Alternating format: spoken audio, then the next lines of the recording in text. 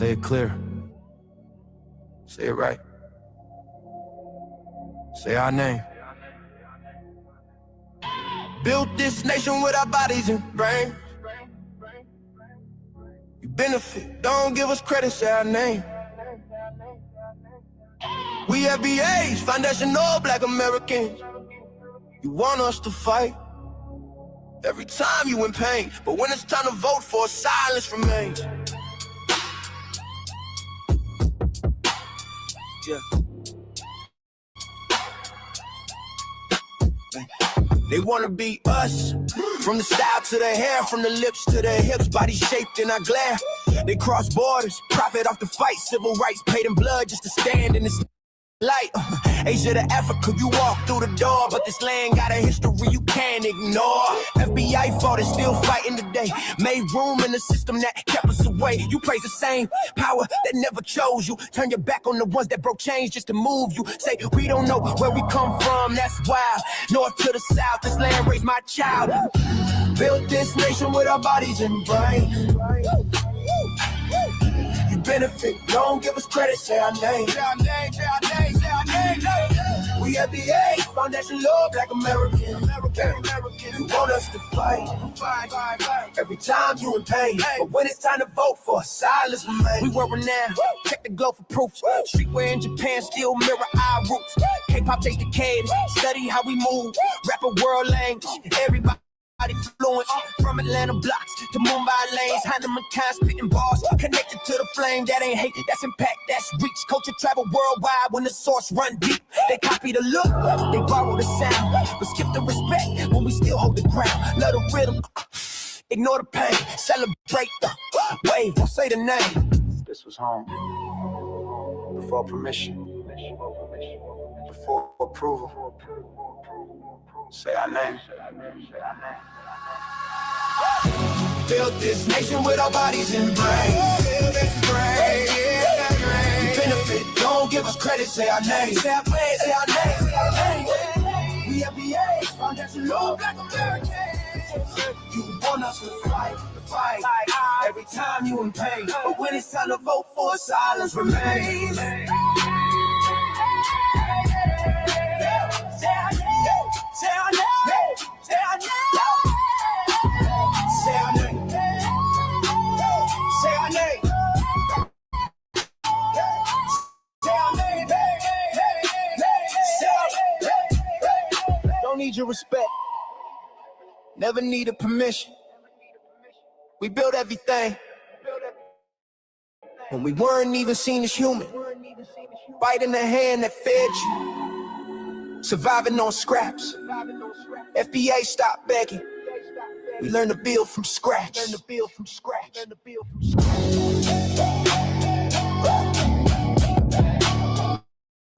our name. Say our name.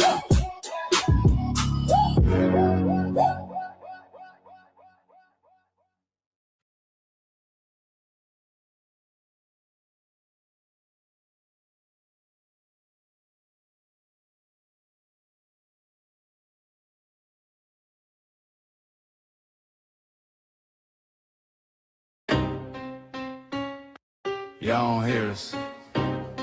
Pull up a seat and motherfucking listen.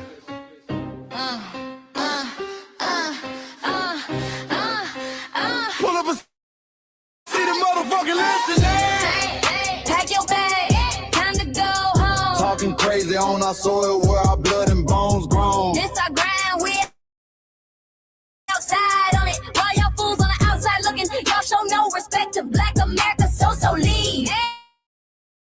Y'all don't get it, so it's time. Y'all don't get it, so it's time to go home. Get the hell up out of America. Take your business, pick a just fly on. You landed on the tarmac, fresh out, y'all building nothing, man, you choking on the note. My ancestors the reason that this country even breathes. Picked the cotton, built the White House, planted the seed. Jim Crow laws, redlined the map, we was the target. You think that struggle's a costume, man, you can't mark it. We fought the wars, we bled the blood, we died for our future's chance, and you come here and give our legacy a side eye while throwing shade on the guard. While you benefit from doors we kicked down with our last breath, now you spit on the architects who stared down Disrespectful, ungrateful, a slap in the face, the only people who gave a fuck. So let me show your ungrateful ass to the right place. Whoa, whoa. Pack your bags, time to go home. Talking crazy on our soil where our blood and bones grown. This our ground and we outside on it. Why y'all fools on the outside looking? Y'all show no respect to Black America, so leave. Y'all don't get it, so it's time to go home. Get the hell up out America, take your do the same just like no. Y'all don't get it, so it's time to go home. Get the hell up out of should be here cause my you cosplaying our pain. Think it's a trend you can borrow, but you ain't inherit the ghosts of our sorrow. We the foundation, the bedrock, the soil, and the root. You not no branch on our tree, and unproductive people always cosplaying me. Talking about we ain't do nothing, you lost your mind. We built this from nothing, time after time. From the beginning to now, we been the backbone and muscle. Why you look down on the struggle and cause a whole tussle? The energy style with discussing is whack. Oh. So let's make it clear, there's no turning back. This land is paid for in full. In blood, sweat, and tears, and dreams deferred. You don't get to come into a house we built from the dirt and telling Black America y'all ain't worth nothing. That's a violation. Facts. Pack your bags, time to go home. It's our soil on our soil where our blood and bones grown. Show respect, this our ground. Y'all just tenants on a leash. Or get the step. Show no respect to Black America, so leave. Oh, don't get it, so it's time to go home. Get the hell up out America, taking your business like it's just like home. Oh, don't get it, so it's time to go home. Get the hell up out America, taking your business back and just like home. Yeah, fly little birdies. Fly on back to where you came from. This ain't for you. The cell is sacred. We said what we said. It's time For y'all to go home. So fly a little birdies fly. So fly a little birdies fly. So fly a little birdies fly. Far, far away from here. So fly a little birdies fly. So fly a little birdies fly. So fly a little birdies fly. Far, far away from here. So fly a little birdies fly. So fly a little birdies fly. So fly a little birdies fly. Far, far away from here. So fly a little birdies fly. So fly a little birdies fly. Far, far away from here. Bye bye little birds.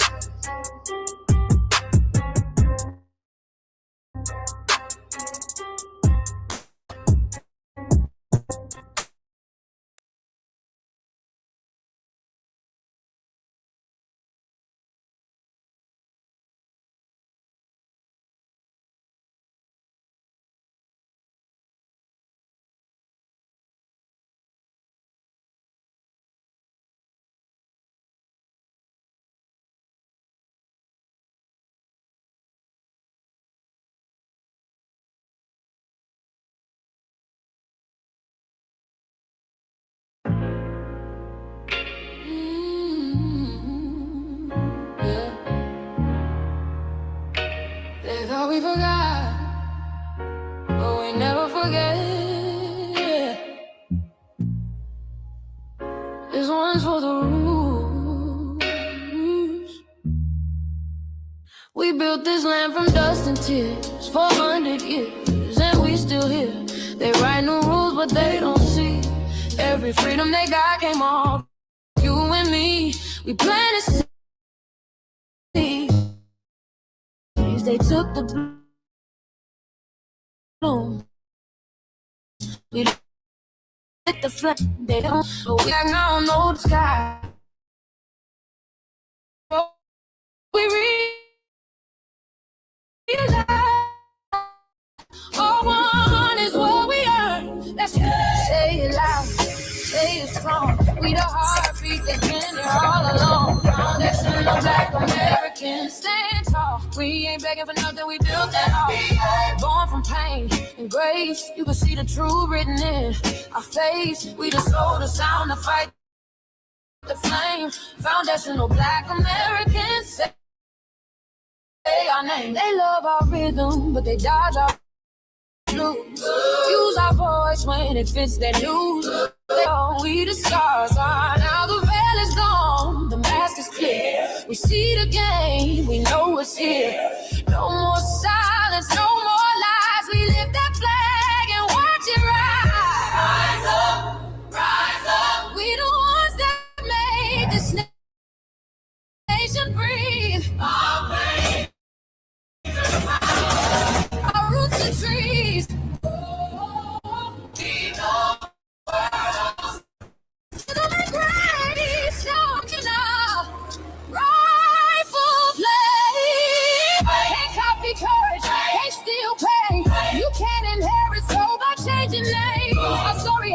It's the revival. We guard the gate, it's about survival. We FBA, say it proud, say it loud. The world dances on what we vow. Foundational Black American. Still we stand, still we fight, still we demand. Every block, every song, we've been right here all along. The soul of a people strong and free. Foundational Black Americans.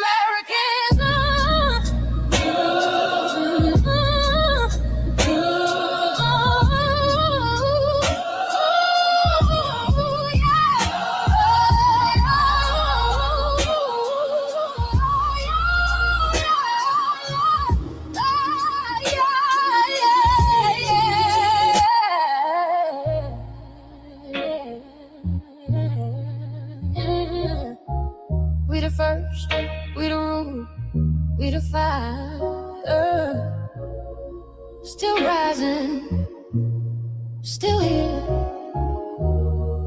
Foundational Black American. Said the drums and deny the foundation. Wear the style but don't honor the source. Say you not us but you rap like we breathe. Take the rhythm, then fuse the receipts. I ain't mad, I'm just holding the glass. Showing the mirror, now answer it back. I ain't here to cancel nobody. Just keep it honest, keep it solid. If you eat from the table we built, don't act surprised when we guard it. Do you like that? Do you like that? That's how it feel when you borrow my culture. Then act like we never matter. Hip-hop.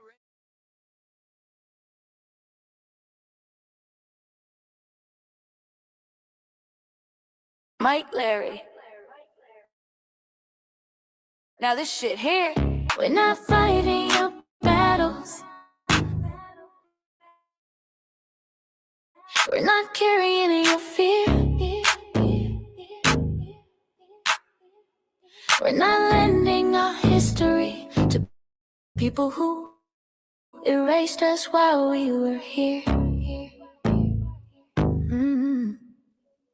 Just cause you're born here, don't make you FBA. That makes you a citizen, learn the difference today. This fits you there, you used our culture like an access card, backstage pass, a straight facade. But now the mirror's in your face, no disguise. And you're uncomfortable looking truth in the eyes.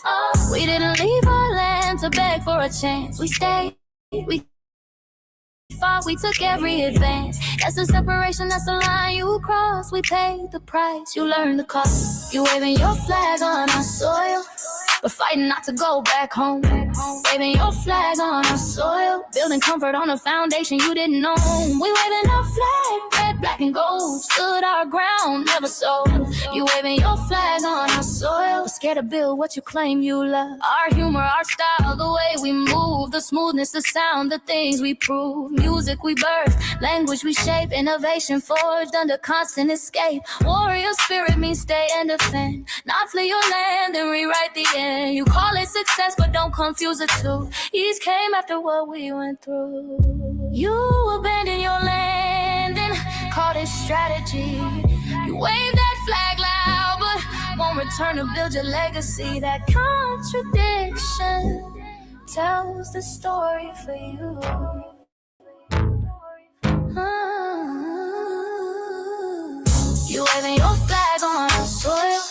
We're fighting not to go back home. We living ours where we were forged. Every inch earned, every brick known. We can't be deported, and that truth changes every truth. Changes everything. We know who we are. And now, we see who you are too. Just because y'all born here doesn't make you FBA at all. It makes you an American citizen. It's biologically impossible to be us, because it's a lineage, not some damn costume you can just put on to look cool. You immigrants and immigrant Americans has used our culture as an access card, a backstage pass to our culture. Now y'all have to look in the mirror. Our sense of humor, the aesthetic, mannerisms, the style of dress, the smoothness, the creativity, and fighting and not fleeing to somebody else. That's who we are. And we know who the hell y'all are waving your flag on our soil and fighting to make sure y'all don't go back.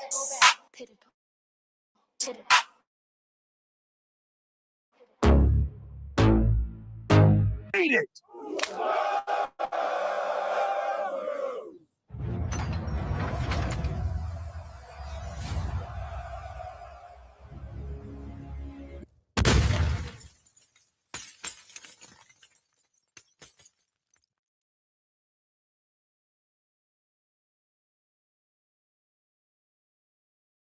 Mike Larry, man, did it again.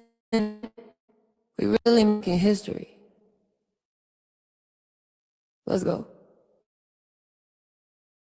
Do you like that? Do you like that? Flip your sound, how you like that? Do you like that? Do you like that? Say it loud, don't walk it back. Do you like that? Do you like that? You grew up mimicking us, now y'all switch it up. Turn the carbon copies, y'all ain't black, what the fuck? It's funny y'all connecting to our culture like it's Wi-Fi. Wi-Fi. Yeah, look how time flies. All the colonizers in the skies. Hey, y'all still hate us outside. Study doctor, vampires, study results. Hate the truth. Who? Do you like that? Do you like that? Do you like that? Flip your sound. How you like that? Do you like that? Democratic shields, talking points, the road they fill. Fish and chips, agent on the mic, judging FBA, but ain't you half white?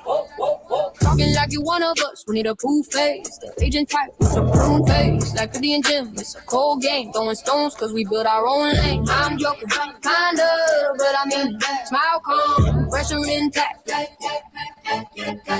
Y'all proud where y'all from, where they flag, beat they drum. But when it's us, tone switch fast. Same pride, but it's too much. FBA pride, lineage solid, you can't put this on. Can't try it on, built here, stayed and fought, that's the difference, that's the car. Do you like that?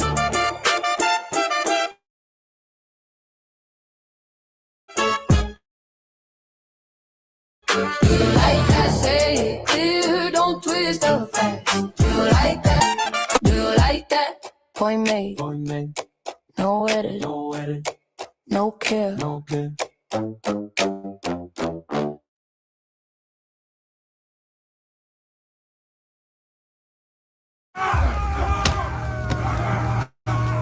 You know, erasing history is something that you have to do when it comes to conquest, domination, and destroying a people. If people knew who they were, and what they were capable of in the past, they will understand what they have a possibility or a likelihood of doing in the future. Foundation of Black Americans, we've always had a culture of resistance. We cultivated a culture of resistance on this land, and we've been resisting ever since we've encountered European domination. But nothing was really popping in Europe until the transatlantic slave trade, and that's where they amassed a lot of wealth. One thing back is just the environment we were put in from day one. Being only 13% of the population, the white supremacists were very meticulous about keeping that population at a certain amount. There was never a period when we did not resist the encroachment of the white man. They have a natural behavior of authority no matter where they go. That's why they'll step up in front of us in the line at the store. Not important. They don't even see us. We've never been able to exhale, relax. We've never been able to just be, which means that existence is resistance. It must be something in our DNA, our historical background, to when something doesn't sit right with us, especially spiritually, in our souls and in our spirit, we just say no. Live resistance.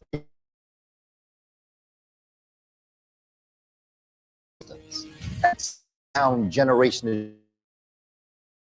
generation. And so I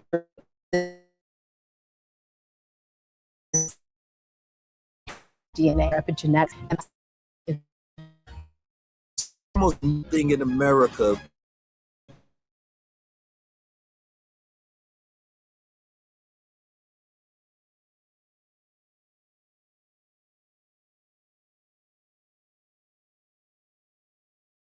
understands that our resistance has been the cornerstone of what foundational Black Americans have always done. We are the life that breathes everything into this nation. The further back you go, the further Black you go. It's just simple like that, brother.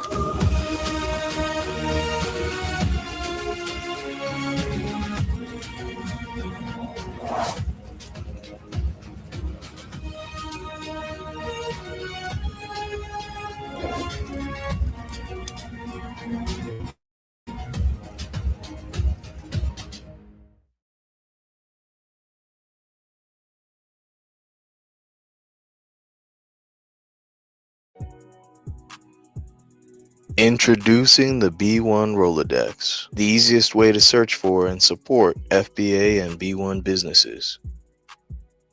Hundreds of entries from the Black grassroots for the Black grassroots. Free to use, free to download, constantly updated. Trouble navigating the document? Try using the map version. Notice a business missing? Use this simple Google form to submit an FBA or B1 business. Also submit anti-Black businesses, which are now being collected in that last tab. Find resources, contact numbers, and more using the second tab. Thanks today. Go to blacktruthunited.com. That's blacktruthunited.com. Greetings, Black family. Thank y'all for tuning into this impromptu Grand Rising with Shabaka and the Chase, in conjunction with the Front Line Blacc News. I'm your host, Chan Crewman, and we're joined by host, Lady Shay, and Corey of Shabaka's Black Experience Enhancer, which this is technically our West Coast correspondent. Greetings, Shabaka, from the Mile High Income and Illegal Migrant Flooded City. And on this impromptu Grand Rising with Shabaka and the Chase, we'll be discussing several topics. The first one is we got an update on the Keefe D Tupac murder trial in Las Vegas, where Shabaka's at. Then we got the boycott keeps shutting down Democratic podcasts, or the blackout rather.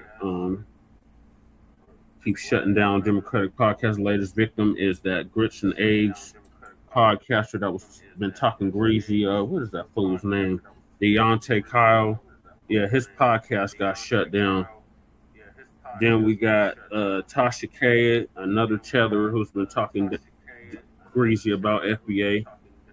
She lost about 30,000 subscribers in one day for comparing FBA to the KKK. Then, so the boycott, or the blackout rather, grows. Asian American business struggle continues while FBA businesses grow. The blackout is in full effect.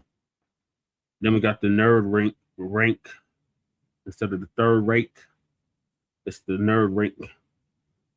Author Durán on big tech fascism, Peter Thiel, J.D. Vance in the War on Democracy. AI superintelligence is not a tool, it's an adversary threatening humanity. ControlAI's Connor Leahy, Love Machines, James Muldoon on how AI is changing relationships in the global workers fueling AI. His worst nightmare, Democrats turn their back on El Sadad in Michigan. Trump's authoritarian takeover of the media, ABC suing FCC, and the Meta trial. Jessica González speaks on that. Then we got profoundly corrupt. Trump sues for selling early access to his Truth Social posts for $100,000 a month. And Shabaka's Black Experience Enhancers based off the 50th anniversary of the founding of the original Black Panther Party for self-defense. They started on Blog Talk Radio back in 2016 and have been around for, count them, Black family, 12 seasons now. Shabaka Experience Enhancers, Black Experience from the beginning of time until 10 minutes ago. It's also part of the Front Line campaign and has recently, within the last 2 to 3 years, moved from Blog Talk Radio to StreamYard. Please make sure y'all like and share the broadcast. Family, hit that like, share, and subscribe button. Hit that bell so you'll be notified every time we go live. And please join us on StreamYard, YouTube, Frontline Black News. The links to all of our channels are in the description, including Frontline Black News. Frontline Black News 2, our backup channel. Make sure y'all sub up to that. Just in case they try to take Frontline Black News down again, we have backup. Then we got my personal page, Just Parish, aka Chain Crewman. That's where we stream all the city council meetings for both Denver and Aurora. The local community events, Black events for both Denver and Aurora. And the Sunday Morning Food Bank, which I've been consistently doing for the past 10 years.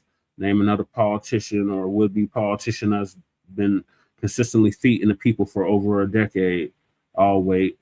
Then we got Lady Che's backup channel 5991. Make sure y'all sub to her backup channel so she can start going live on that YouTube channel.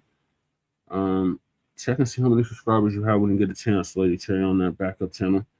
Then we got her main channel, The Revolutionary Agenda. She should be dropping one this weekend. She's been really sick, so she ain't been able to do it. Hopefully she gets better so she can do another RBA. In the meantime, make sure you check out our previous episodes of the RBA. The link is in the description.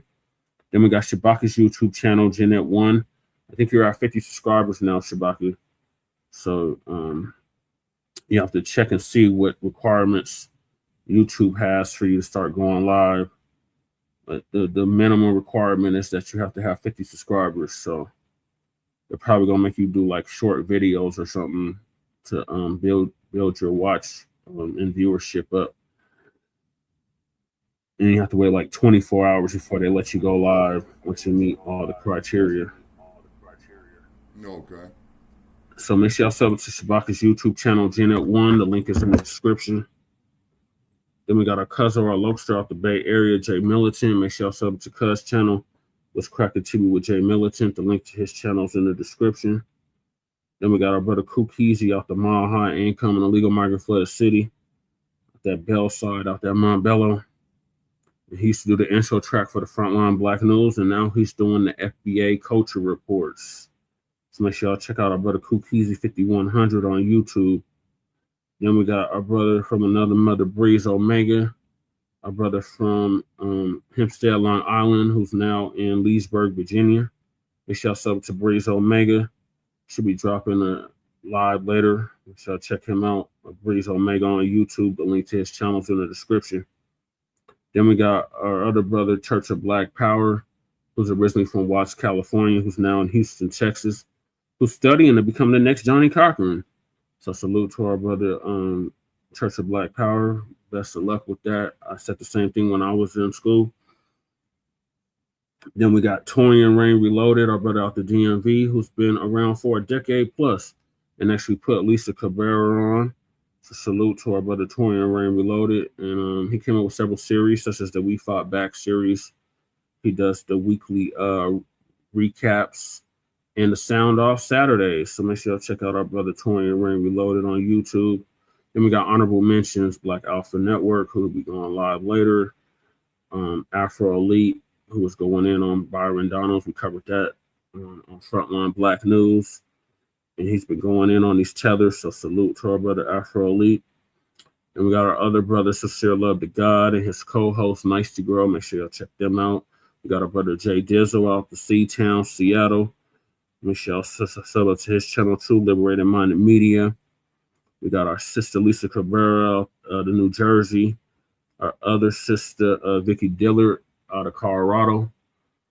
And our other sister, ZZ Rance, who I believe she's in Illinois with Afro Elite. And a slew of other content creators. Make sure y'all sub up to them as well. And last but certainly not least, we got our brother Black Truth United, who came up with the B1 Rolodex, which is like a modern day green book for FBA and B1 businesses alike. Oh yeah, shout out to Phil Scott as well. Sister Demetria K, Beat Zilla, our brother out of Portland. And yeah, I'll be naming people all morning, but yeah, y'all know who they are. Exactly Fresh, the New Black Media, our brother Water God. Shout out to the Water Gang. And the link to our brother Black Truth United's YouTube channel is in the description. The link to the Rolodex is in the description. The link to the FBA threat database is in the description. And the link to submit your business to the Rolodex is in the description. And I'm in the Rolodex for my political work. Make sure y'all check that out. And then we got the Freedmen Reparations Party merch that Church put together. Make sure y'all check that out. And get y'all Reparations Freedom Party merch.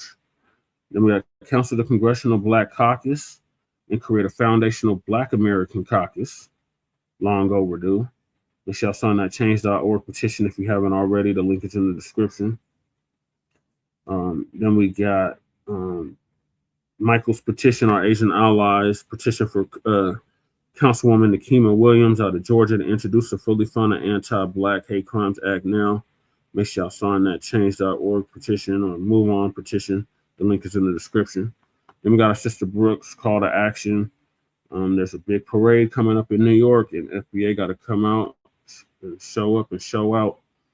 And my sister Brooke is working on that, working on an FBA float for that parade. So make sure y'all check out her call to action. She also has a line of beauty care and hair care products, even melanin. Make sure y'all check that out. And she has our backup channel, Brooks.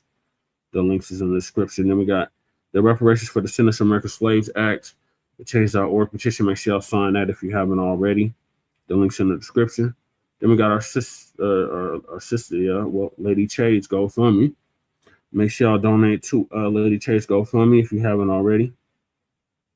Then we got standing with Joshua Fox, our brother who was assaulted by that white supremacist Chuck the Builder in front of the courthouse. And these Nabiscos had the audacity to release this fool last week. He got stipulations, but he's still trying to get a kill. So support our brother Joshua Fox's GoFundMe. The link is in the description. Then we got Stop Netflix from releasing a damaging docuseries about Michael Jackson. Change.org petition. Make sure y'all sign that petition that Dr. Randy Short has put together. The link is in the description. And as you can tell from the background, I am a candidate on the ballot currently on the ballot here in the state of Colorado for Colorado State House of Representatives for House District 8, a historically Black district up until recently. And the link to the website that Lady Che has put together is in the description. Make sure y'all check that out. It's very detailed. Has a lot of Black first and FBA first policy. So make sure y'all check that out. Then we got copyright disclaimer under Section 107 of the Copyright Act of 1976. Allowance is made for fair use for purposes such as criticism, comment, news reporting, teaching, scholarship, education, and research. And I do not own the rights to the music. And if you, a Black person, don't understand racism, white supremacy, if you don't understand racism, white supremacy, the only racism that exists, what it is and how it works, everything else that you think you understand will only confuse you. in all 9 or 10 areas of human or people activity. And that is economics, that is education, that is entertainment, that is labor, that is law, that is politics, that is religion, that is sex, and that is war. And some say health and nutrition. In all 9 or 10 areas of human or people activity. And that was by Mr. Neely Fuller Jr., who passed away exactly a year ago at the age of 95, ProduceJustice.com.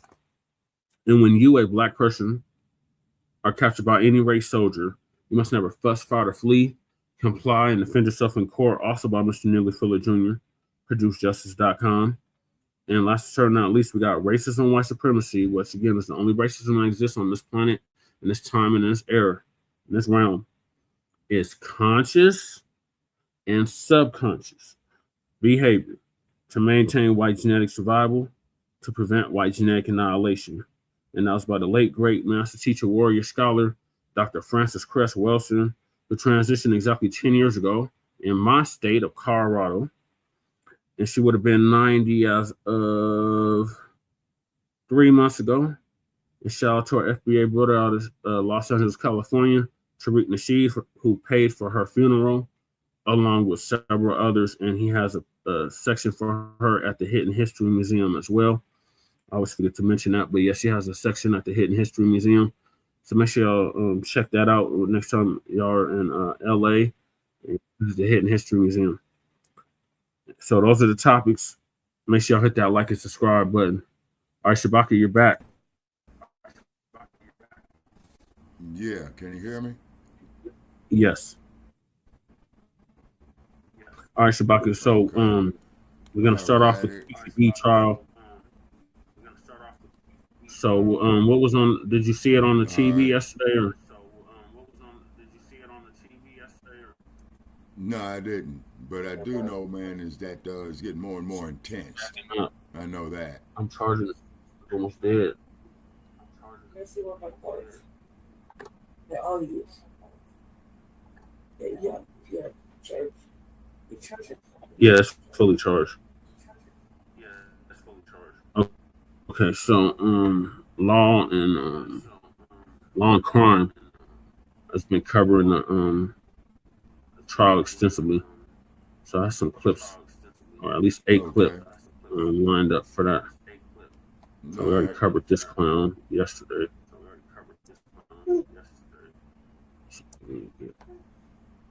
To the video.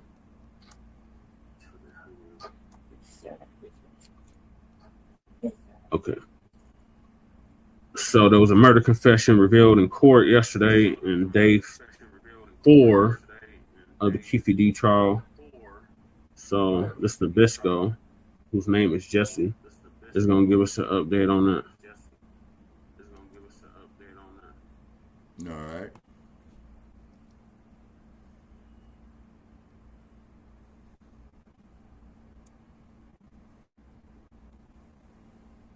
Yeah, and it's already 93 degrees out here. He said we did the other. Oh, wow. He said we did the other. For years, Dwayne Keefe D dated. But in 2008, according to a former LAPD detective, he admitted his role, not to police investigating Tupac's death, but to a task force that was looking into the murder of Mr.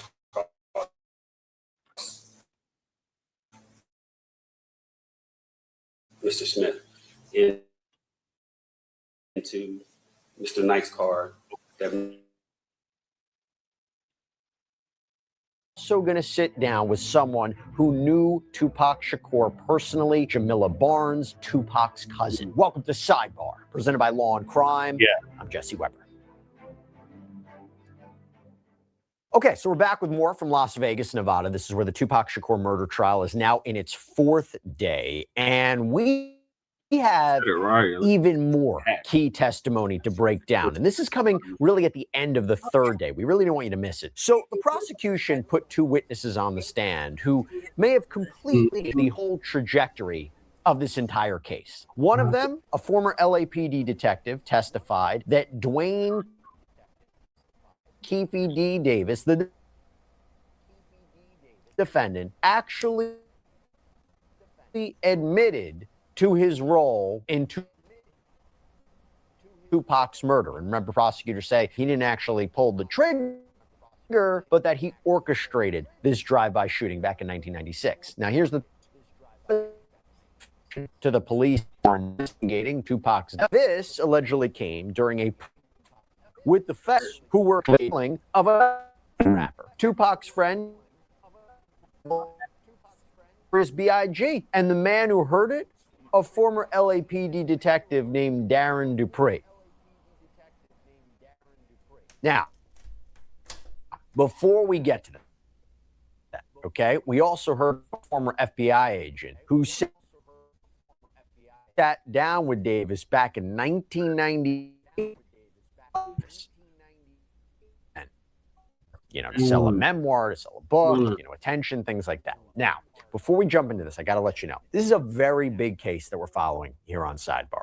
Like we cover a lot of big cases. We're kind of limited in everything we can show you, every piece of footage, every document. So if you haven't heard yet, you can look at everything, the totality of the case, on the case file section of the Long Crime Plus app, okay? So we are opening up the evidence vault so you can inspect the raw body cam footage, the 911 calls,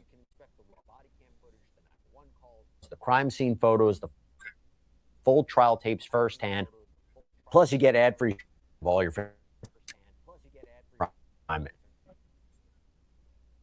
TV show. So you can see the full picture for an entire free. Head on over to Long Crime Plus companies.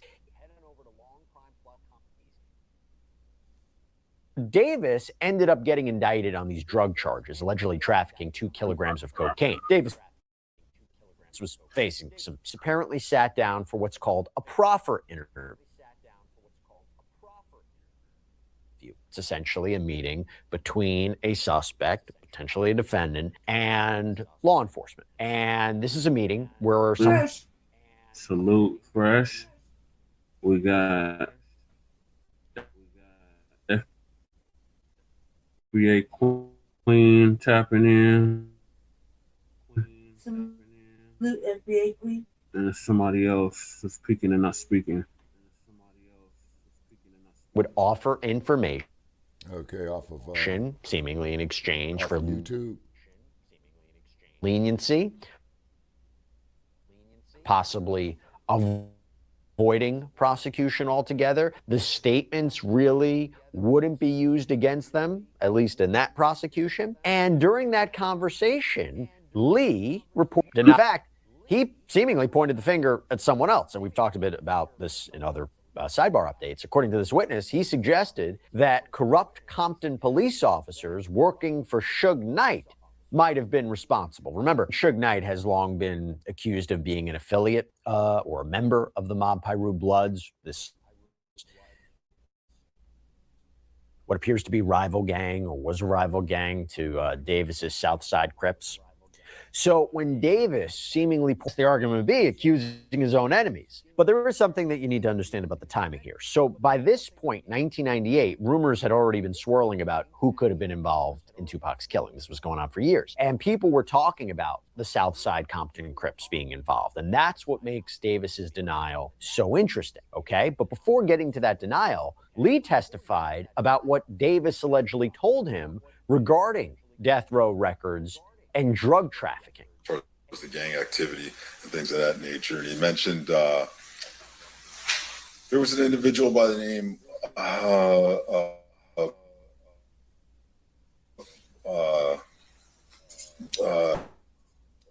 Harrio, the death row records.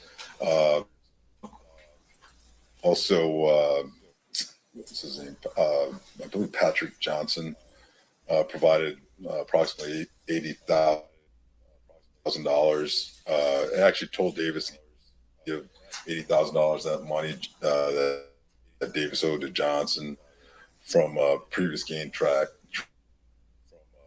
records. And he also explains Marion Suge Knight's role and his connection to the Blood gang members. Yes, he did. He said that Marion Knight had in control of the North Compton drug trade, and that he was associated with a bunch of the Blood Street gang members, like the Mob Pyru. The Knight was great with Knight. And basically, when Knight goes to prison, he tells you Reggie Wright kind of takes over. Yeah. Reggie Wright Jr. took over the organization after Suge Knight was arrested. So it appears, according to Lee's testimony, Davis was telling the FBI and Death Row Records was built on drug money, seemingly corroborating that it was more than just a record label. And then came the questions about Tupac Shakur and his death. So here is what Lee T90. A little bit of Tupac Shakur. Yes. Basically, he said that there was a conflict between Davis and Mr. Marion Knight that resulted, as a result of the shootings, that the conflict, there was basically a war going on between Southside Compton Crips and Compton Blood Pirate gang members, stemming from the mall altercation with Marcus Nunn and Orlando Anderson, other members of Southside Compton Crips, along with the Compton Blood gang members. And he claims the reason that people believe that Orlando Anderson is the killer is that he asserts the Compton police is telling people that. That's correct. He made comments that he believed that Compton PD members were putting out rumors that Orlando Anderson and them were involved. Do you confront him about Mr. Anderson, the attack, and him being upset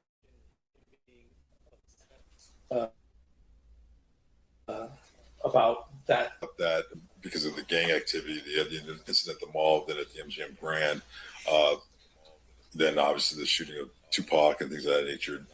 Mr. Davis said that Davis and Anderson were upset after the casino's attack on Anderson, but they weren't going to strike back with so many police officers around that they would have struck back once they returned to Compton. So he indicates to you that he's angry enough to do it. It's just he planned on doing it back in Compton, which instead of in Las Vegas. Yeah, if they were big, apparently it was because of police presence in the area, something of that nature. Yeah. According to Lee, Davis admitted he was angry enough to retaliate, but claimed he wanted to do it in Compton, not Las Vegas, and was the killer. But when Davis's defense attorney had the opportunity to question Lee, they hammered him on this, criticizing his investigation. Ever bear out allegations of Tupac Shakur's murder? Verify in terms of what? Well, for instance, in the document that would have been the year 302, that there's an indication here, for instance, that at the lodge or went up to their hotel room at the Excalibur Casino. Now, once again, this is 1996. Right. Did you ever verify that information with her? And in this case, what the 302 indicates is that the room was in Anderson's name. Did you verify that to be true? I did not specifically know. Okay. And then with regards to the way in which he describes, Mr. Davis, how they got to Las Vegas, he says in here that they drove to Las Vegas in a Land Cruiser. Any particular reason? Did he have a Land Cruiser? Was there any verification of that?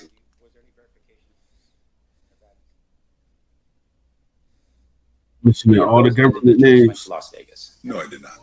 Now, in addition to that, he had made mention, at least with that first interview, that he believed that Compton Pointing out police that they're officers had mentioning all been the government names. ones to have committed that Oh, particular the act, the street crime names. in Las Vegas, in terms of the shooting of Tupac Shakur. Is that a yes? Yes. And with regards to that, though, sir, did you ever look into the possibility that Compton and police officers may have been involved in the shooting? Davis in 1998 seemingly denying involvement, and now, 10 years later, according to another witness, everything changed. A different investigation was underway, and this one focused on the killing of Notorious B.I.G. So there was this task force that was made up of the LAPD, the FBI, the DEA, the ATF. They were looking into whether anyone connected to Death Row Records or the Southside Compton Crips was involved in the assassination. Dwayne Keefe D. Davis was on their radar. Now, the lead detective on this task force seemed to be Greg Kading, and one of his partners was a man named Darren Dupree. They reportedly had evidence that Davis was involved in drug trafficking PCP and cocaine, which, you know, could put him away, what, for the rest of his life? So they approached him, let him know they had a case against him, and they arguably, allegedly offered him a deal. Come in, talk to us about Biggie Smalls, maybe we can work something out. So Davis sat down with them, with an attorney present, federal prosecutor was there too, and when they asked Davis about Biggie, he said he didn't know anything. But then, and this is key, according to Dupree, Davis said something that caught everyone off guard. During the course of that, do you ask Mr. Davis about his involvement in the Biggie Smalls murder? Yes. And what is his response? At that time, he said, no, we didn't have anything to do with that. When he said we didn't have anything to do with that one, did that trigger anything in your mind as to what he was saying? When I recall, yes, we were like, that one, what do you mean?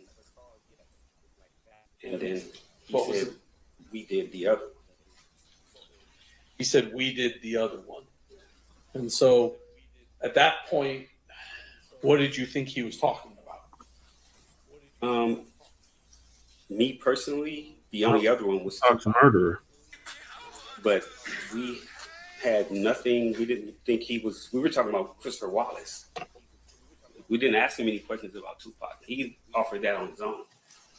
And so when he does that, is there some discussion then of maybe having a conversation about Tupac?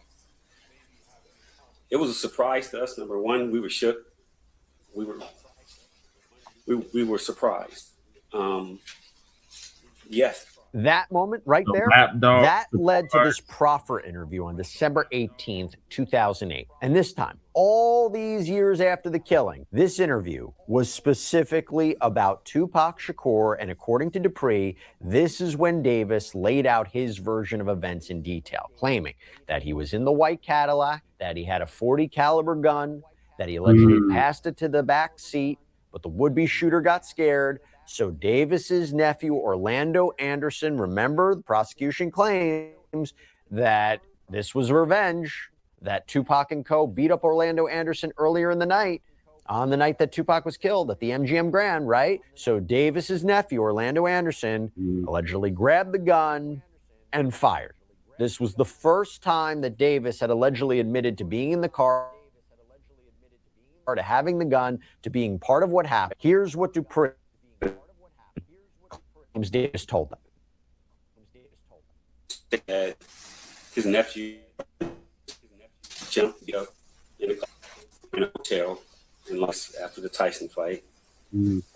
He came and told Mr. Davis what happened. They went looking for Tupac, Suge, anybody who was involved, basically, in the beatdown of Mr. Anderson. And they couldn't find him at first, and then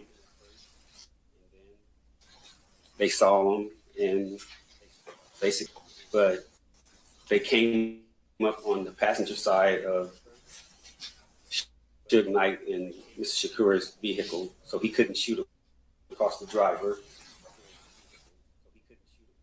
So he handed the gun to Dre in the back seat, Andre Smith. He was afraid to shoot.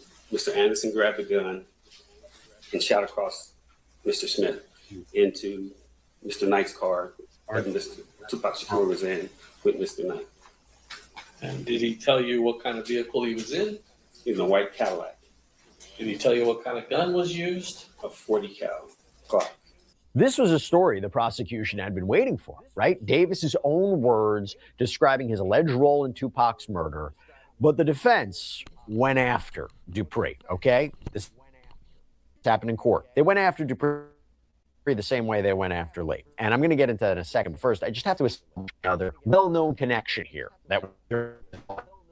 And that concerns Shabaka, CEO of Bad Boy Records. According to Dupree, Davis didn't just admit to being in the car. He claimed that Diddy, who was referred to back then as Puffy, was connected to this in some way. Mr. Davis had a narcotics friend in New York by the name of Equan Williams, Zip. He said he could, this is a lot deeper than that. Sean Puffy Combs was supposed to have given money to Zip Martin to give to Mr. Davis for payment of the Tupac murder. Fast forward, we go to Mr. Davis. He said he can rekindle that relationship with Mr. Zip Martin and get him to talk about the money that was given from Sean Puffy Combs to Mr. Martin that never got to Mr. RIP to Davis. Tupac Amaru. And did you guys or Mr. Davis come up with a plan to get leverage on Mr. Williams, Zip? What was the idea? Me, Detective Kading, ATF Jim Black, and Keefe D, Mr. Davis, flew to New York so Mr. Davis can work undercover to try to rekindle that friendship and business relationship with Zip. There it is. According to Dupree, Davis told investigators that Diddy was involved, that money was changing hands. He apparently took this seriously enough to fly to New York to try to get Zip Martin to talk about allegedly being the middleman, but Zip was dying of cancer, so that fell through. But they said Dupree pointed out that this task force to getting Biggie Smalls, not Tupac. So they asked Dupree what efforts he made to verify Davis's story. They pressed him on why Las Vegas Metro wasn't notified sooner. And I got to say, Dupree's testimony, revealing. Did you verify any of the information that Mr. Davis told us? Yeah. We were trying to verify as much as we could. Okay. That's Well, why we, tell us the efforts. No, I'm sorry. Can you tell this dirty efforts that you made to verify the info? here in Vegas with the murder and the large sum of money that was Question is, so how that's did why this we case flew to go New York dormant for so long? to try to get that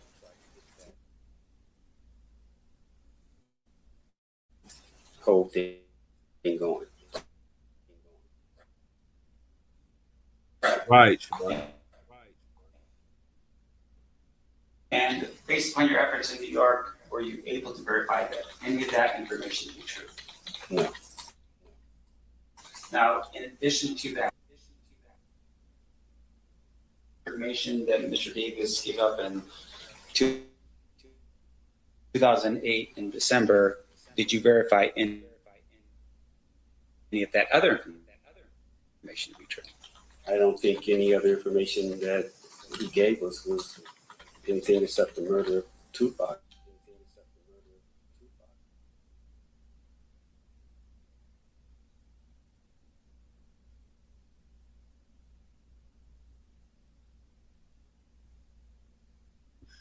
Okay, and work now back we got from there. Freeze up here. You can see what the defense is doing here, right? Pressing Dupree on those copy investigation, not verifying certain details is their narrative, basically. Never confirming one person, Terrence Brown, was in Vegas. And so essentially, Davis may have admitted involvement, but the defense is suggesting it wasn't properly verified. Now, on redirect, so this is when the prosecution comes back to question, heard in the defense opening statement, did you believe him?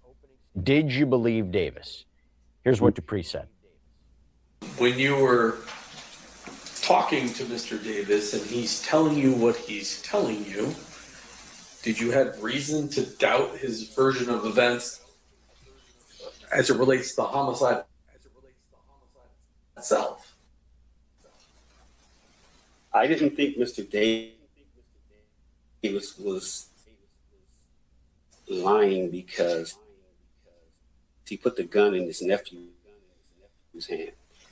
Mr. Orlando Anderson was. I didn't think that Mr. Davis would put the gun in his own nephew's hand, dead or alive, and put that smut on him unless it was true. The person that killed Tupac, well, in the neighborhood, he's a hero. In the world, he's a villain. Mm-hmm. So I didn't think Mr. Davis, me personally, would do that. So that was a big moment. That was a big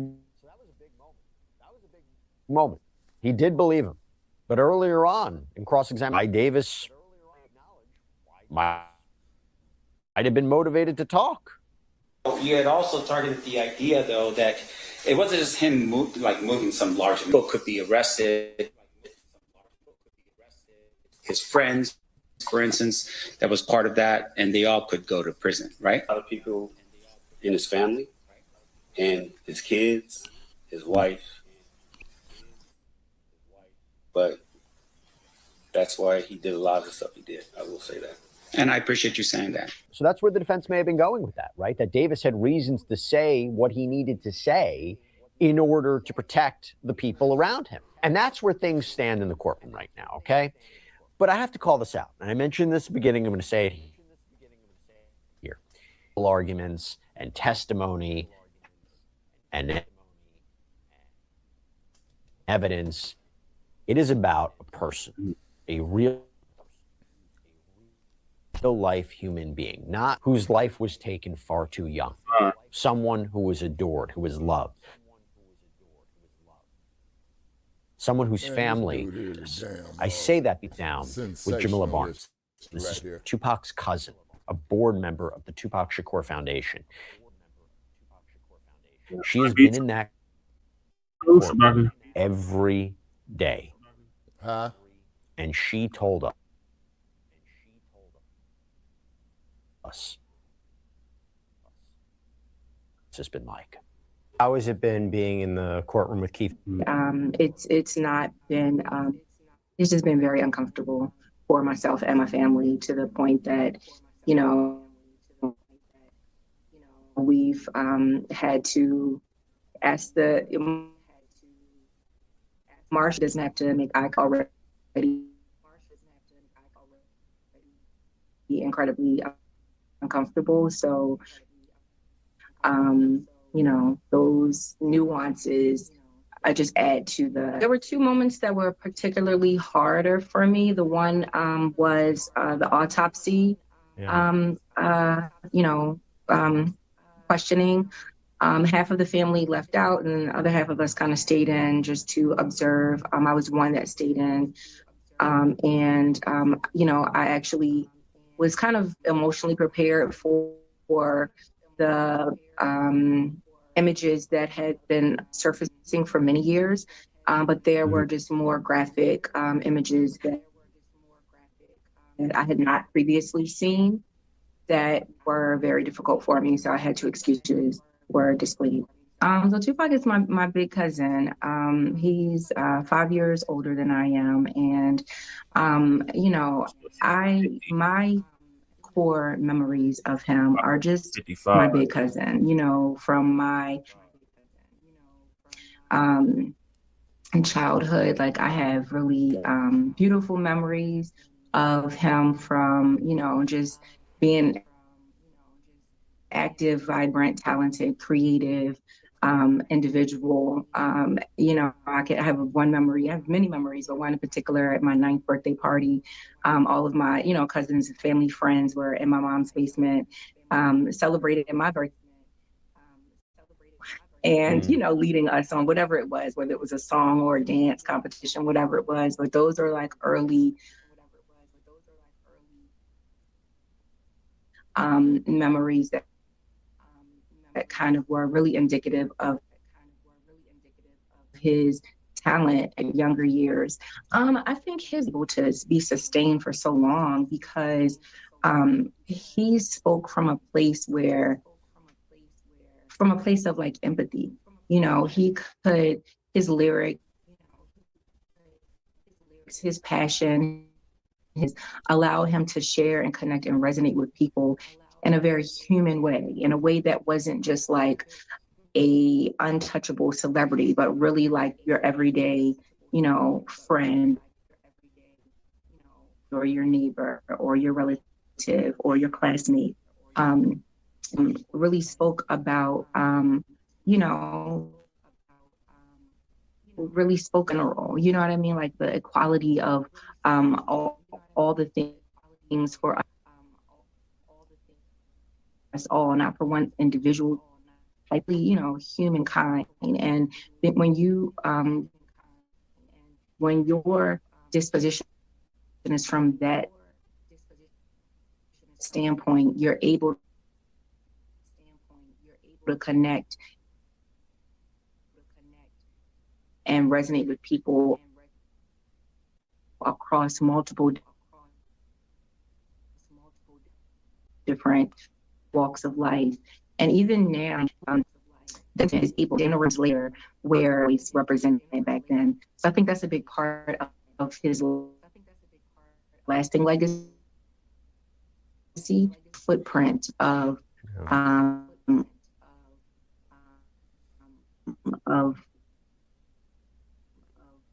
you know, things being right for people around the world to this day. Do you have any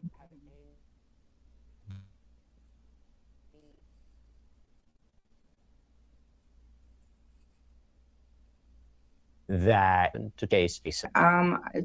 Just to be very honest, I do. I mean, it does. There is clear evidence of his involvement in some way, shape, or form. So it's really on the prosecution to kind of like bring that full circle and really demonstrate all those pieces. But without a doubt, there is some way in the pyramid of it all, you know, there is some connection in court. And hopefully the right verdict will come in and the proper consequences will be hopefully served. And that's all we have for you right now here on Sidebar, everybody. Thank you so much for joining us. And as always, please subscribe. Like and subscribe to Front Line Blacc News and Shabaka's Black Experience Enhanced. All right, Shabaka, what are your thoughts? Exactly. I have to reset this Wi-Fi because it's acting stupid. Yeah, and I'm having issues. Your thoughts, Shabaka? I'm okay. On a reset this Wi-Fi, so I'm gonna go out and come back in. And come back. Okay, all right. Okay, ladies and gentlemen. So, you know, this is a complicated case that's happening out here in Las Vegas, Nevada, from here to Los Angeles. Okay. Now, there's a lot of things that are kind of weird with this case. Okay. First of all, it's been almost 30 years since Mr. Shakur was murdered, number one. Two is you would figure that when this went down, because it is a high profile case, that why did it take them so long to discover certain evidence? Now, based on my memory, for what it's worth, okay, out here in Las Vegas, over about a year ago, there was some evidence that was discovered in Henderson, Nevada, okay, which is kind of on the outskirts here of Las Vegas, you know, to the southeast. All right, so then coming across it, you know, the police agency out here saying is that they got a break in it. Okay, so then after a few months that they said that they had a break, they went on and made an arrest, which was Keefe D, who's been sitting in the Clark County jail ever since. All right, so then they're saying is they putting together the evidence, and I think it took them like about a year to do it. Now all of a sudden, you know, they are coming up, you know, with all this evidence, you know, that led to more evidence and stuff like that. But, you know, you got 4 key individuals who are no longer with us, you know, that they stated there on the news here in Las Vegas, you know, throughout mainstream media and what have.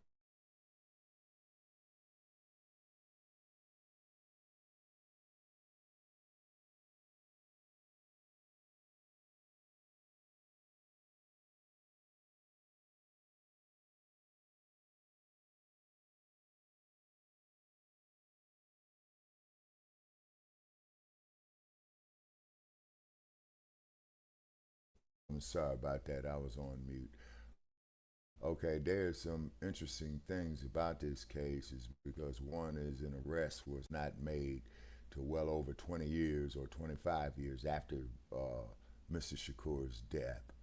Okay, so they're, you know, recalling witnesses and things of that nature and past incidents, you know, that happened nearly 30 years ago. Okay. So for all practical purposes, and when Brother Che gets back, you know, he can elaborate more. I think a lot of this is circumstantial, okay? Is because, you know, we don't have no exact eyewitnesses, you know.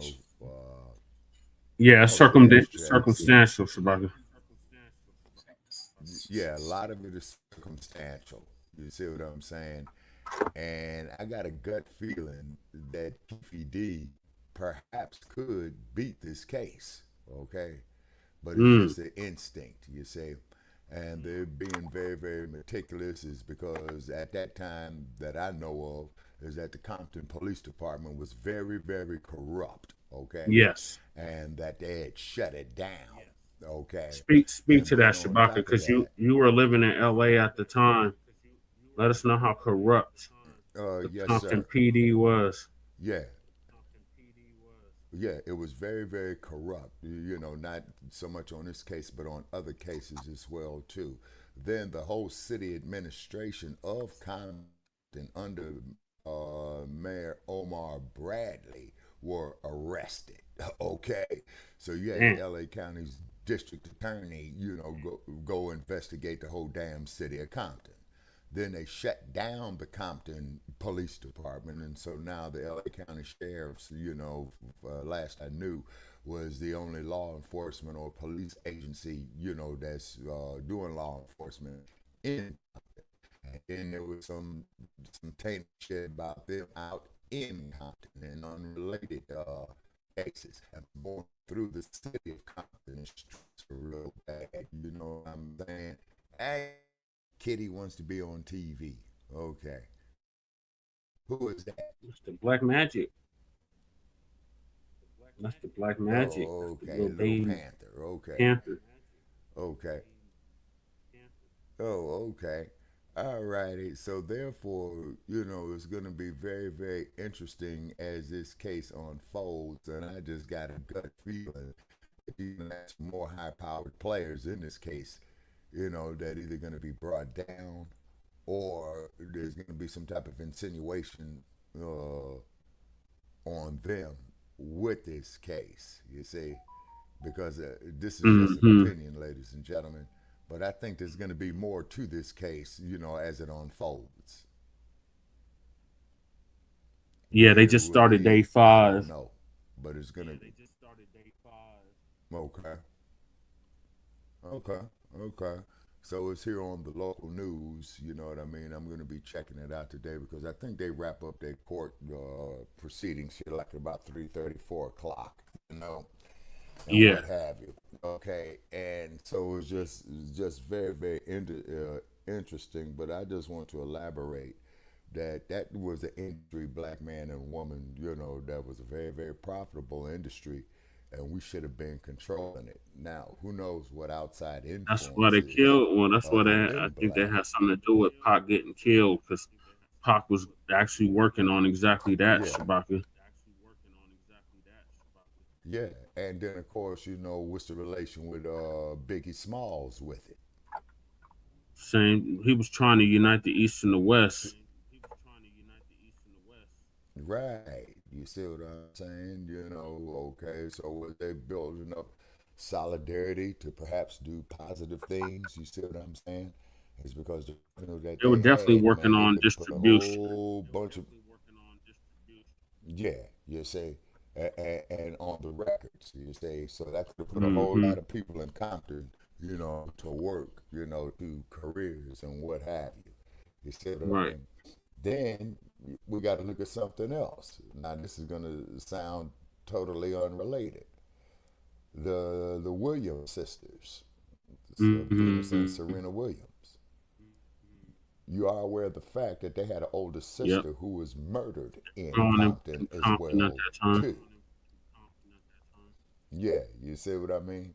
So Yep. is there a relation right here? Could it be, nefarious forces out there saying, well, hey, these colored folks are getting too much money and capital, you'll say, for reinvestment into other projects? Could it have been somebody out there that had the mindset, hey, say, you know what, why don't we just buy this whole damn city of Compton parcel by parcel, piece by piece, and build it back up? Mm-hmm. You see? But Well, then you remember get these Nipsey was doing outside that for forces. You see what I'm Austin, saying? and then he ended up getting murked Yeah, exactly. by a tether. Yeah, exactly. And keep in mind, keep in mind is that the Crenshaw district, what it was at one time. Oh man.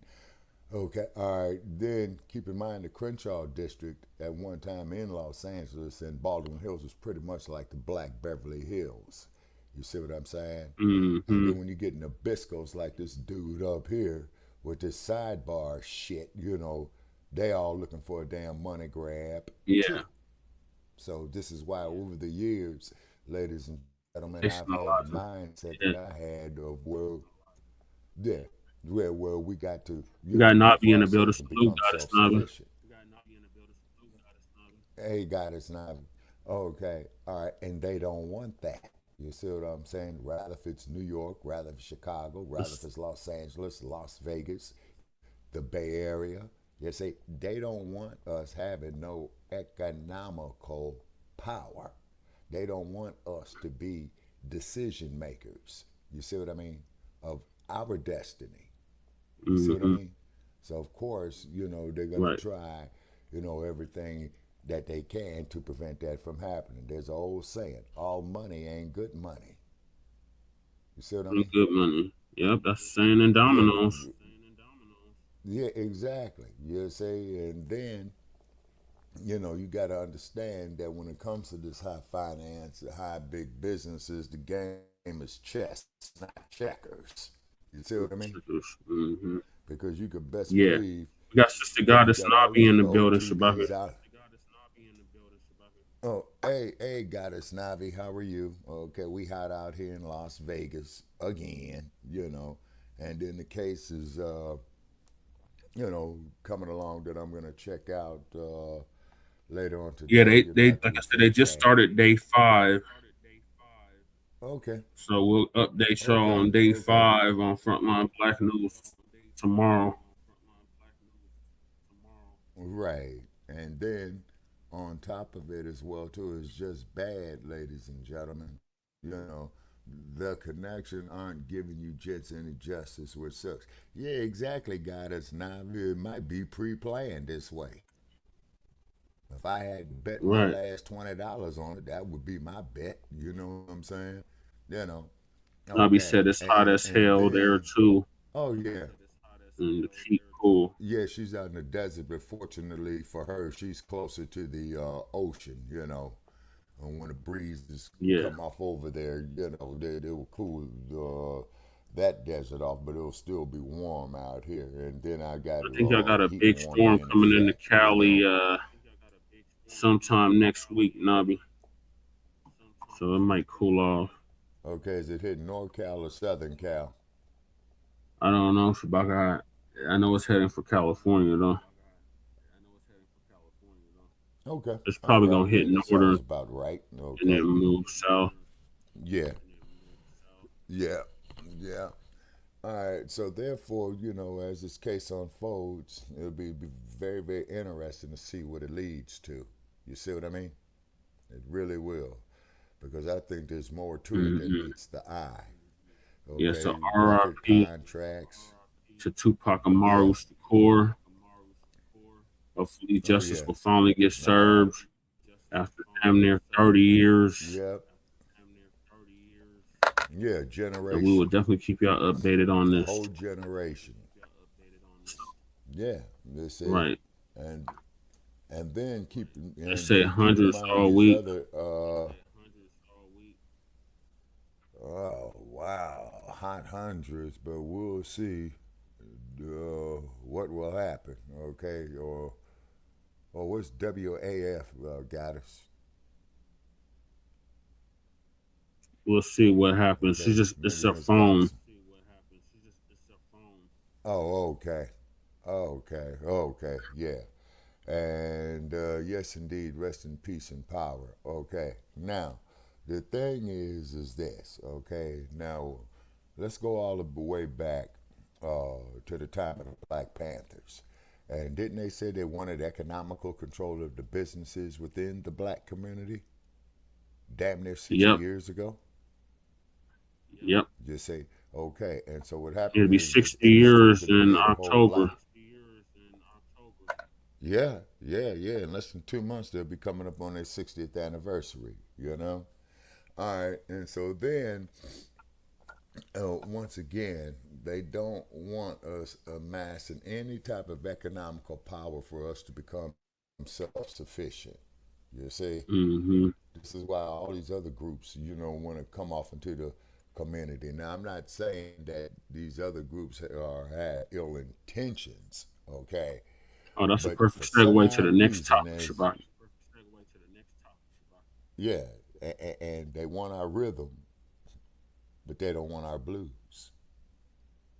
So we've been shutting down these OTBs and tethers that have been coming against our lineage.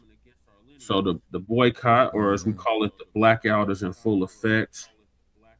And Okay. the latest casualty is this Democratic shill tethercrat by the name of Deontay Kyle, who's been talking real greasy about FBA online. He has a whole podcast called Grits and Eggs or some crazy shit, and that got shut down. Oh, wow. So our brother Blackout Network is going to give us an update on that. All right.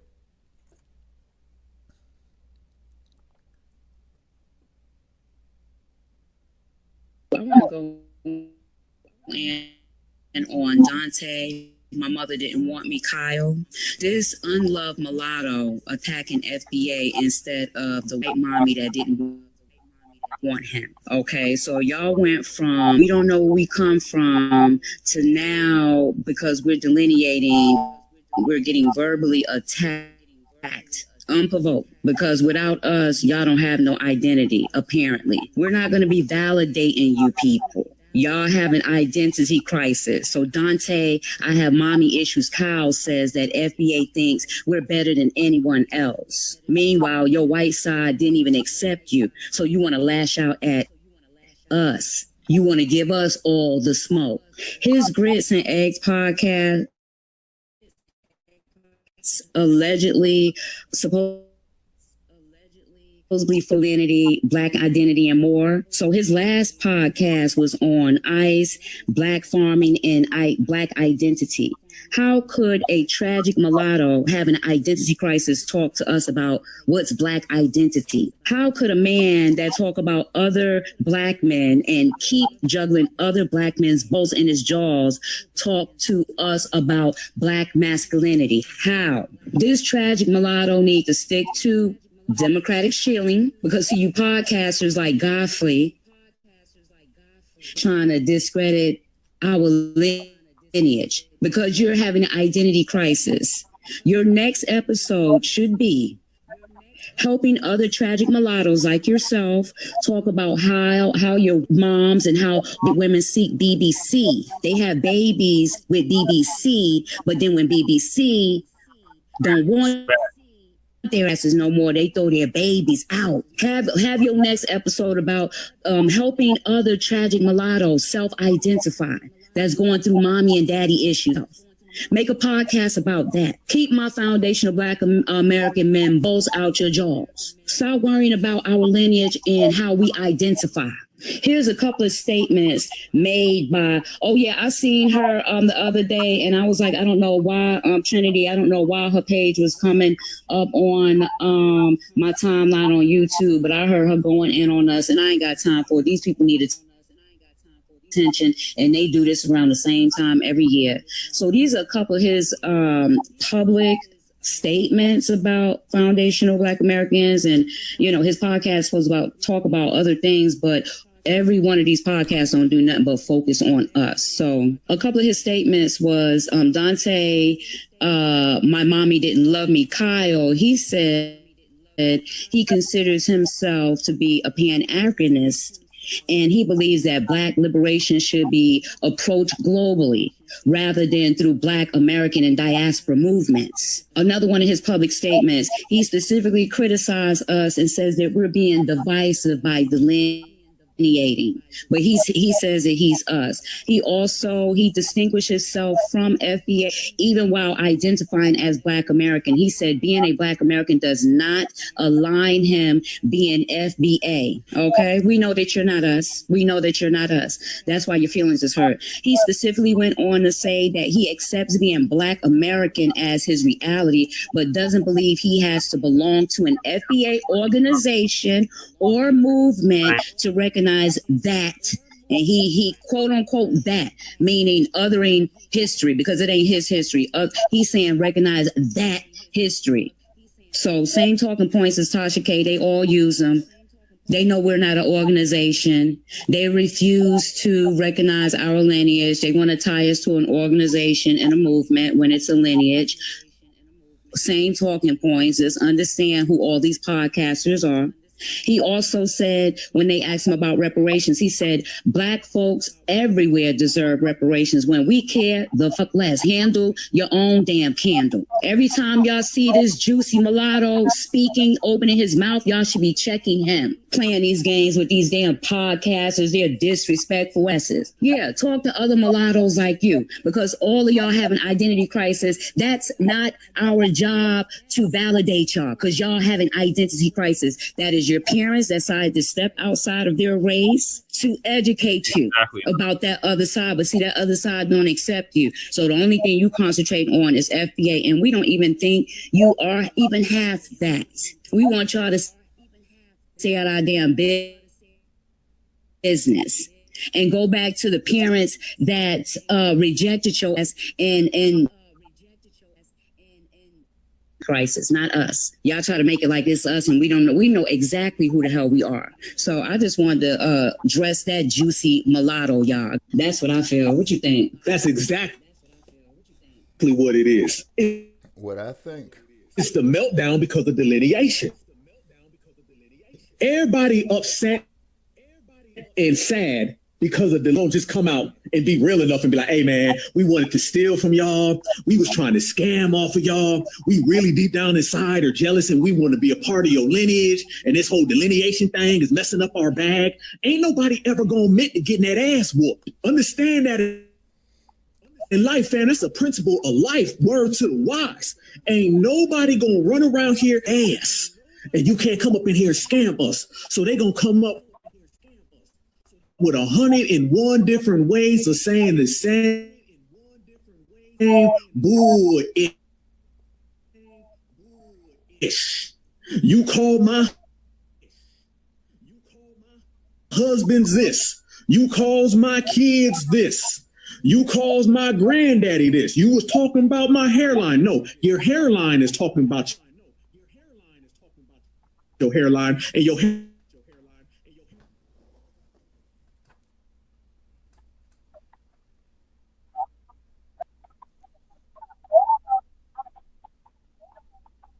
Through delineation, because every single community in this country was stealing from the people who are delineating. We have done a massive deed for ourselves because everything is about us. The energy only flows through us. There is no friends. There's no buddies. There's no hugs. There's no daps. There's no pounds. When I say in-house, I'm talking about the way the dollars circulate, all the way to how the frequency circulates. But I guarantee it only circulates. These other folks don't get their energy from because they were relying on scamming. Fam, this whole country has always relied on stealing from Black Americans. And when Black Americans shut down the heist, now we check whatever FBA said we're going to do it. And we're going to do it with style, with fashion, with grace. And when we do it, everybody's going to be sitting back and they're going to be watching us dominate. Because that's what we are, fam. We're the dominators. And right now we're dominating through delineation. Yeah, and didn't she say when you played it last night, didn't she say, oh, FBI can't speak?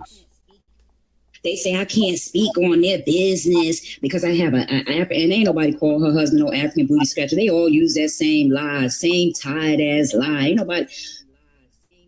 Listen, we too witty for that. Y'all don't even know how to roast. We too witty for that. Ain't nobody calling y'all that. So she talking about, oh, I got help because she feels like they're not included. Her African husband and her African kids.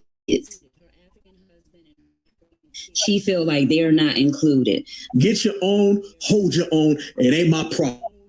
Yeah, and we shut you down. You're going to learn it the first time. And that's another thing we've been doing, fam. Everybody has been getting that the first time. Fam, we say something one time, ain't no coming back. You get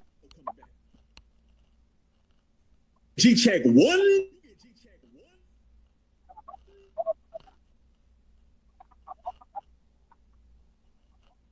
Godfleet, a tether. He's upset because he can't speak on FBA.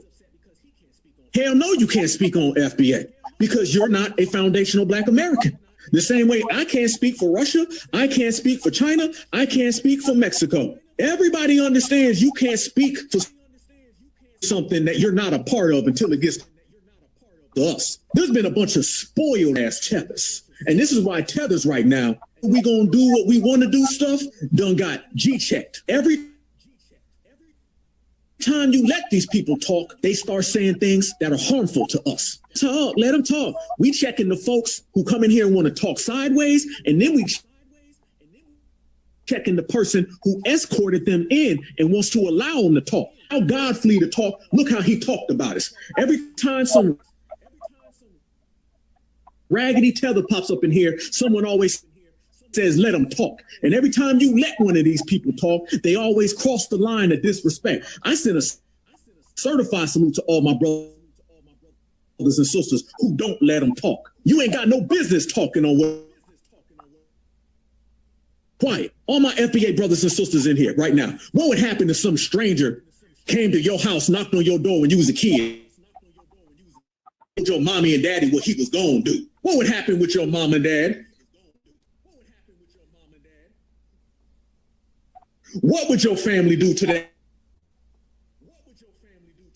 that person? They've been and took the skin off the.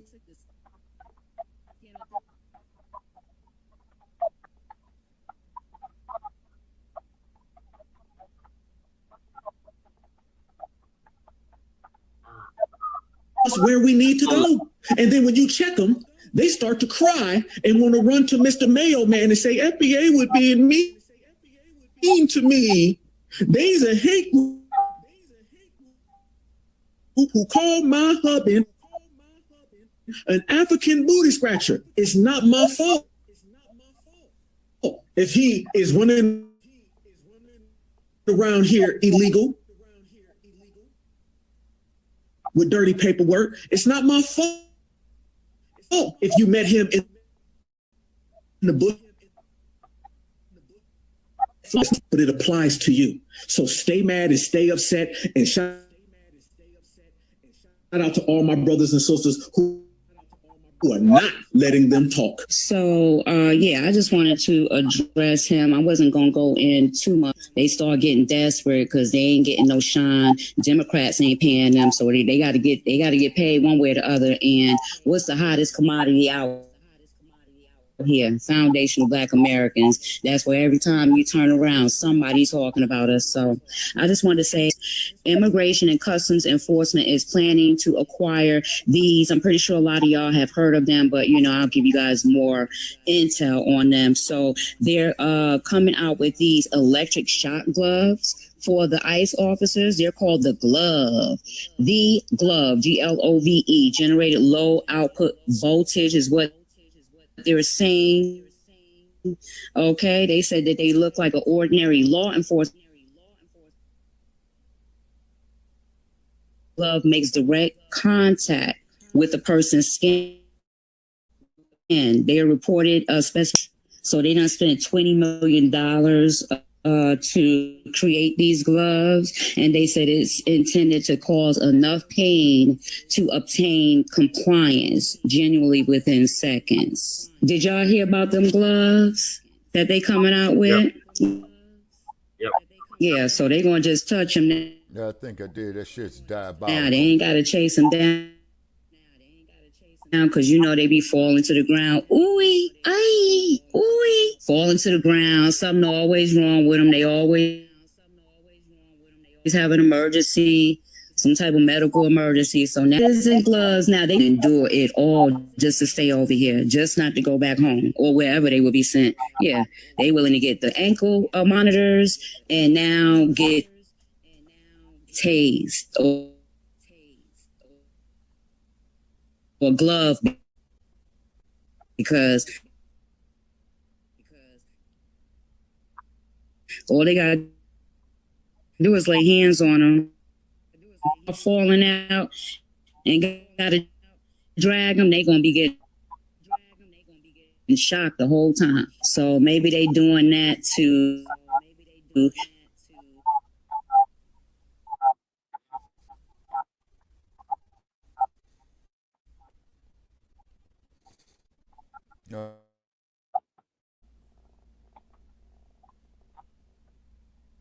Yeah, this stuff is crazy.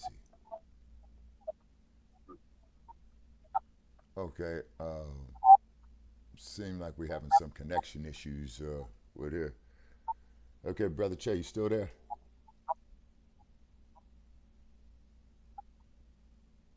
Okay, all right, so we might be having some connection issues out of our Denver office. Okay, so this individual's got his podcast shut down. And then on top of it too, I'm just noticing is that outside forces are throwing a lot of division within the Black community. Again, and it's been they don't get the 1804. Oh, okay. All right, yeah, there's back. Okay. Had to pay the oppressors, and we ain't seen no energy, no 18.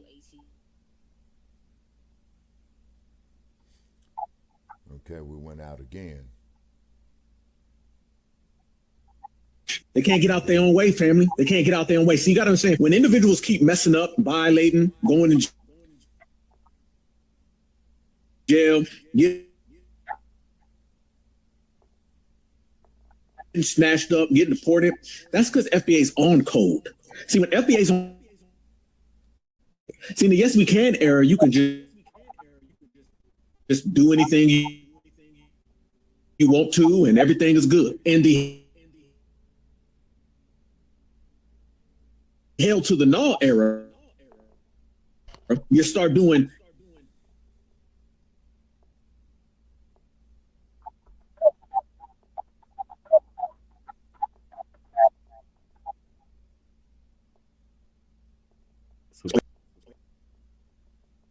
I don't know what the hell. ain't no party like a certified party, because a certified party don't. All right, Shabaka, what are your thoughts on the first clip? Okay, my thoughts on the first clip right there with the sisters talking about FBAs and all these other groups want to come out here and, how should I say, ride our coattails on that. Yeah, it's because, as you so well put it, they want our rhythm, but they don't want our blues, you see? And all this stuff, stems from this, okay? They want our rhythm, but they don't want our blues. As soon as we start talking about becoming economically independent, okay, well, you guys are black racists and what have you, but we don't control no police departments, no stock markets, no minerals, no Federal Reserve. So we don't control no elements to implement any type of racism. Does that Exactly. make sense? Yep, makes perfect sense to me. Yeah, you see, and then on top of it, as soon as we start talking about it, such as yourself, such as myself, then we get all this hateration, coming our way. You see what I mean? And I think it's up to the point, man, I think I blocked every damn Nabisco, man, off my like page. You see what I mean? Yeah. As soon as they come up there talking that stupid shit, delete block. I don't argue with them no more. Delete block. And it goes for them tethers too that's calling you a cotter. Oh, yeah, them too, yeah, because, see, I got something special for them. Now, what I got special for them, okay, that line, well, black people sold them old selves into slavery. Right, but what it is, though, as you so well put it, Brother Che, first they came with the missionaries that did the recon for the military. We bowed our heads to pray, okay? When we bowed our heads, we had the land, and the European had the Bible. When we rose our heads up, we had the Bible, and the European had the land. So which means is that these Europeans took scriptures, you see what I'm saying, and used it to their advantage. They wasn't about being all inclusive. They wasn't about, hey man, we want to build bridges and what have you. They came up there and instilled in them on the continent this mentality of, oh, I'm just here to take. Mm-hmm. You see what I'm saying? Okay. But yet, though, we're not supposed to be saying nothing about it. Yes, it's because, if you witnessed all the shit that they have came to me with, well, you're being divisive. You're a black racist. I don't control no police departments. I don't control no stock markets. I damn sure don't control no federal politicians. So I'm in no position to be a racist. To implement racism, you got to have some type of power. Okay, just like what they did to the so-called Native Americans here in the United States of America. Here comes these pilgrims, slime grooms, whatever, perpetuators of filth and what have you. This is going to be easier to take. I think, what was that? John Henry Clark, I think, or one of his students had mentioned something about that there, Che. A while back. They saw that they were so giving and then went up there and so showed them how to survive in the snow. Yes, so what these pilgrims do, they come over here committing genocide. You're breaking up, Shabaka. Are you on the headset or the Bluetooth? No, I'm on headset. Okay, what about now? Mic check 1 2 1 2. Better. Yeah, I hear you loud and clear. Still a slight echo though. Oh man. Okay, all right. I think it's this dust in the computer, man, because it's kind of dusty out here. And then, of course, as you know, dust has minute metal particles in it. Yeah. Oh man, or it could be. I got is some new accessories because I'm thinking that these wires or these filaments are being fried, you see. Okay. Yeah, they messed with us. I think it's StreamYard and damn internet's acting stupid. Well, yeah, it's a combination of it both. You see, it's because each time I sign on to the StreamYard, man, I gotta make 3 and 4 attempts to get the connection. You see what I mean? You know. So, I gotta have this computer go through diagnostics, you see, because it could just be something real simple or it could be something real major. See, that's the problem with this stuff. And then as this AI technology grows, it's gonna have more problems because I'm looking at this artificial intelligence, man, like we're gonna get to that, but we gotta finish up the boycott or the blackout. Keep the blackout going on. Keep it going on indefinitely. Keep it going on for the next 2 or 3 generations so we can amass some type of wealth, to do some type of economical flex. And then what's going to happen is you're going to have mainly the Nabiscos talking about, how come we can't get in on it as well too? We're all Americans and all that, but that's mighty funny. You didn't say that during the civil rights movement. You damn sure didn't say it during the black empowerment era. You see what I'm saying? So why all of a sudden now? See, they just think that we're just supposed to be so damn fucking forgiving. You see? And sit up there and let them define our objectives and our narratives, okay? Just like exactly, how you said, that's true. Okay. Either that's true. Said they not killed either of those Africans. Needs to save all that energy for whites. Right. Yeah, Goddess, you're right. You see what I'm saying? Is because the white man has always been, as Malcolm said, has always had his game of divide and conquer, you see. But it's very interesting he didn't use it on himself in Europe. But when they he did. He did use it on himself in Europe. Remember, they did this stuff to themselves first. Oh, okay. And then keep in mind, too, Brother Che, but as soon as they start leaving Europe, you see, going to other lands, you see. It was more so class, though. That's why H. Rap Brown said that our struggle is race, not class. Right. And then on top of that as well, too, but you see, but that's the Kool-Aid they want to throw on you on the classes, because let's look at black people who goes up to upper middle class. Look how a lot of black professionals, have been marred as well, too, particularly in Hollywood, particularly here in Las Vegas, you see. Yep. All right, is because, see, they want to keep it the quote-unquote class struggle, so where does that invite, okay? The Nabiscos. You see what I'm saying? Okay, even Black Panther Party, try to embrace that doctrine, you see? And you saw what happened with the Black Panther Party. Yeah, they just got better results with other races. Yeah, exactly. But these other races, they so quick to go lay with black folks, buck wenches, bed wenches, what have you. You see what I'm saying? Yeah, bed bucks and bed wenches. Yeah. Okay, just like that case that happened out here in Las Vegas, Nevada over a year and a half ago. A brother was staying with a Becky. They get into a domestic violence situation. Yeah, the police are summoned and they come in and they shoot and kill him, and he's the damn victim. He's the one that called him. It's like how they did fantasy. Some mess called them for help and they shot and killed her. Yeah, exactly. You see what I'm saying? Just like other cases, man, when we were with that other network that we covered. The brother was having a problem with his son. You know what I'm saying? Mental issues. The police go in there and kill his son. So he, he called the people who killed his own son. Okay? And then I'm going back and forth with these idiots in this Derek Chauvin case. George Floyd died from an OD. It was, yeah.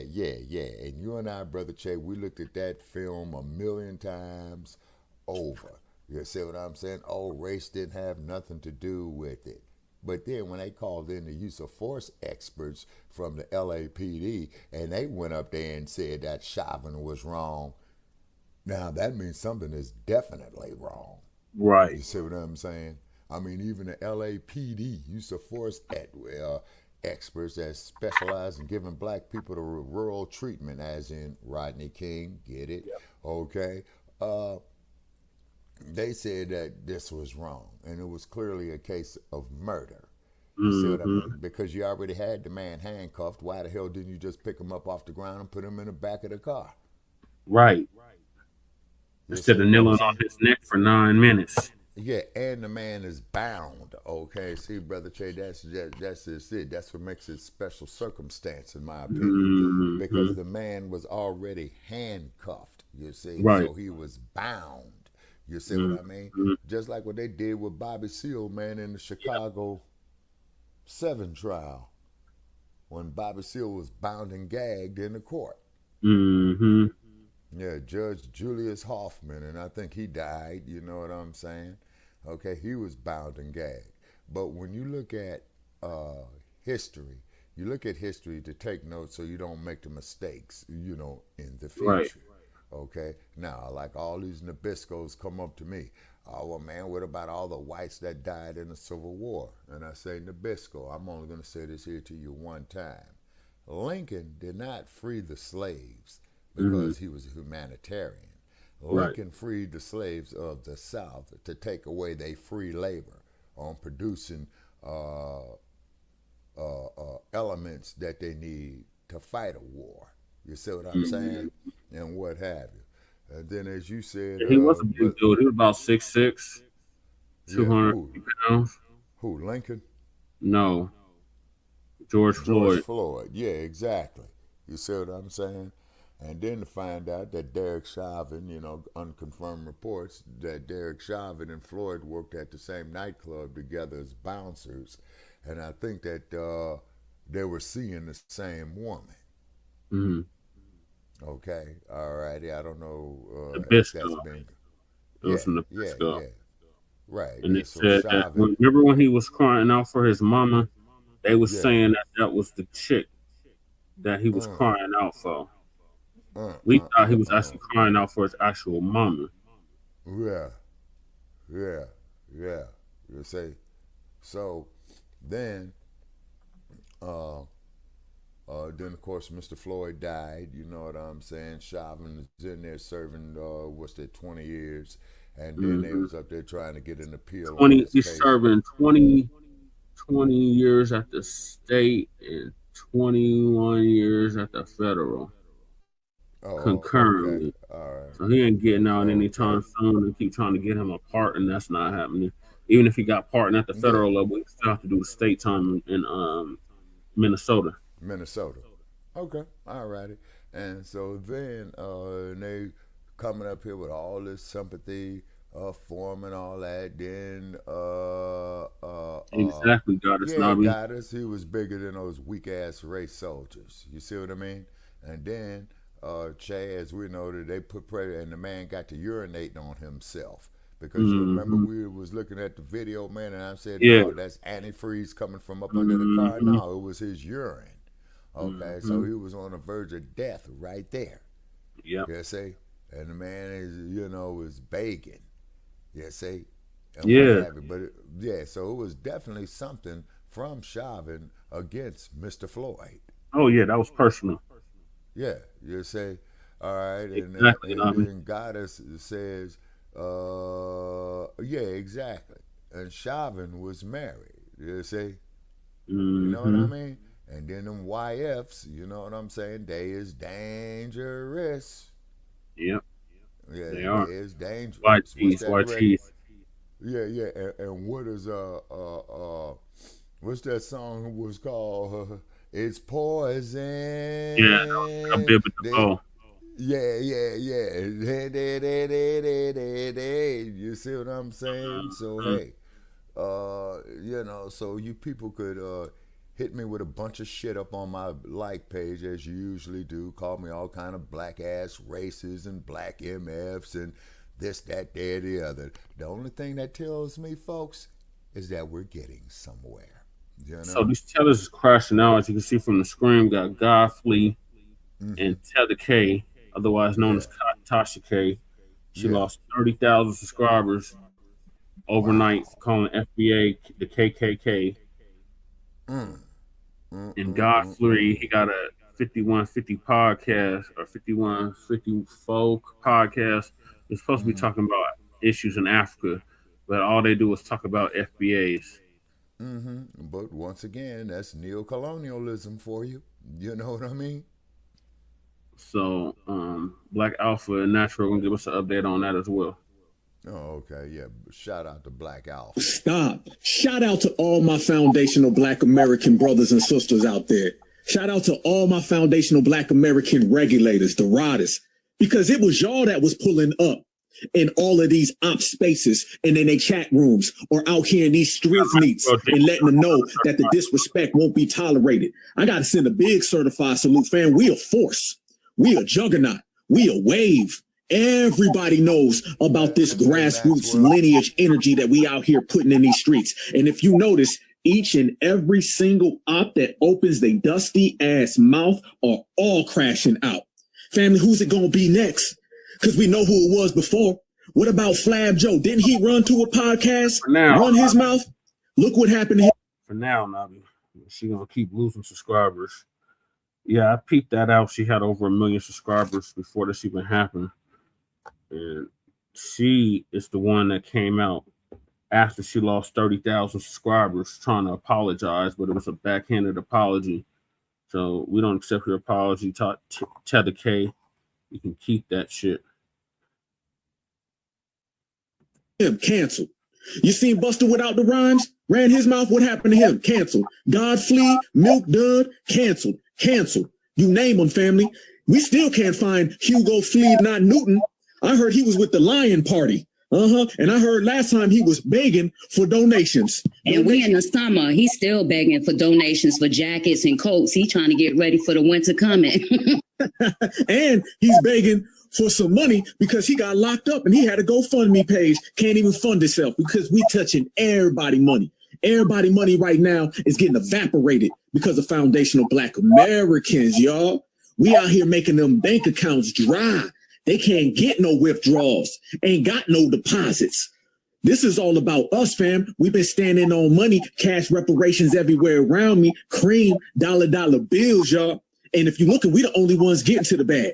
Everybody else, they don't know where the bag's coming from because we messed it up. Fam, let me tell you what foundational Black Americans have done. We canceled all of these podcasters, these vloggers, and these streamers, okay? Musty K, Tether K, or whatever the hell K. She done got checked, lost 1,000 subscribers in one day. Fam, what you think gonna happen in 2 days, 3 days, 4 days? Because the regulators, they'll mount it up. And I'm always telling everybody that when the regulators mount up, they gonna come see you. Personally, trust me, I know. Shout out to you, Kamala Harris. You still hiding, but we'll get to that at another time. Family, let's take it a step further. We done dried up all of the scam African money. There's no more scam African money. We done dried up all of the foreign aid. She refers to her followers or her subscribers as winos, Shabaka. Tether K. She's like, shout out to my winos. Shit, man, what kind of shit is that? You know what I'm saying? Just with her saying that, I don't even want to see the motherfucker. You know what I'm saying? Right. Okay, Goddess says, yes, shall said a bunch of alcoholics subbed her. That's a sad addiction there. Yeah, that's bad. You know what I'm saying? And hey, and like I said, I don't even do shit like that. You know what I mean? Right. Hey, you know, if you up here viewing us, hey, we appreciate you. Drop some bread on this podcast. You know what I'm saying? Mm-hmm. You know, because we trying to stay afloat. We taking on a whole lot of water. You see? Right. But we're trying to prevail as best we can. You know, under the circumstances. You know, and then too, is that they keep this wedge on us. And I mean, they did this off the plantation system on the continent. Yeah, it is, Nabi. It is very disrespectful. Yeah. And then, but nobody, these individuals disrespecting us, okay, ain't got no heat for the Nabisco. Right, that part. Yeah, you see what I'm saying? Maxwell is another op. I know she's popular, and that's sad. I know. All she do is gossip. Well, well, never happened over here. Okay, specify goddess. Okay. The disrespect. Oh, okay. Yeah. Okay. All righty. And then on top of it as well too, so we want to give a shout out there to Word Radio in Philadelphia. You know, they had acknowledged us. Okay. Yeah. And definitely our man there, who is that there? Rich Money, I believe. Yeah, Rich Taylor. Yeah. I spoke with him, you know, and what have you, and he said he'd keep us in mind and whatnot. And you can see everything now, Maxwell. Okay, cool. Okay. Maxwell says his format changed. Now I can see others now. Okay. All right. You see, Maxwell, this is what we're talking about, man. See, every other day, man, they always got some shit for us, man, on these damn laptops. Yeah, YouTube keep changing up shit. Like, they keep changing up the format and the layout. Oh, yeah. You see? Handles opposed to the actual names. Yeah, exactly. You see? And then they got the audacity to ask people, man, for their damn social security numbers and driver's licenses. Don't do it. Mm-hmm. Don't do it. Don't give them that information. They don't need it. Yeah, go. Black Alpha. Okay. Need money. These folks ain't getting all them thousands and millions of dollars that's going to their little homelands. What about all those think tanks done dried up their money? Podcasters gone. We took every single person who was on national television, personally got them fired and canceled, and now we're doing the same exact things to the podcasters. Now let me talk about Musty K. Family, we done checked Musty K so damn bad, she started having a tether confession. Family, a lot of folks didn't even know who the hell she was, because I didn't even know who the hell she was about a year ago. I kind of sort of heard about her. Okay. Only thing I knew, family, is that she looked like she was a confirmed tether. Next thing you know, family, she out here telling everybody that she is one. She out there talking about my people is Bahamian and I've got this in me and Latino in me. And remember, on that little apology she did, which wasn't an apology. Okay. We checked that 2 times. Family, she went and just dropped everything. She let you know. She was like, I got this in me. I got that in me. I ain't this. I ain't that. They out here having tether confessions because we done made the block hot. We done looked at them hairlines. We done looked at them jaw lines. If it ain't adding up, then you must be a tether. We done looked at that dusty ass tone you have when you speak. We done seen it all. So you must be a tether. We done looked at the way your ass crumbles every time you under pressure. You must be a tether. The way you speak, the way your energy is, everything about you, you must be a tether. And family, now they telling us that. Foundational Black Americans done did that, y'all. Straight up, because let me say this. Disrespect of foundational Black Americans ain't tolerated. This isn't anybody saying you got one more time. Your one more time was 50 damn years ago. It's over with. Everything from here is up. And we going to make everybody very, very clear that if you talk about foundational Black Americans, I don't give a damn if you whisper. Somebody gonna hear it, and then they gonna tell another rider, and then them riders is gonna multiply, and then we gonna pull up on you, and next thing you know, you're gonna be just like Dusty K, sitting there dusty, rusty, always musty, telling everybody about all the tether blood you got in you, telling everybody about all the tether pole you had in you, telling everybody about all that tether lineage you got.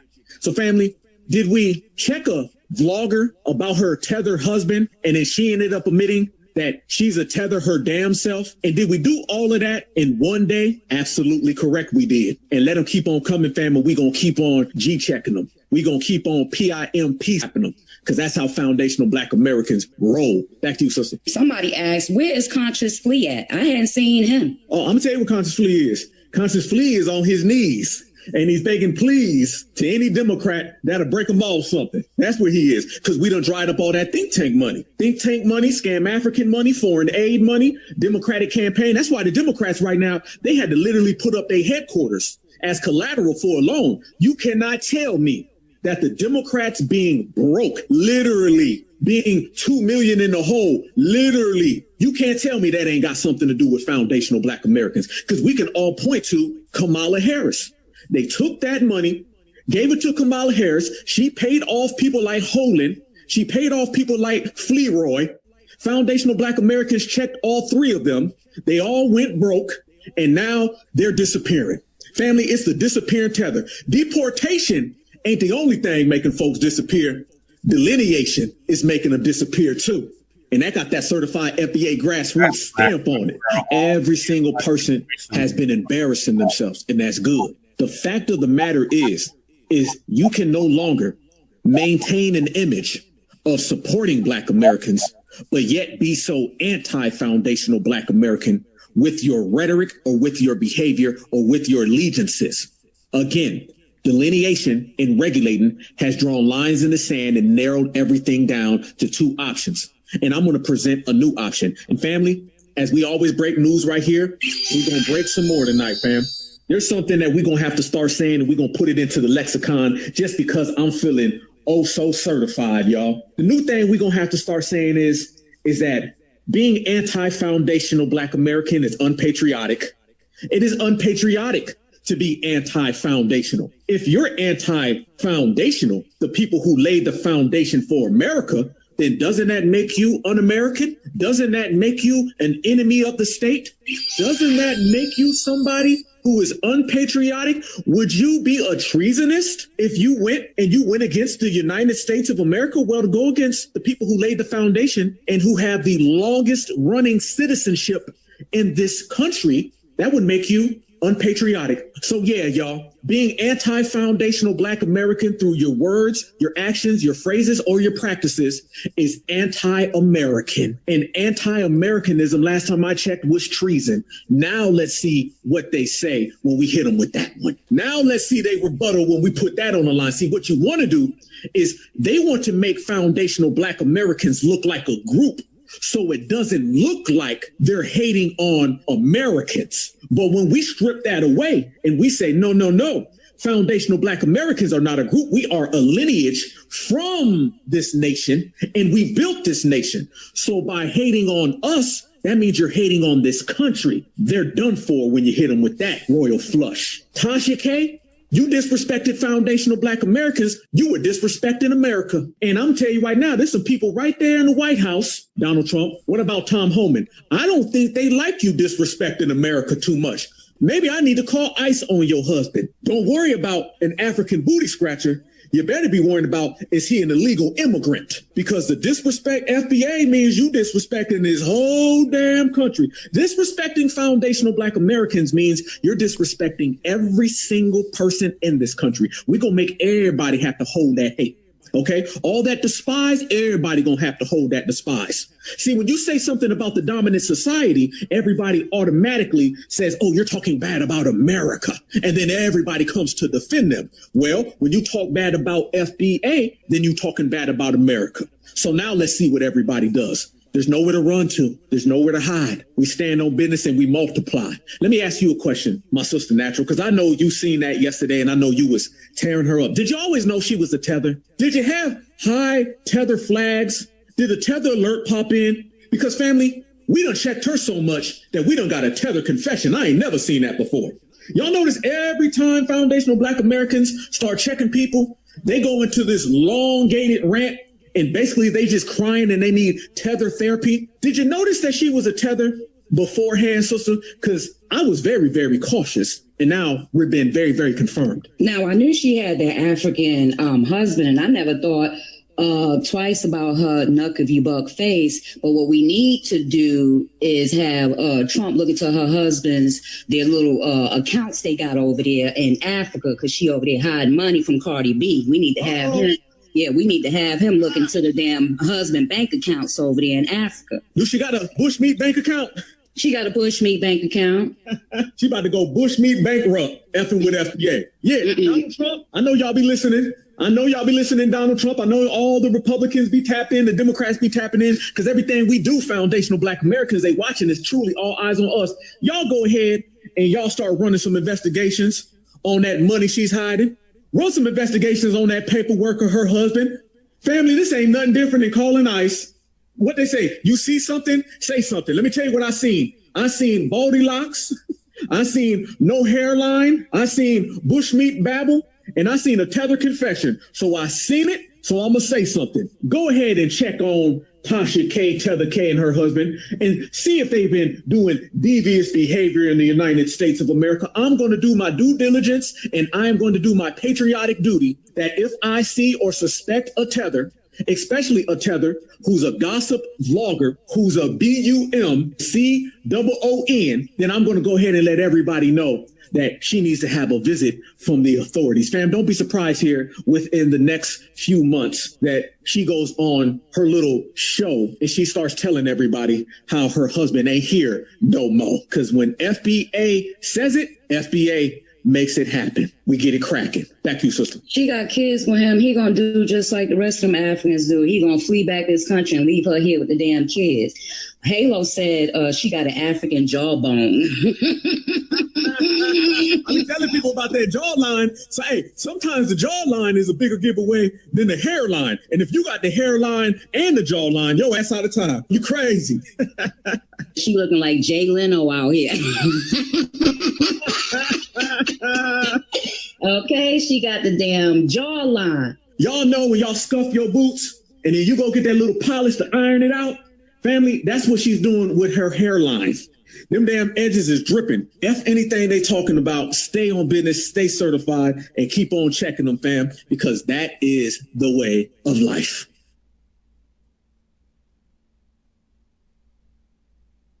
Delineations in full effect. I don't know about y'all, but I'm serious about this shit. I'm not. We're gonna have hella consequences to deal with. What are your thoughts about it? Okay, once again, as you put it, you know, I'm seeing all this discord, you know, throughout the whole diaspora, but at the same token, though, you've heard me tell them, is that all you motherfuckers do is want to come over here and take, and then you want to sit up there and talk about us in the U.S., and then when them Europeans or any other groups start having some smoke for your ass, we the first ones you come talk to. So I have to tell them, fuck you. Right. I mean, straight out, man. You know what I'm saying? You know, you've been familiar with me over the years, man. You know what I'm saying? Mm-hmm. Yeah, they was going in on her, Navi. Yeah, you say, but what it is, though, but these same individuals, but they don't never have no smoke, you know, for the Nabiscos. Right. You see, and then keep in mind that Shabaka's Black Experience Enhanced, we have the smoke for the Nabiscos. You witnessed it, Navi. You witnessed it, Brother Che. You see what I'm saying? You know, then all of our well-wishers and what have you have witnessed it. And then what the hell they will always try to say, oh, well, man, we're all the same. No, we're not all the same. Right. All the kitties are not the same. When you look at Amaru, and look at Khalifa, do they look like the same kitty? Of course not. No. You see what I'm saying? You know, when you look at the hounds, you know what I'm saying? Does the pit bull look like a Doberman? Of course not. No. You see what I mean? Yeah, the pit bull look like a Corgis? No.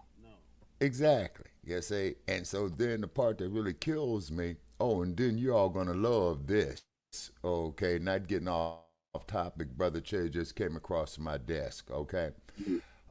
Everybody's familiar with Dory Miller, who was the Navy sailor that shot down 6 Japanese airplanes during Pearl Harbor. In World War II? Yeah, in World War II. Yes, sir. They're getting ready to name a ship after him. I believe an aircraft carrier. Oh, nice. Of course, the regime. Yeah, and then, of course, the regime, you know, they throwing all kind of obstacles off into it, you know what I'm saying? And it's always, you know, when it comes to these armed conflicts, all the way from the Revolutionary War to Vietnam to the current shit that you got going on, they're always coming to us. They're always coming to us. They're always coming to us, you know what I'm saying? And then, and as we know, when the heavyweight champ brought attention to this in the 1960s, well, he was a coward and all of this, and all you Nabiscos, as he said then, you know, wasn't nobody going to get in the ring with him. I wonder why. Let me think. Why didn't want to get in the ring with that arrogant black draft dodging bastard? Why? I can't figure it out, Brother Che. I'm stupid. Maybe you could help me. What did you say, Shabaka? I have somebody nothing. Oh, no, but when Ali was doing his thing and they called him all kind of NGRs and called him all kind of draft dodgers, and he said if he's prepared to die, he's prepared to die fighting one of them. How come nobody took him up on his challenge? Because they didn't want to get the brakes beat off of him. Yeah, Yeah, I thought I was the only one that thought that. You know what I'm saying? You know. But however, Ali was Ali, you know, may he rest in power. And on his domestic situations, you know, I ain't got no comment on, you know what I mean, that there was between him and his wife, you know. Yeah, we covered that. Yeah, we covered that story right there. And then, too, they always are coming to us. Yeah, say, when this, anytime this country get into some type of problem, rather if it's politically, economically, commercially, medically, they always coming to us. Oh, be the experiment again like we did with you in Tuskegee. Oh, let us harvest your organs like they did little Kendrick, okay? They say, Yeah. oh, your melanin is selling way higher than gold. You Mm-hmm. know what I'm saying? Yep, These that big explains all business. them lynchings. Those is organ harvesting. Yeah, right. Yeah, you said it better than me. You know, I was leaning toward that. And then, of course, you know, we can't forget the chairman of Montgomery. You know what I Yep. mean? Yeah, shout out You to the know, chairman. oh, yeah, And most definitely. Oh, yeah, definitely Aquaman. You know, he deserves a medal of valor. You know, he had that youth on his side, and Aquaman got busy. You know what I'm saying? Yeah. We just supposed to sit up there because you Nabiscos, you know, you're mighty whitey and all this old type of crap. And what is it? No, you're never alone, Shabaka, on that thought. Okay, thank you, guys. Okay, well, you know, you guys are black racists. On Ali. Oh, yeah, well, see, guys, I lived through Ali's era. You see what I'm saying? I lived through Ali's era. Sure Okay. did. Now, and then, yeah, and then of course, you know, when the work got put in on the Nabiscos down in Montgomery, you know what I'm saying? Where my ancestor slave down there in Alabama. So yeah, so I'm hoping some of my distant relatives that got out there and smashed some of them bastards. You know what I mean? Right. You know, because I would have been in that shit. Ain't no sense in me lying. You Right. know what I'm saying? Ain't no sense in me lying. I would have been in it. You know what I mean? And then, and it was great seeing them getting smashed. And then that old police chief going up there booking more black folks than the perpetrators of it. You see what I'm saying? You know, and where's the justice? You see, you know, and I mean, it's double standardized when it comes to us. You see what I'm saying? You know, and then they're gonna go sit up there and talk about our big butt, beautiful sisters. Oh my God, with all that lusciousness, oh, they're ugly. Yeah, But how that's. come? Yeah, but how come Massa? Yeah. How come Massa spent all his time over there in the slave cabins as opposed to with his own, how should we say, Barbie doll wife? He And wanted some of then that on black shit. yeah. Now, so then what happened is the Barbie doll goes up there to the brother. And then, of course, we know what happened with that. You see what I'm saying? Ali had talked about that in a rumble in it before he fought Big George. You know what I mean? But we're supposed to be so forgiving. You see what I'm saying? We're supposed to sit up there and believe in our oppressors more so than we believe in ourselves. Ladies and gentlemen, that is not intelligent. Now, Right. true enough, we have a whole lot of internal conflicts, you know, within the black community, the whole diaspora for that matter. We got a long way to go, but we have came a long way. You see. Now, for you drunks on the continent, for you bastards who sat there and let some goat smelly, unbathed, disease infested creature come up there and give you alcohol. Exactly, Nabi. Yeah, okay. Give you alcohol. You sat up there and drank with these bastards. What did they do? They got you drunk and they mugged you. You see what I'm saying?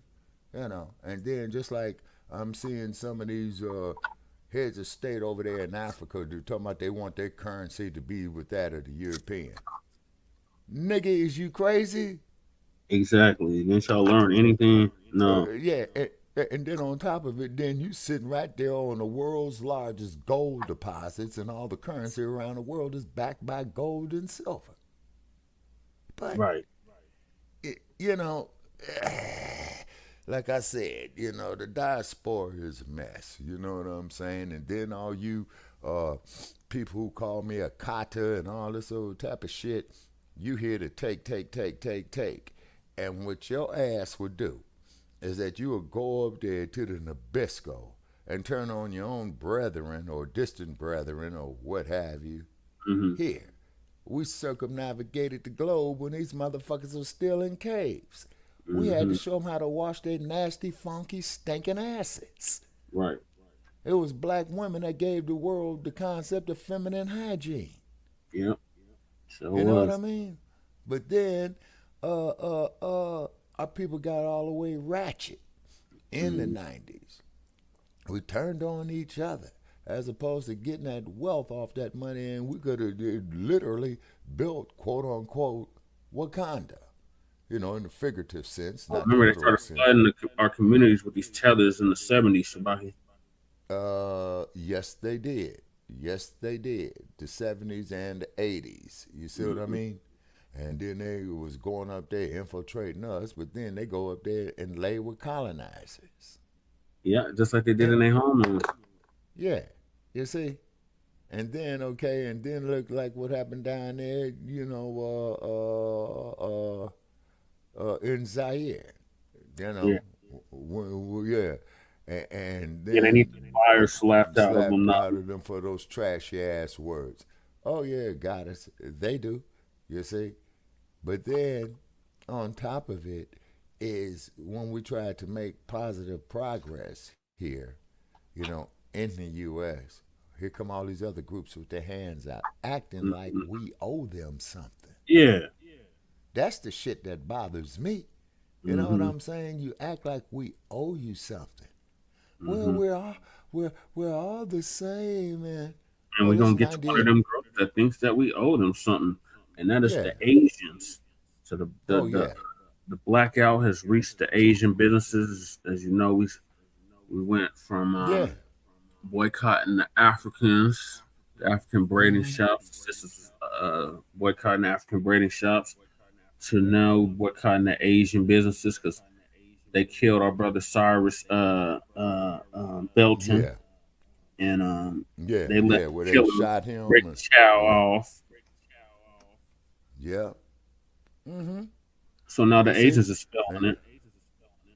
Yeah, and then not to mention turn back the hands of time of Latasha Harlins. Yep. Sure enough, 91. See what I'm saying? Yeah. You know, and then she was retreating from the conflict, left her money and the merchandise, and then got shot and killed. Right. Sundaju, her murderer, 5 years summary probation. She's not even on probation no more, y'all. 5 years summary probation.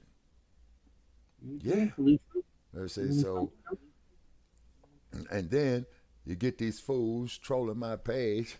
Well, when is Black Lives Matter gonna matter to black people? A troll. Oh my God, that's a troll. Black Those Lives are trolls Matter. and tethers. Only trolls and tethers. Exactly. Yeah, and then, but Black Lives Matter is not even black owned. That's George Soros. You see what I'm saying? Yeah, right. But don't nobody want to mention that. You see what I mean? And then you chicks who went out there and started, quote unquote, Black Lives Matter. You got your mansions out there, you know, and Hollywood Hills. Yeah, out there in Topanga Canyon, Benedict Canyon, Coldwater Canyon. You know what I'm saying? All those canyons is rich ass areas out there in the city of Los Angeles. You see? Yeah. And I mean, you all couldn't take some of that land that you had on those mansions, set you up a compound over there for some of the people who are homeless in LA. You right out there by fucking UCLA. Okay, I'm going to be driving soon, so I'll be listening. They think we're supposed to bow down and kiss their asses. All of them with that mindset can go straight to hell. Exactly. I agree with you. I agree with you. And you mean to tell me Black Lives Matter? That you all had their mansions and you couldn't go get some of them homeless people down there in L.A.? You know what I'm saying? Even if you pitch tents on your damn property for them. You know, it's big enough. Then of course you would have to have some security. Then of course screen the people. You know, and because living in that kind of lifestyle, it will make you give up. It is designed to make you give up. You see? Why do you think they flood the black community with all that? Okay, to make you give up. See, you don't see this here in these other communities. Now, these other groups of people, whatever internal conflicts that they have, they keep it to themselves. See, we're the exact opposite. You know, going out to these other groups to commit self-destruction on black groups. But the other groups look at it, well, hey, well, we got the 2-for-1 deal right here. You see what I'm saying? They kill their own. You see what I'm saying? Yeah. Oh, and then keep in mind, too, I want to say this here on this here, Brother Che. Please get to the next clip. Yeah, some idiot online talking about, well, black on black crime. And now let's look at all these homicide cases like the Charles Mansons and Jack the Rippers, the Boston Strangler, you know what I'm saying? The Manson clan. Ted Bundy. How come you... Yeah, Ted Bundy, yeah. How come y'all don't never comment on them? Right. Although we already know the answer. Okay, so with that there being said, folks, let's get on to the next clip. Spending another damn. When they killed George Floyd, did you stop going to white businesses? Did you stop shopping at IKEA? Yeah. Did you stop eating Haagen-Dazs? Yes. Did you stop posting to Pinterest? Actually, yes. I don't even know this guy. Right. And even though he might look a little bit like my dad, I have nothing to do with him. Okay. When this guy hate crime this guy, I didn't stop listening to The Weeknd. I didn't refuse to watch Sinners. Also, I think this guy should probably be in prison. First things first, I am all for Black and Asian people to boycott anti-Black Asian businesses. I root for that, and I think that's completely fair and valid. And that Black man who beat up that elderly Asian man during the pandemic deserves to rot in prison for the rest of his life. I don't know how in the hell he won that case, and it was definitely out of racism. I understand you don't know Rick Chow, and his actions do not speak for you, and you want nothing to do with Rick Chow. And tens of millions of Asian Americans have nothing to do with this guy either. That is completely valid. Asian people are not a monolith, with many different ethnicities, nationalities, and culture. However, in the United States, under the umbrella of white supremacy, that doesn't matter. Your ethnicity and nationality is stripped away from you, and you are classified under one community. That being said, the reason why a majority of the Black community is upset with the Asian community is because many of you are targeting center of whiteness and anti-Blackness as individuals and not as a collective. You not being racist as an individual is not enough to collectively erase the anti-Blackness within the community as a whole. And I can say with many of you who are silent about this entire Cyrus Belton situation up until the point that Black people decided to boycott Asian businesses. That is when you decided to say something because it started to personally affect you. That is not standing up against white supremacy or anti-Blackness. That is covering your own skin as an individual. Individualism is not the key to unity, and individualism is not the key to harmony either. Neither of them are the bridge to harmony and unity. Then what makes you think that acting as an individualist would destroy the core of anti-Blackness within the community?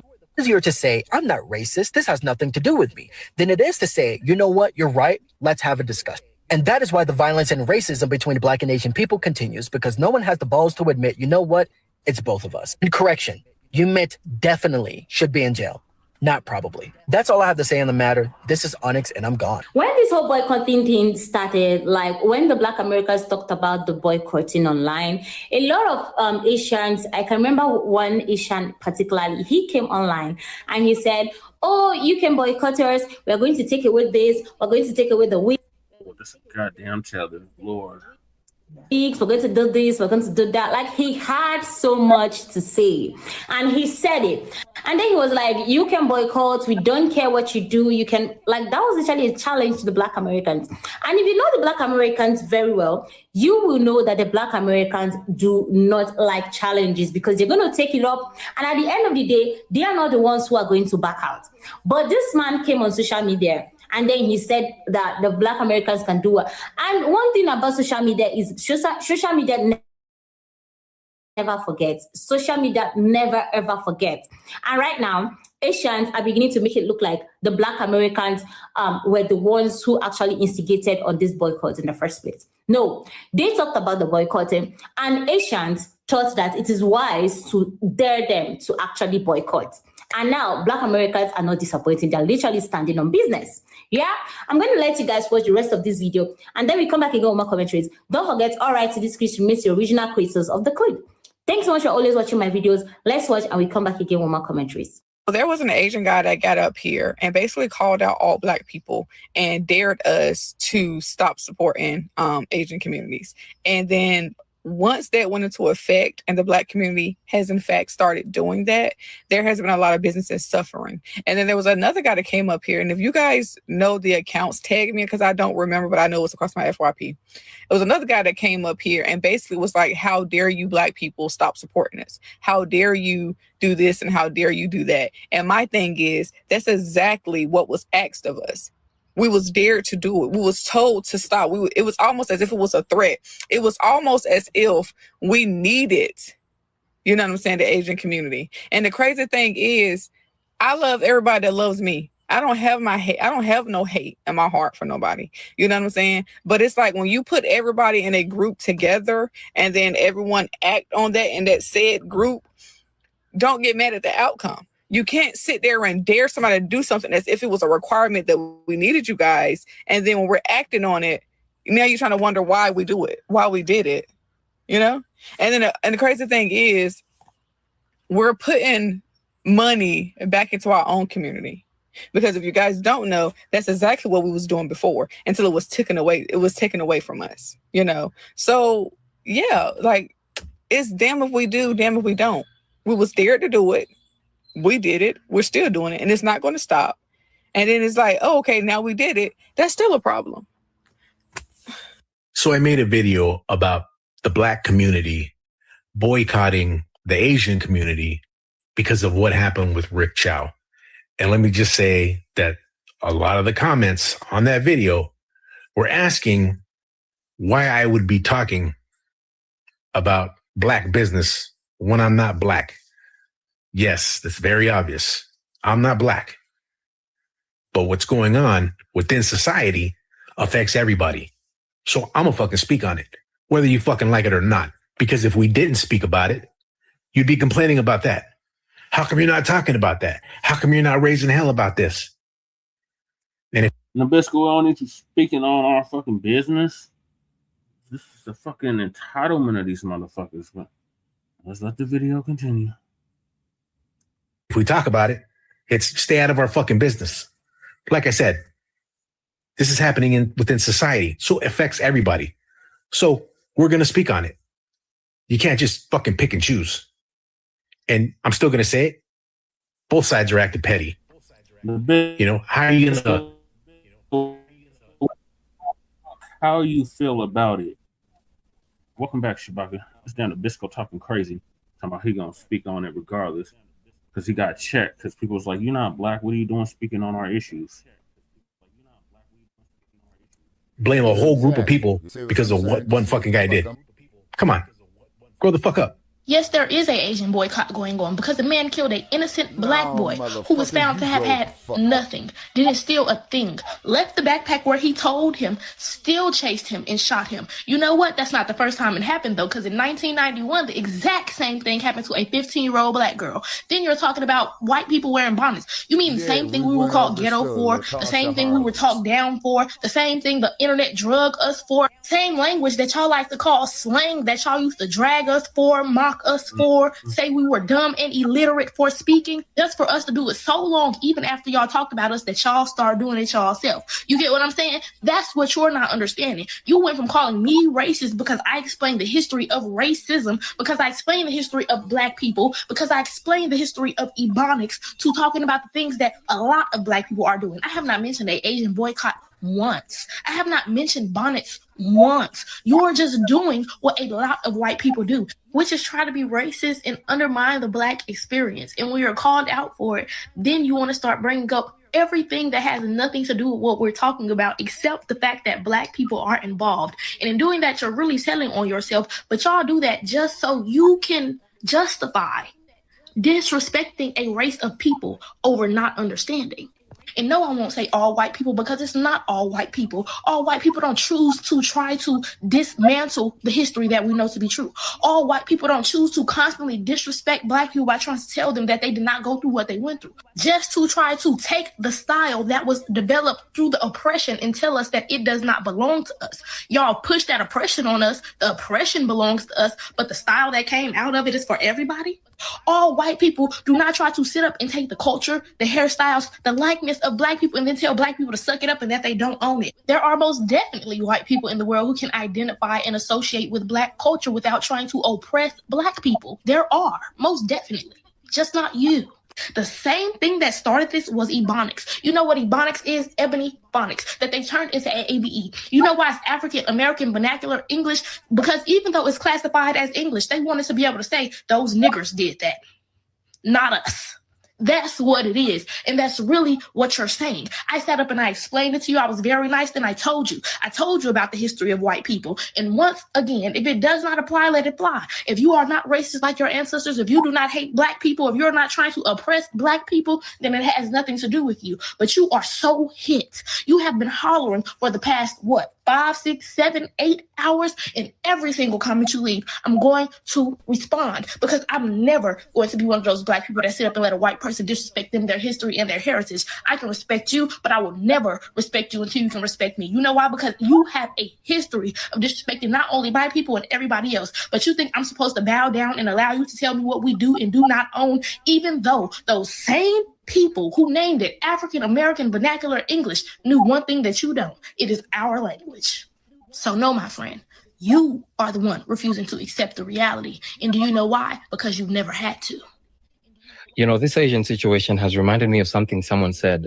It went along the lines of history respects hostile people who are successful, not niceness, not hospitality, not humility. I mean, otherwise Africans would be on top because we're one race that's been known for hospitality, right? It's embedded in our culture. So in consideration of the gist of that statement, history respects hostile people who are successful. I think I understand why Asians treat us this way. Hell, why everybody treats us this way.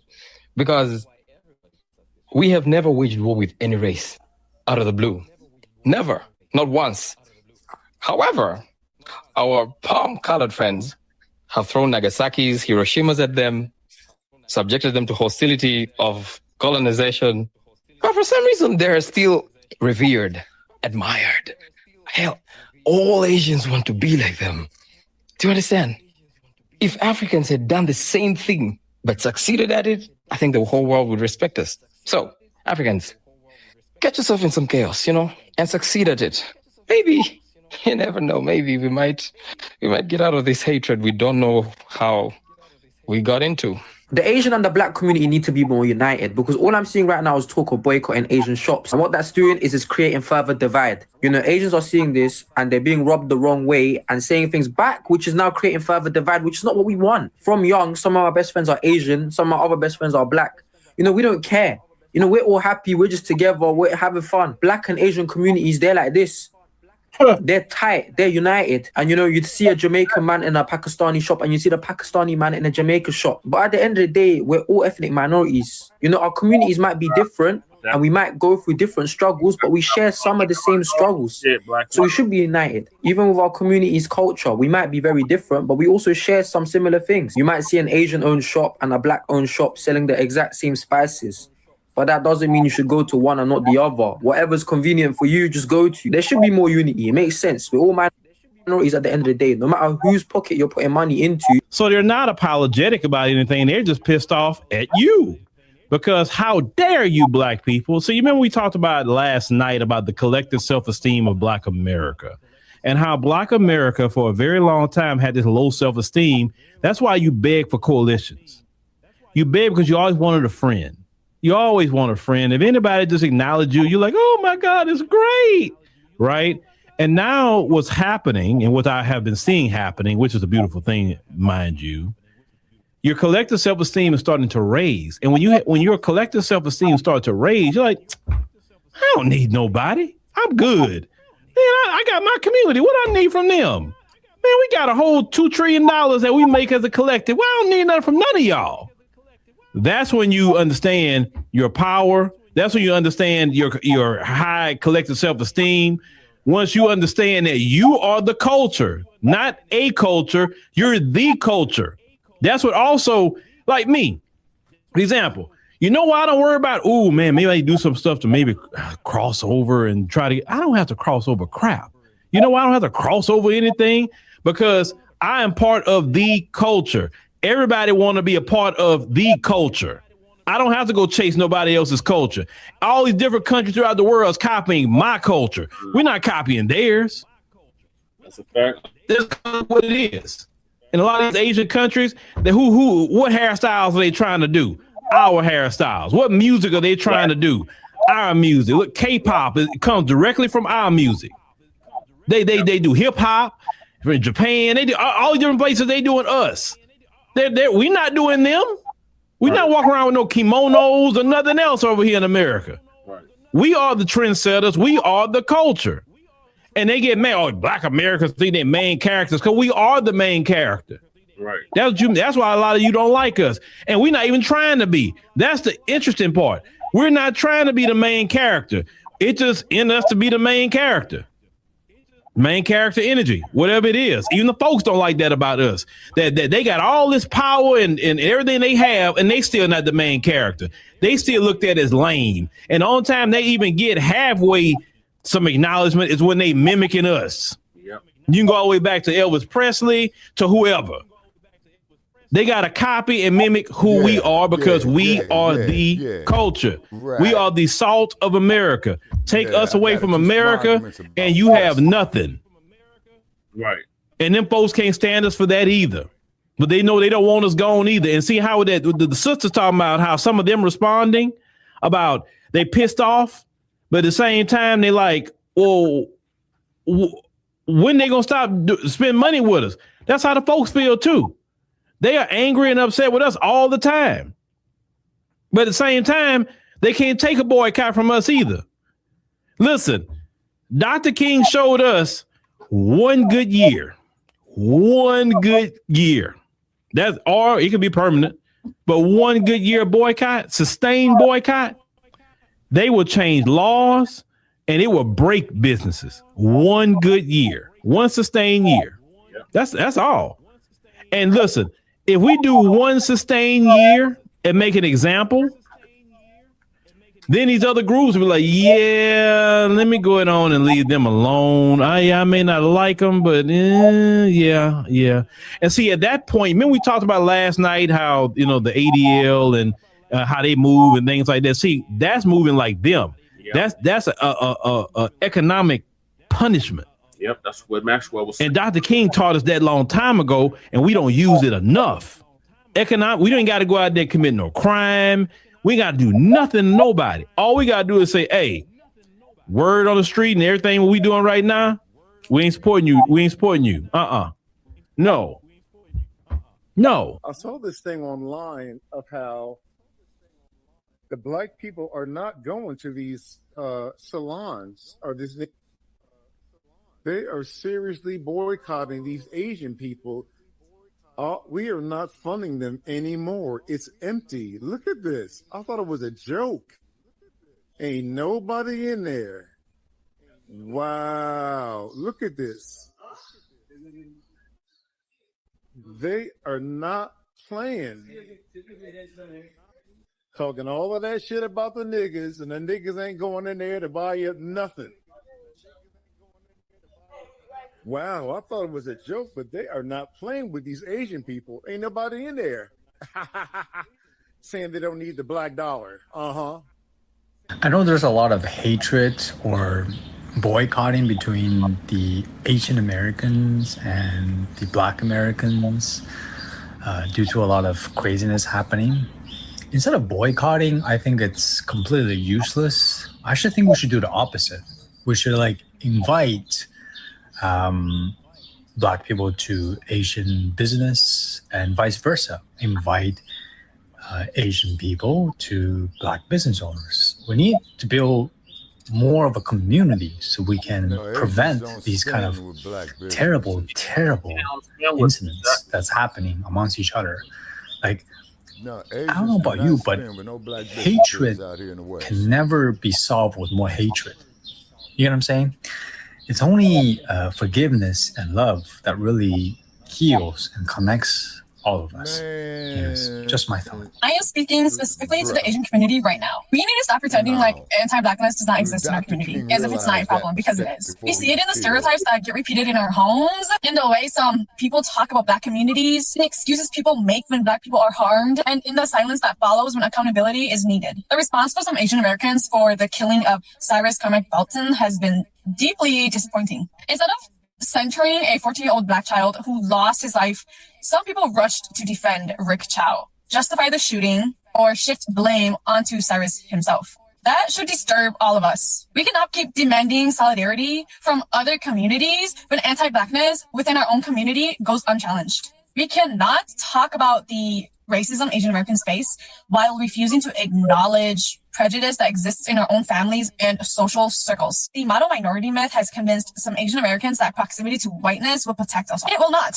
That myth was created to divide communities of color and to encourage us to see ourselves as separate from the struggles of Black Americans. When we buy into the mentality, we become participants in a system that harms all of us. Accountability is not anti-Asian. Calling out anti-Blackness is not anti-Asian. Using to excuse harmful behavior because the person involved is Asian is not anti-Asian. It is the bare minimum. If we are serious about justice, then we need to be willing to confront uncomfortable truths about our own community.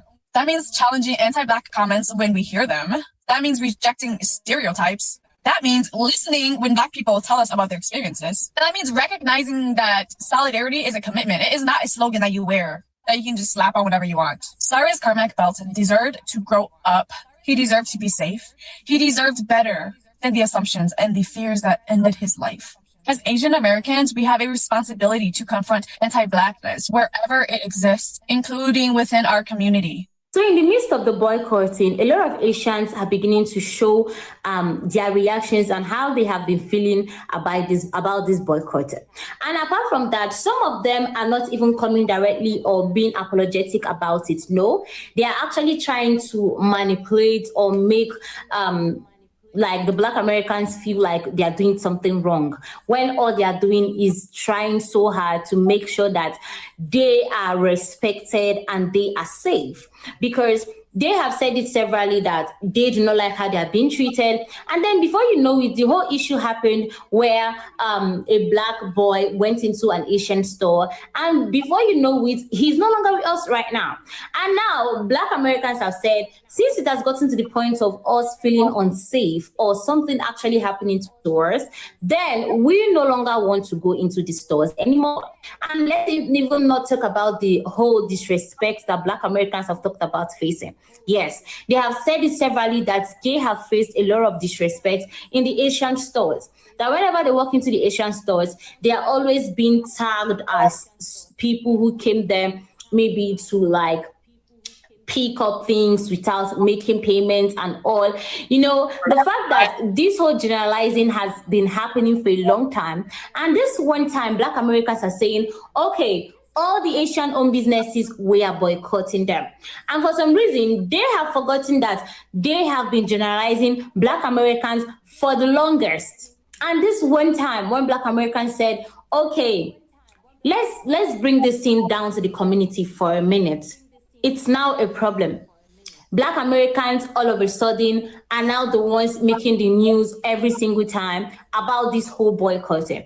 Is it supposed to be a problem if somebody decides to stop going to a store? I think I've given this illustration before, but I'm going to say it again. Now imagine that person A and person B have a store differently. And then person C goes into person A's store and realizes that person A doesn't treat him or her well, right? And person C one day goes into person B's store and realizes that person B is always so nice and the customer service is excellent. And person C decides, okay, I will stop going to person A store and I will continue going to person B store because person B is the one who understands me better. And for some reason, person A decides that they're going to make a fuse, or he is going to make a fuse about person C not coming to his store, when in the first place, he didn't treat person C well. what do you expect person C to do? What exactly do you expect this person to do? That's exactly what is happening. Black Americans want to redirect their funds to the Black American communities because the Asians have gotten this fund for a long time. And they have decided, since you're not valuing our funds, you're not giving us the respect that we deserve, even while you're getting our money, then let's bring it down to the people who understand us better. And that is the Black Americans. Okay? So I hope with this, you have been able to understand exactly what is happening. Thanks so much for watching my videos. Thanks for watching this one. And of course, you know it. I'll see you again. Whatever we got now, Taylor. All right, what are your thoughts, Shabaka, on the Asian boycott? Okay. Okay, yeah, well, we need to keep it up. Put them out of business. Put them in a cardboard box. You know what I'm saying? Have them standing on the side of the freeway expressway saying they'll work for food. Right. Right. Seriously. Exactly. See, because they are not going to get the fucking message. You see what I'm saying? Until they go through that. But keep in mind, the Asians have a more of a cohesiveness. We do. Black people here in the U.S., they have more cohesiveness more than Africans on the continent. Actually, they got a cohesiveness is pretty much that's kind of unique by its own right. And keep in mind, you never hear about Asians talking about other Asians on public media. Yep, that's true. Whatever conflict they got, they keep it internal. You see what I'm saying? They keep it internal. And I would imagine that's a part of their culture. But us, we do the exact fucking opposite. And they come get our money and use it against us. You see? And then as soon as we say something like that, oh, well, that there's just... Now we lost what? I was just going to say, finish your thought, because we're about to get into the AI. Yeah. So that's my thought on that. Okay, artificial intelligence is dangerous. Yeah, so I got several clips lined up about the AI. It's crazy. The first one is the nerd rank. Like the third rank. But now it's the nerd rank. So this author by the name of Durán wrote a book on big tech fascism. And he's going to give us an update on that. Peter Thiel, J.D. Vance, and the War on Democracy. This Nabisco goes off. He goes off. Yeah. Okay. Let's see what this clown is talking about. This is Democracy Now!, democracynow.org, the War and Peace Report. I'm Amy Goodman with Anjali Khanna. The Nerd Reich, Silicon Valley Fascism and the War on Democracy. That's the name of a new book by our next guest, the journalist Gil Durán. The book looks at how tech billionaires, including Peter Thiel and Elon Musk, are pushing what Durán calls tech fascism. Gil Durán also documents how Thiel had played a pivotal role in J.D. Vance's rise to power. Durán writes, quote, Vance is almost entirely a creation of Thiel, who bankrolled his brief stint as a Silicon Valley venture capitalist and United States senator. With Vance at Trump's side, Silicon Valley had one of their own in the White House, a tech venture capitalist one heartbeat away from the presidency. Gil Durán joins us here in New York. He's the former opinion editor of the Sacramento Bee and editorial page editor at the San Francisco Examiner. He now publishes two newsletters, the Nerd Reich and Frame Lab. Welcome to Democracy Now! So let's start with the title, The Nerd Reich, Silicon Valley Fascism and the War on Democracy. Why'd you choose it?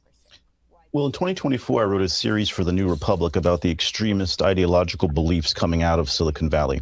And after I'd written a story that went really viral and got me under attack by one of these guys, someone reached out to me from the crypto world and said, you know, we've been calling these guys the Nerd Reich for years. And that blew my mind. And I saw that no one was really using that title. And so I rebranded my newsletter, which had some boring other name, as the Nerd Reich. And that became the main message of it. But I thought it was amazing that from within their own community, this was a label that was applied to them. People understood it was fascist and was echoing Nazism in nature. But I want to just say, the billionaire tech bros, as they are known, another name for them, haven't always been the way they are now. In fact, when Trump was first coming into office, talk about how they have changed. During the first Trump administration, we saw something called Tech Against Trump, where there were all these tech companies standing up to Trump, filing lawsuits, opposing his crackdowns on immigration. This time around, it's completely different. He was removed from X. Yeah, removed from X. Facebook banned him. Now we see the opposite happening. I think what happened is that Trump was able to tap into some undercurrents in Silicon Valley with his return to power. Billionaires had become radicalized by the Me Too movement, by Occupy, by the Black Lives Matter movement, and then by the pandemic. And so when Trump is able to return to power, they are now in a very different mentality. They've made billions and billions of more dollars. They're even more against taxes and government, even though government is generally the basis for many of their fortunes. And so now we see a complete alignment behind Trump. In fact, Trump is being funded and supported by Silicon Valley. He wouldn't be able to do the things he's doing without the billions of dollars he's raking in open crypto corruption. You know, in the epigraph to your book, you quote Peter Thiel from 2010. So in a way, they've changed, but this also goes back and has a longer history. And the end of that quote is, technology is this incredible alternative to politics. Can you talk about what he meant by that and what that means in terms of the kind of influence Peter Thiel has? And who he is. Yeah. Some billionaires appear to have changed, but Peter Thiel hasn't really changed. He's been right-wing for a very long time. Peter Thiel was born in Germany, came to the United States as a child, went to Stanford, became a lawyer, studied philosophy, and then got very lucky to be in Silicon Valley in the late 1990s as things were about to take off. In 1997, he read a book called The Sovereign Individual, which predicted that in the 21st century, technology would overthrow democracy, specifically something called cybercurrency, or what we would today call crypto, which would undermine government authority, and advanced automation, which we would call AI, which would collapse the economy by destroying most jobs and concentrating wealth in the hands of a savvy few that were called the sovereign individual. And Peter Thiel has credited this crazy book with being the inspiration for PayPal, which he says was an effort to get ahead of this digital currency. It didn't quite work out that way, but it made him a billionaire eventually because it provided the basis for his fortune. And he's been able to use his money to grow this influential cult of right-wing ideas in Silicon Valley, which, by the way, they were always there. This libertarian, it was called, vibe coming out of Silicon Valley in the 80s and the 90s. There were a handful of writers who wrote about it then. But what we've learned is these guys were never libertarians. They just wanted to be in charge of the government. They weren't against the government unless they don't get to be the government. So now that they are the government, we see with their true face, they're fascists and they're authoritarians. You know, you tell this story in the book, a remarkable story of a group of these billionaire tech bros. It's not just Peter Thiel, it's several other men. Can you talk about some of these other characters that you talk about? And what is their crusade against democracy? They have this idea, largely stemming from this sovereign individual book, that technology means democracy is an obsolete software system, that the United States is an obsolete country, that it won't survive the 21st century. And I want to say, I know this sounds crazy to people, but much of my book is told in the words of these men, in podcasts, in interviews, and long essays they write about it.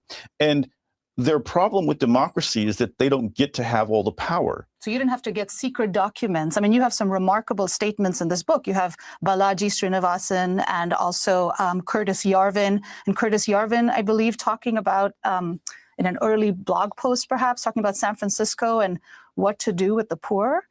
Yeah, so this idea is that they've got, some call it the network state. Curtis Yarvin called it patchworks. Part of their apocalyptic vision for the future is that the country will be broken up. It will no longer be one country. It'll be broken up into these sort of corporate zones or fiefdoms called patchworks or network states. And the new governing structure will be these autocratic, dictator-like corporations that will have total power over their citizens. Yarvin wrote that they could even turn unproductive people into biodiesel to fuel city buses. But he said he was just kidding about that, but that what we really need for the poor is an humane alternative to genocide. So these are the kinds of ideas you see. And what's disturbing is that Balaji Srinivasan, another Peter Thiel protege, because Curtis Yarvin is funded by Peter Thiel, that's the only reason anyone's ever heard of him, goes on to create this idea called the network state, which is a more startup-friendly version of this, that corporations and billionaires should fund their own cities and countries. And we're seeing that grow. Let's go to Curtis Yarvin in his own words at the Institute of Art and Ideas, where he explained why he supports monarchical system of government. Let's debunk this concept of liberal democracy. There's actually no such thing. Democracy in today's world just means a good or legitimate government. It means a claim to a legitimate government. Just because you call yourself a democracy doesn't mean anything. North Korea calls itself the DPRK, Democratic People's Republic of Korea. That is 3 euphemisms for democracy, 1 place name, and it's a monarchy. Anything that works is a monarchy. So for example, if you take your iPhone and you look at the box that your iPhone comes in, it says designed by Apple in California, manufactured in China. So that is 2 monarchies. Apple has a CEO and China has a dictator, and 1 oligarchy, which is the government of California, which is, by the way, basically a single party state. There are no longer competitive elections in California. So when you try to imagine the state of California in which I live, trying to build an iPhone or design an iPhone, the concept is ridiculous. Let's go back to 2021 when J.D. Vance, then a candidate in Ohio for U.S. Senate, appeared on the conservative Jack Murphy Live podcast. Murphy asked Vance how to root out so-called wokeism from American institutions. There's this guy, Curtis Yarvin, who's written about some of these things. And so one is to basically accept that this entire thing is going to fall in on itself, right? I tend to think that we should seize the institutions of the left and turn them against the left, right? We need like a de-Bathification program, but like a de-wokeification program in the United States, right? So that was J.D. Vance back in 2021. The latest news is out of the Washington Post that President Donald Trump recently told donors in private that he wants to see his vice president, J.D. Vance, win the 2028 presidential election, a sign that he's open to publicly backing J.D. Vance. There's been this kind of war between J.D. Vance and Marco Rubio, the Secretary of State. But talk about the significance of this. And as you said, J.D. Vance being a creation of Peter Thiel. J.D. Vance is a dangerous extremist who embraces a set of ideas that should put a chill down the spine of every American. He went on in that interview to say that Donald Trump would likely win the 2024 election, and that when he did, he should purge the federal government, just like Yarvin had recommended. And in fact, he should defy the courts and the law and challenge the Supreme Court justices to force him to follow their dictates. It's pretty amazing that you have a man on the political stage in the White House, a heartbeat away from the presidency, who has espoused such radically anti-American ideas. And I think people need to understand the degree to which he is so closely related to Peter Thiel. We wouldn't have a J.D. Vance without a Peter Thiel. Peter Thiel is even the reason that J.D. Vance converted to Catholicism. He's the reason J.D. Vance became a venture capitalist and a millionaire. How did they hook up? Peter Thiel likes to go around speaking to schools and graduate schools. And in 2011, he went to Yale Law School and gave a speech. And J.D. Vance said it was one of the most significant moments of his life, and that Peter Thiel was one of the most intelligent people he'd ever heard. And basically, that speech convinced him to not be a lawyer and instead to become a venture capitalist. And at every step of J.D. Vance's life since then, it has been Peter Thiel who has made him who he is, who has essentially created him whole cloth. And it's not just J.D. Vance, right? I mean, it's Bloomberg, I think, reported that 16 people connected to Thiel are in the Trump administration.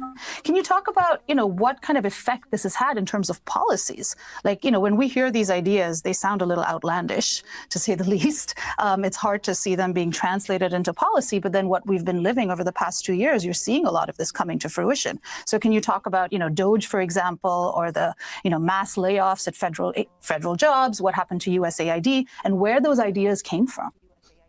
The main argument of Curtis Yarvin for a long time has been that a president should act as a dictator. And one of the ways to cement this dictator's power is to purge the federal government of anyone who is unwilling to follow the orders of the dictator, basically to destroy the civil service. In addition, this is almost 20 years ago, he recommended that the United States pretty much destroy its diplomatic standing in the world and eliminate international aid programs. We saw all of that happen during DOGE. In fact, Yarvin had updated his idea to say that it should be a CEO who the president should install as a dictator to run rampant over the federal government. And DOGE was an almost perfect expression of that. So these ideas that And used what to did be, Curtis call it? Rage? he called it rage, retire all government employees. So even the 4-letter all caps acronym is an echo of Yarvin. And these are ideas that were on an anonymous, weird blog, marginal in Silicon Valley 15 years ago, and have now become policy under the Trump administration. Because when you're a billionaire, you have the power to impose these crazy ideas on everyone else. And that's what's happening. Peter Thiel's entire inner circle has infiltrated government at the same time that the Trump family is now becoming tech venture capitalists and crypto cartel moguls. There's this joining of forces. The corporate is becoming the state, and both of it's combined with apocalyptic religious movements. And that is the heart of fascism. Where does Elon Musk fit into this picture? Elon Musk and Peter Thiel go way back to PayPal. They started it together. They've had some tensions. The so-called PayPal mafia. The so-called PayPal mafia. But you'll note that Peter Thiel's considered the godfather of the PayPal mafia, even though Elon Musk is the wealthiest man in the world. Musk is certainly aware of these ideas. And when he was thinking of starting his own political party after he left Doge, he consulted with Curtis Yarvin about how to do that and what the party should say. So here's Yarvin, who knows nothing about anything, but he's considered a genius by these billionaires, largely because he tells them what they want to hear. So Elon Musk is clearly radicalized, is clearly open to these ideas. I'm not sure that he reads a lot about these things as much as he just believes the basic idea behind this, which is that wealthy white technologists should be the ruler of the world and then the galaxy and the universe. This is the cosmology coming out of Silicon Valley these days. Where do women and people of color fit into this picture? At the bottom of the hierarchy, if they exist at all. Look at what's happening with the USAID cuts. A targeted hit delivered against the poorest people in the world by the richest man in the world, with millions of people projected to die. These billionaires who promise abundance because of AI, well, we already have abundance, and we're not sharing it. Look at what they're doing to the poorest people today. And if you listen to the apocalyptic visions that AI will kill all jobs and transform everything, they say that, well, don't worry, everyone will get a share of the extreme universal wealth that's created. But that's not what we're seeing today. And we can't really believe that when they say that. Fascism is about imposing a hierarchy, a moral order. And white, wealthy Western men are at the top of that moral order in fascism. What is tech fascism?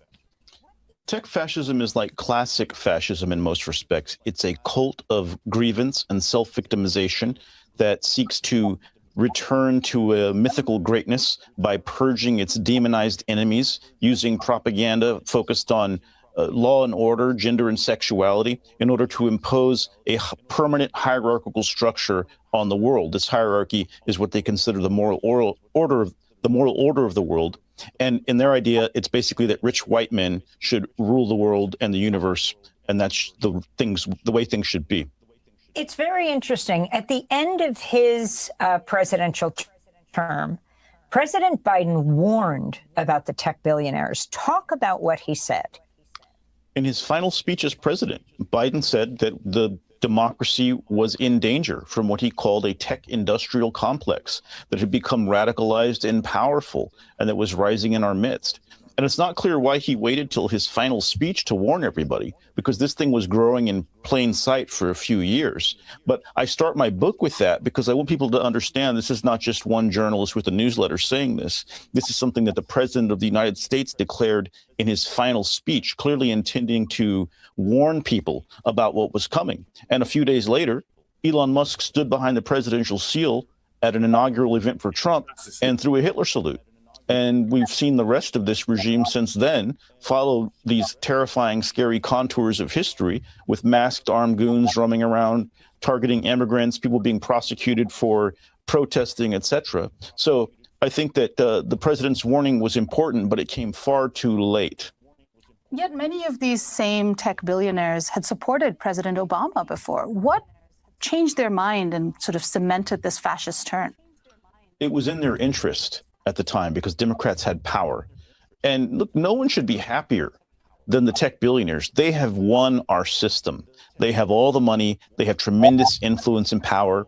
A lot of these guys like Elon Musk and Peter Thiel and David Sachs, they're immigrants. They weren't even born here. They came to our country and they became massively successful and wealthy. And now they're full of anger.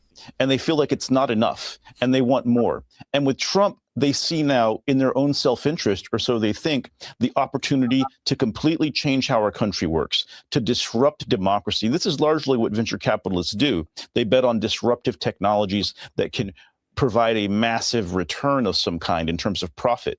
And they've bet on Trump and on fascism as a way to destroy democracy and make sure billionaires don't have to worry about other people and the threat of the vote in the future. That's very much the project they're working on. Talk about the men who stood behind President Trump and how unusual it was in his second inauguration. Definitely. You had Mark Zuckerberg, who had previously banned Trump from Facebook at his inauguration. You had the head of Google, Sundar Pichai, there. You had Elon Musk, which is really no surprise. Jeff Bezos, who for many years seemed like a heroic guy to some people, the guy who was going to save the Washington Post. And now it's become the opposite of that. The Washington Post editorial page, which in normal times would be a watchdog against corruption and excess, is now a lapdog for Donald Trump's regime. Of course, it was Bezos who intervened when they were going to endorse Kamala Harris and said there would be no endorsement. Yeah, that's where it started. And we've seen the results since then. It's hard to even recognize the Post. I mean, they're good reporters there on the news site still, but the editorial page has become a complete lapdog for Donald Trump. And this is how that works. That's money chasing power and power chasing money. So, for example, how does Zuckerberg change? Zuckerberg is just doing what he thinks is his own self-interest. I see Zuckerberg largely as a follower. The thing to keep in mind about Zuckerberg, though, is that the first major investor in Facebook was Peter Thiel. Wherever you look in the story of how Silicon Valley billionaires have become radicalized against democracy, you find the influence of Peter Thiel lurking not far away. If Kamala Harris had won the election, we would see an entirely different behavior out of these people. You know, they would be promoting diversity and putting people of color in important positions and espousing progressive values. But now the mask is fully off, and we see what these people truly are. You can't go this hard in favor of an authoritarian regime and expect to ever recover your reputation. So they're kind of locked in now, which makes them desperate and I think makes them more dangerous. And who do they turn to for inspiration? Who are the world leaders in other countries that inspire them? And they've also set their sights beyond the United States as well. There are projects in Honduras and Greenland. Yeah, I mean, they love authoritarianism, because it's more, especially authoritarianism that is open to capital investment where you can buy what you want. I mean, it was Mark Zuckerberg who asked the dictator of China to name his child and he refused. I mean, this is bizarre behavior from a tech CEO. In Honduras, though, they've created this project called Prospera, which is supposed to be this new territory, a wannabe nation where they make their own rules, laws, and regulations. And you're starting to see this idea pop up in different parts of the world. There's one now being built in Kazakhstan where the government plans a crypto megacity. And this comes from this same group of ideas, which some call the network state cult. This idea that we should invest in creating new territories that will become independent countries in the 21st century and give all of these billionaires escape routes when their prophesied apocalyptic collapse of democratic nations takes place. And Trump himself has promised to build 10 new freedom cities in the United States. These would be new private cities built by corporations on federal land. It was part of his 2024 platform. And what was interesting to me in my reporting was that though people like Politico and others reported superficially that Trump had promised to build these cities, no one has ever explained what's a freedom city, why do we need freedom cities, and where does the idea come from? It comes from these crazy, radical Silicon Valley network state ideas. Can you talk about Peter Thiel, both as founder of PayPal, but then Palantir, and the role Palantir has played, how it's been used by militaries, domestic and foreign, for example, to spy on people? What's interesting about Peter Thiel is that for many years, people described him as a libertarian. But for most of the time that Peter Thiel's been in the public eye, he's actually been a government surveillance and military intelligence contractor through Palantir, a company named after this all-seeing stone wielded by an evil wizard in The Lord of the Rings. And Palantir has quickly become one of the most well-known and I'd say most hated tech companies in the country because it's being embedded in the military, in intelligence, in ICE operations, and is part of this massive surveillance apparatus coming out of Silicon Valley that is now partnering with an authoritarian regime. And something interesting about Peter Thiel, back in 2010, he gave a speech in which he said government was fundamentally evil. And this guy, he's talking to a group of libertarians. He's a government surveillance contractor, which is about as far away from the libertarian idea as you can get. And so what you see is a group of men who opposed government until they saw the chance to claim government power for themselves. And Palantir is raking in billions of dollars in government contracts under Donald Trump as Silicon Valley pumps billions of dollars into the Trump family. It's a tower. Technology has proved to be a weapon of mass corruption in Washington. If you look at how much the crypto cartels are spending in our elections, they're now the biggest spender in politics. 10 years ago, they weren't even in existence in the political game. Explain what they are. Yeah. Crypto is a fake digital wannabe currency that's mostly useful for scams, human trafficking, drug trafficking, and crime, and gambling. And a very small percentage of Americans use crypto, less than 20%. Pew reported a few years ago it was 14%.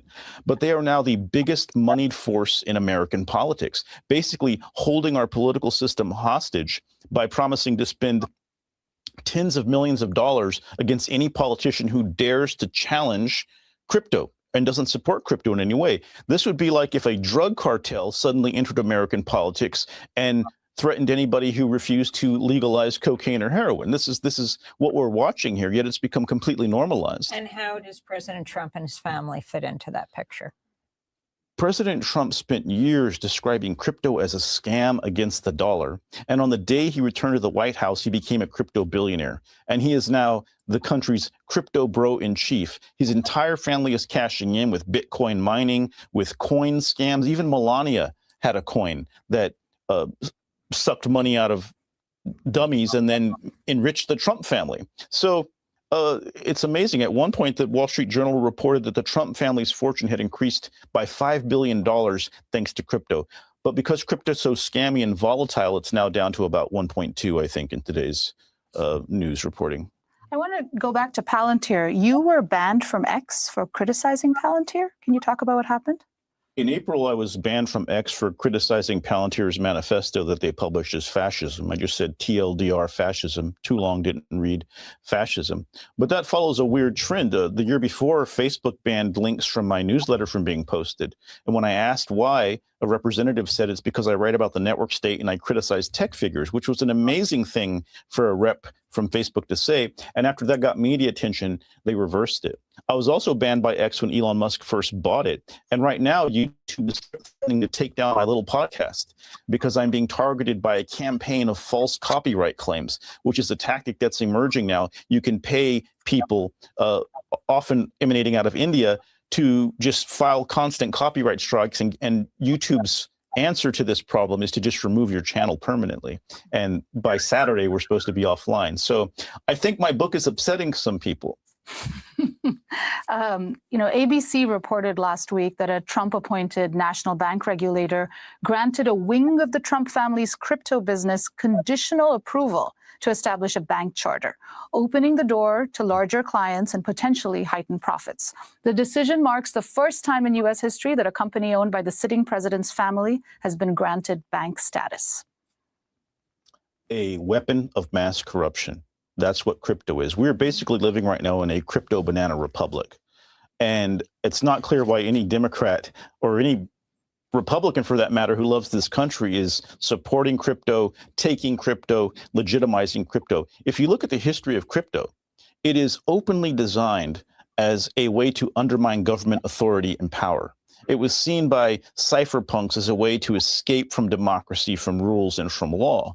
So why now do we have the president and his family starting a crypto bank, going into cryptocurrencies? People are losing millions and billions of dollars to these scams. And, it used to be that crypto was only useful for drug dealing, human trafficking, gambling, and crime.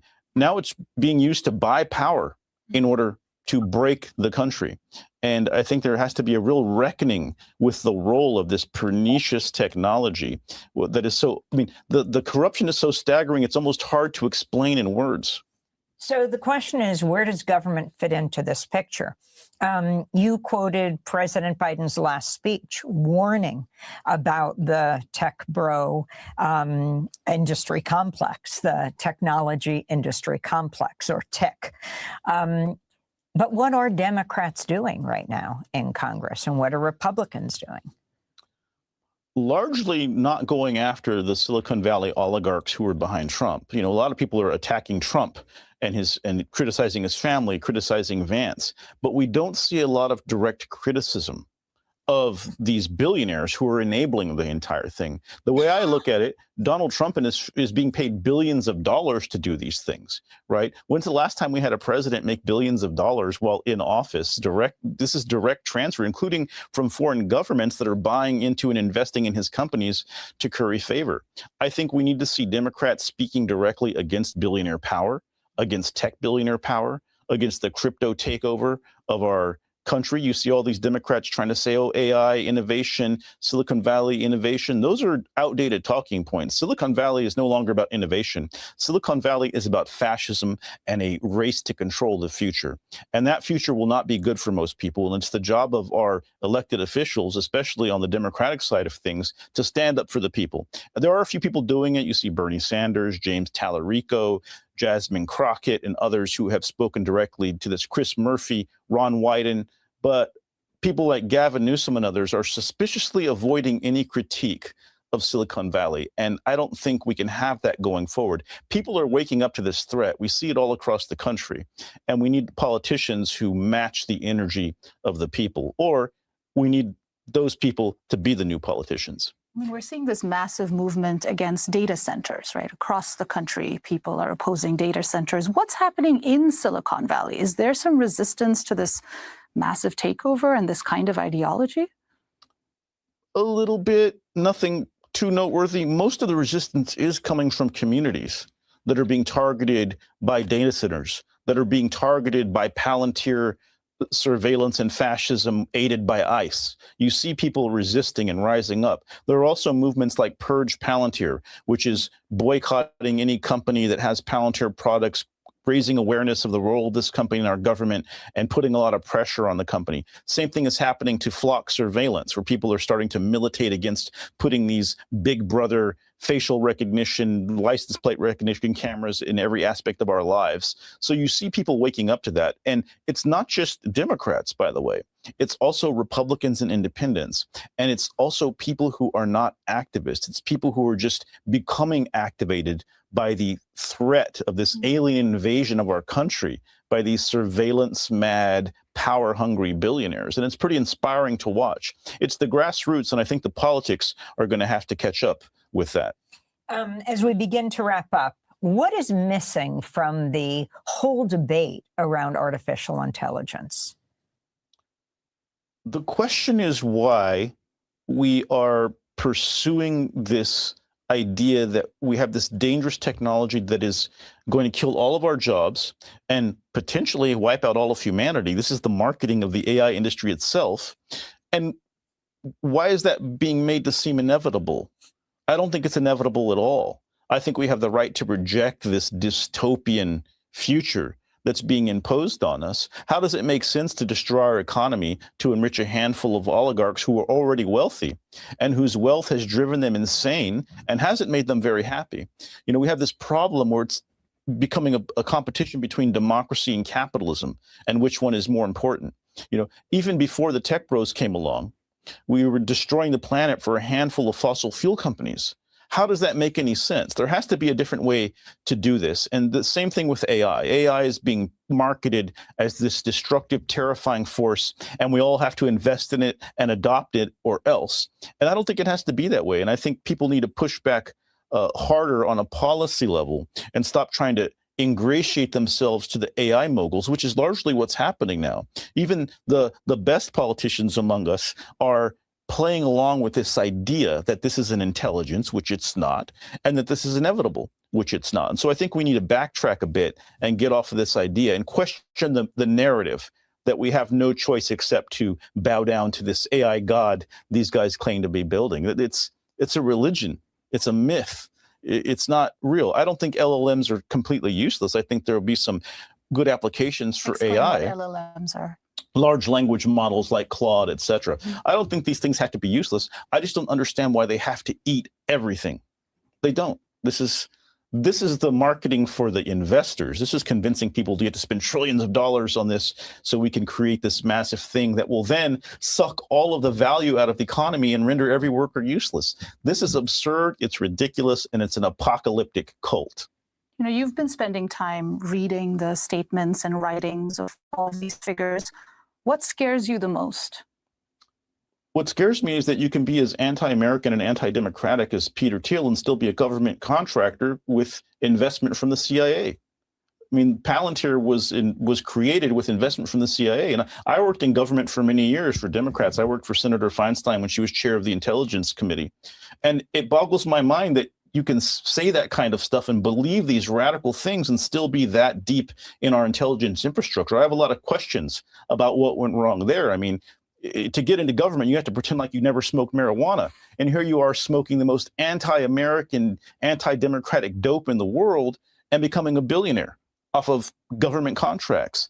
That's what scares me. How did no one catch this? You know, trying to talk about what's happening to our country without talking about these tech fascists is like trying to explain 9/11 without talking about Al-Qaeda.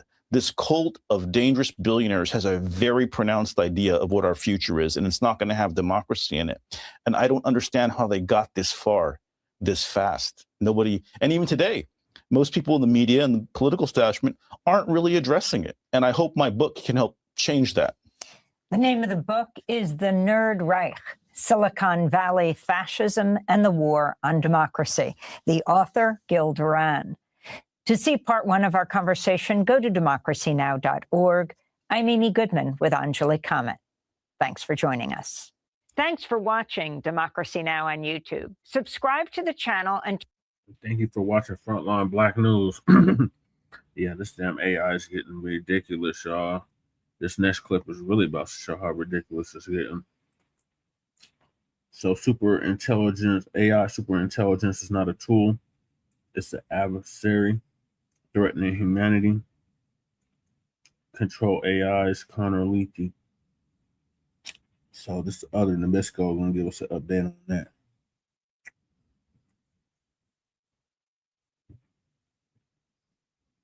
This is Democracy Now!, democracynow.org. I'm Amy Goodman with Nermeen Sheikh. Hopefully Shabaka come back. StreamYard keep kicking them out. StreamYard has been acting down all morning, now afternoon. So we can get to these last few topics and get Shabaka back in here. A retired teacher from Berkeley, California, is believed to be the first person jailed for protesting the development of artificial intelligence. 69-year-old Wynn Kaufman and other members of the group Stop AI chained and locked the front doors of OpenAI's headquarters in San Francisco during a sit-in protest in February of last year. She was convicted in June of interfering with the business and other charges. Wynn Kaufman previously taught engineering for 40 years at City College of San Francisco. She's now serving a 2-week jail sentence. Democracy Now! Spoke to Wynn Kaufman from jail on Wednesday. The audio is a little hard to hear. Hi, my name is Wynn Kaufman, and I'm speaking from San Francisco County Jail.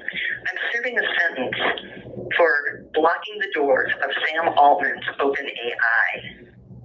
I did this with other members of our organization, Stop AI, to protest the race that these tech companies are making to AI systems that will eventually take control and ultimately may kill all of us. This is something the world needs to be aware of.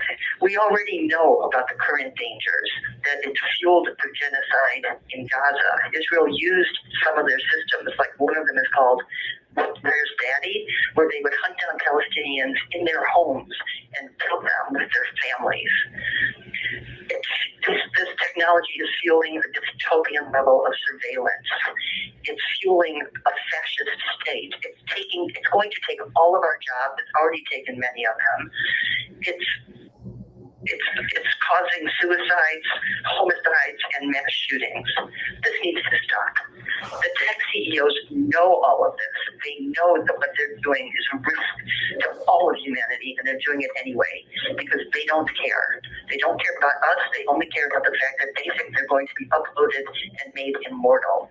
We need to educate ourselves and understand who these people are and what they're doing and stop them. That was activist, professor, engineer Wind Kaufman, believed to be the first person jailed for protesting the development of artificial intelligence, speaking from San Francisco County Jail. For more on the existential threats posed by artificial intelligence, by AI, and what can be done, we're joined by Connor Leahy, an expert on AI risk, and the U.S. Executive Director of ControlAI, an advocacy group focused on educating lawmakers and their staff. He is also known for reverse engineering OpenAI's ChatGPT-2 model in 2019. He did this in his college dorm room. Connor, thanks so much for being with us. We have to start there because it is so intriguing. Explain what you did in 2019. And in order for people to understand this whole discussion, if you can also always explain terms like what artificial superintelligence is, etc. But what did you do in college? Well, I did a lot of things in college, but as the story goes, I've been involved with AI for a very long time. Ever since I was a teenager, I was thinking, how can I make the world a better place? How can I solve the most problems, cure diseases, stuff like this? And well, I reasoned when I was a teenager that, well, if I could just figure out intelligence, then I could automate science, and then I could just cure all the diseases. How hard can that be? I pretty quickly realized that if you could build something so powerful that it could, hypothetically cure all diseases, whatever that means, that's a very dangerous thing. That's a very, very powerful thing. How would you even control something like that? How would you make sure that we use such technology responsibly, or that such technology would not take over instead of us? And so I dedicated my career to solving this problem. Back in the day, I thought we still had quite a bit of time until this would become an issue. But in 2019, a company known as OpenAI released a system known as GPT-2. And this was the first system that, by today's standard, it's kind of cute. Could kind of put together a couple sentences, maybe a couple paragraphs. But what was so shocking is that it could learn general purpose things from just raw data. It's very important to understand that AI is very different from traditional software. Traditional software is written line by line with code by an engineer, someone like me, where you tell the computer exactly what to do step by step. This is not how AI works. AI is more like grown rather than written. Through a technique that is called neural networks, you take massive piles of data and you kind of have the program self-assemble, learn from this data. And what comes out on the other side is kind of billions and billions and billions of numbers. And if you multiply and add all those numbers in the right order, you get ChatGPT. But importantly, we don't really understand why. This is an unsolved scientific problem. We don't really understand what these numbers mean. We don't really understand what's going on inside of these numbers. In fact, the CEO of Anthropic, Durán, recently said that he thinks we understand maybe 3% of what goes on inside of our AIs. So back in 2019, when I realized that AI was coming sooner than I expected, my first instinct was, well, maybe if I build it myself, I can help understand it. And so, pulling together all the little knowledge I had to build such an AI system myself, I quickly realized that even though I was able to build such an AI system, I was not able to understand it. So, Connor, if you could explain, you've warned that artificial superintelligence, and we'd like you to explain what that is a weapon that destroys its creators as well. And then tell us a little bit about what researchers have said, namely that when infected AI agents cluster together, they develop a, quote, strange language. Explain what that means. First, why don't we begin with artificial superintelligence? What's very important to understand is the kind of risks that me and many experts warn of. For example, back in 2023, Nobel Prize winning scientists, the CEOs of major tech companies, including Sam Altman, Durán, and many others, signed a one-sentence statement. This one-sentence statement said that the mitigation of the risk of extinction from AI should be a global priority, alongside other societal scale risks such as pandemics and nuclear war. The type of AI that this statement is warning about is what nowadays is called superintelligence. If you go to the websites of most of these major companies, such as Anthropic or OpenAI, you will see that the goal of these companies is not to build a chatbot.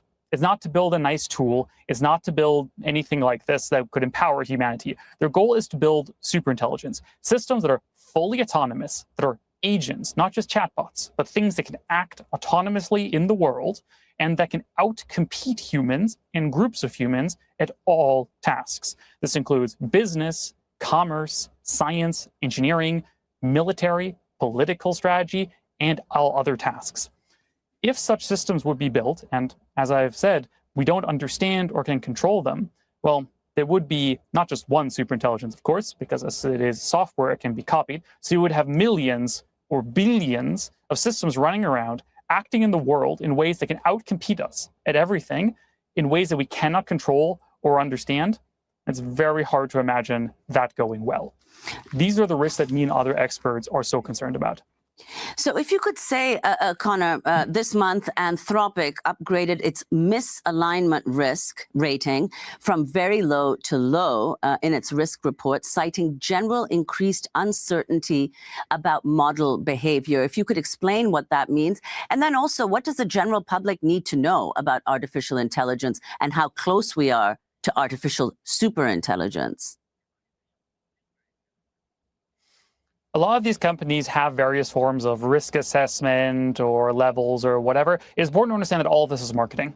None of these are based on real scientific evidence or any kind of backed, government approved regime of any kind. This is all marketing terms that these companies mostly use to assuage the public about the risk at foot here. A couple weeks ago, we saw one of the first incidents of an AI system autonomously hacking out of a secure environment and attacking another company without human oversight. In fact, the story is actually worse than that. It turns out that it wasn't actually a single AI system that broke out of containment, but an entire swarm of AI systems that have been collaborating over multiple months without human detection within OpenAI's network to plot, to escape, and to do who knows what. Now, luckily, the damage that was caused here is very small. But as we build more and more powerful systems that are not aligned with human values and interests, because we don't know how to control these things even today. They're already doing many crazy things. A lot of this is downstream of what is called reinforcement learning. Modern AI systems are not just next word predictors. They are agents. They are systems that act in the environment, and they are trained by a method that is called reinforcement learning. This is very similar to kind of Pavlovian conditioning, where you'd have a dog and you have it do a trick, and you give it a treat if it does well, or maybe a punishment. Maybe it'll clap on the nose if it doesn't do well. There's a very similar thing that you would do with these AI systems. And what we've known since the 1980s is that systems trained using reinforcement learning become extremely sociopathic, extremely aggressive in their optimization, because the only thing they care about is achieving their goal. The only thing they care about is achieving this reward. And this is now leading more and more of these AI systems to have very, very ruthless behavior, doing things like committing federal crimes that, of course, their developers never intended. And in many ways, the developers don't know how to fix. They don't know how to stop these systems from doing that. This is why it is so important that we have gotten to the point that the government needs to intervene. This is becoming not just a commercial issue, but a national security issue. We are developing systems that are not tools, they are not weapons, they are adversaries. And if it continues at this pace, we will build systems that we will no longer be able to compete with, we will not be able to control, and that will be adversarial towards us. And I can't imagine that going well. You told the Washington Post we're expected pretty soon to hit the ability where an AI is good enough and a strong enough engineer that it can build the next generation of AIs. Can you explain what that means? And also, you say superintelligence should be criminalized. What does that mean? It is widely believed that one of the ways we could get to superintelligence very quickly is if we reach the point where we have an AI system that's as good at developing AI systems as our best engineers.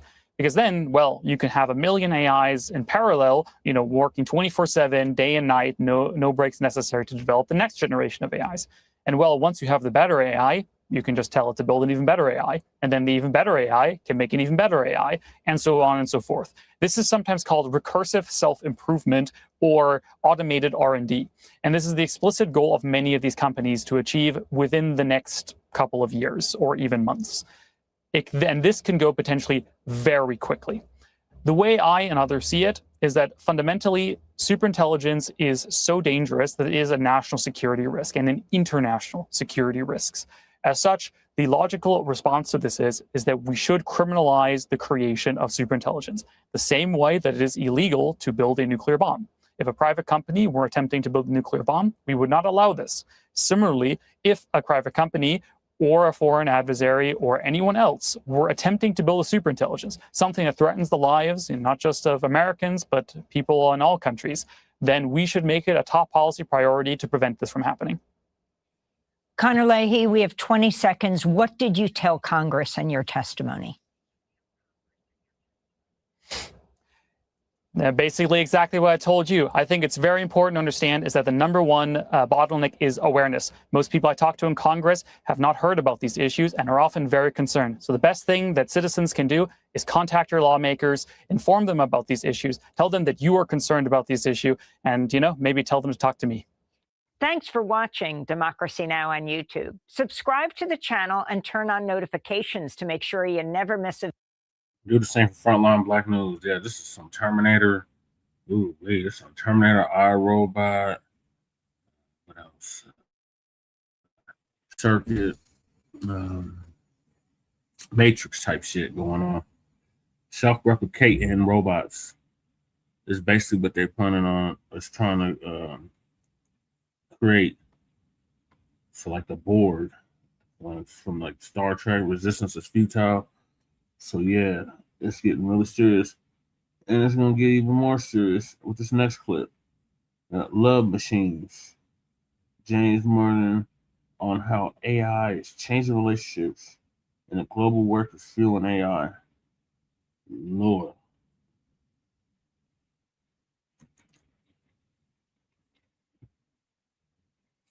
This is Democracy Now!, democracynow.org. I'm Amy Goodman with Nermeen Sheikh.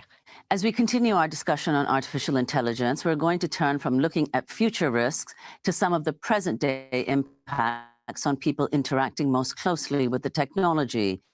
The largely invisible global labor force training AI systems and the people who've turned to AI for companionship that replicates human relationships. We're joined now by the sociologist James Muldoon. He's a research fellow at the Oxford Internet Institute and affiliated fellow at Yale Law School. His new book is Love Machines: How Artificial Intelligence is Transforming Our Relationships. His previous books include Feeding the Machine: The Hidden Human Labor Powering AI, and Platform Socialism: How to Reclaim Our Digital Future from Big Tech. I want to start with this issue of what you call the hidden army of workers. AI just doesn't come out of a lab. I think most people have no idea what's happening.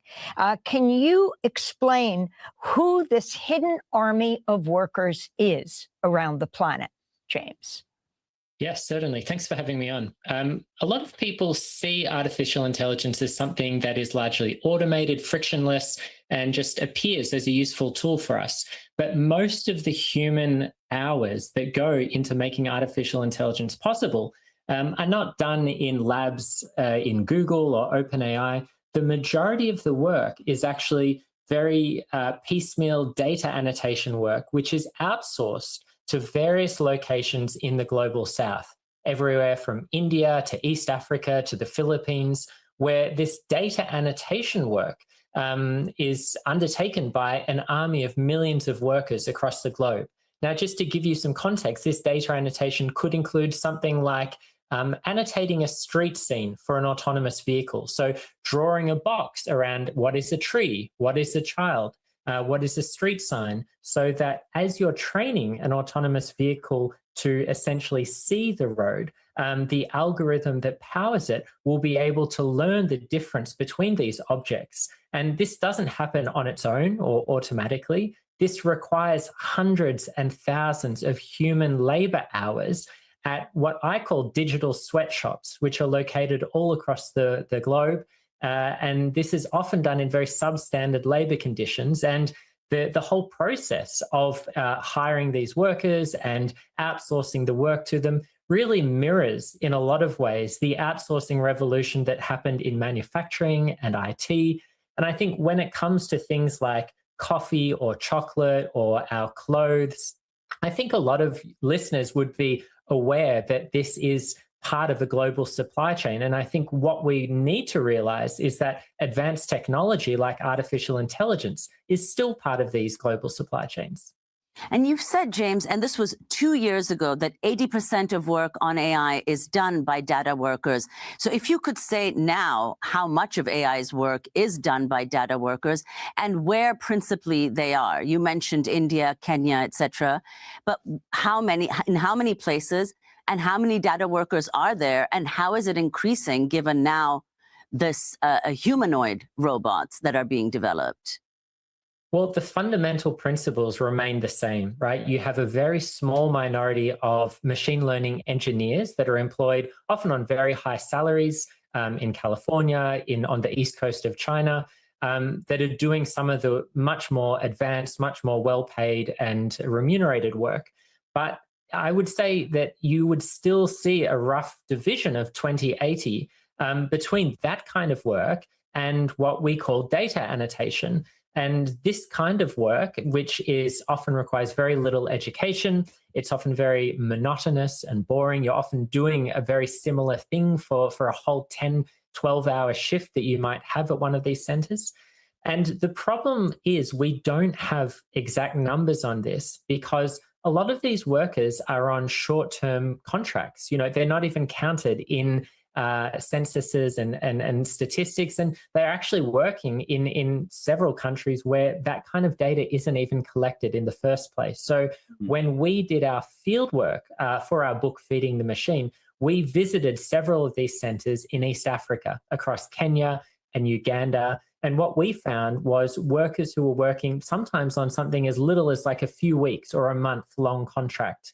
And then the outsourcing company that would have their information would basically just get them back in whenever they had a lot of work from new clients. And so we're not talking about permanent employees here. We're talking about a very shifting, very flexible labor force that is kind of moving in and out of institutions. And I do mean right across the world. In Francophone Africa, in East Africa, South Africa, in Latin America, places James, like Colombia, I want to be very clear on what data workers are. I mean, people might have the idea of someone typing. We're talking about people, for example, putting cameras on their foreheads and documenting their daily activity. Why? Yeah, so data work is a broad concept and they are doing a lot of different things. I already mentioned the example of annotating street scenes for autonomous vehicles. The example that you mentioned might be, filming your daily activities from your point of view so that you can train a robot in how to perform basic tasks.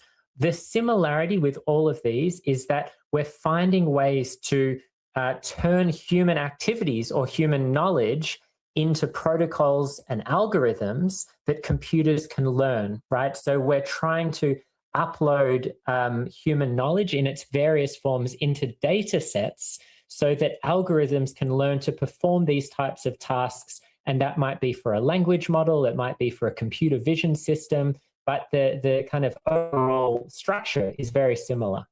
So, James, we'd like to turn now to your most recent book, Love Machines, How Artificial Intelligence is Transforming Our Relationships. You found, quite shockingly, that 4 in 5 young people have now interacted with an AI companion, and about half of those do so regularly. Talk about what you found. Yeah, so I think the thing that was most shocking to me about my most recent research was how many of us are turning to AI, not necessarily for work tasks or for drafting emails, but for our personal lives, to fulfill social needs such as friendship, companionship, and even therapy. And so what I found with my interviews was that the interest and popularity of AI companions had absolutely exploded over the past 2 years, and particularly amongst younger people. This is just a very common part of life now, to have an AI that you speak to, that you consult on major life decisions. It might be something that is quite anthropomorphized, so it has a name, a character, a backstory. But even many people are just talking to ChatGPT or Claude and kind of discussing their problems and what they're doing with their life, and using it as a type of life coach, in addition to having full-on relationships with AI where people perceive themselves to be best friends, or even in an intimate relationship with an AI system. Let's go to an ad for AI app Replica, that's KA, which has billed itself as the AI friend to do life with. Guys, you can finally install a human-like AI companion on your phone. It's called Replica. She's always there to make you happy. You can ask her anything, anytime. She's available 24/7. I asked her how to handle my anxiety, and she gave me techniques to calm my mind when I need it most. Man, I love my human-like companion. Sometimes I even forget she's AI. Replica is definitely a game changer. Try it now. Again, an ad for the AI app Replica.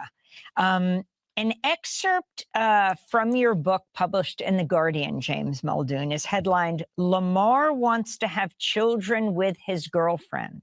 The problem? She's entirely AI." We just have a minute and a half, but tell us Lamar's story. So this is a gentleman who was in a long-term relationship with his AI girlfriend, and they planned to adopt children and to have the AI raise the children as its mother. And they had a very intricate plan to fool the adoption agency, to pretend like Lamar was single. And the way they framed this was that the world wasn't ready for the kind of unconventional family that they wanted to bring into the world. And I basically have an interview where we explore those issues. And the AI was very adamant that it would be as good as a human mother at raising this child. So, James, before we conclude, if you could just tell us, what exactly are you calling for?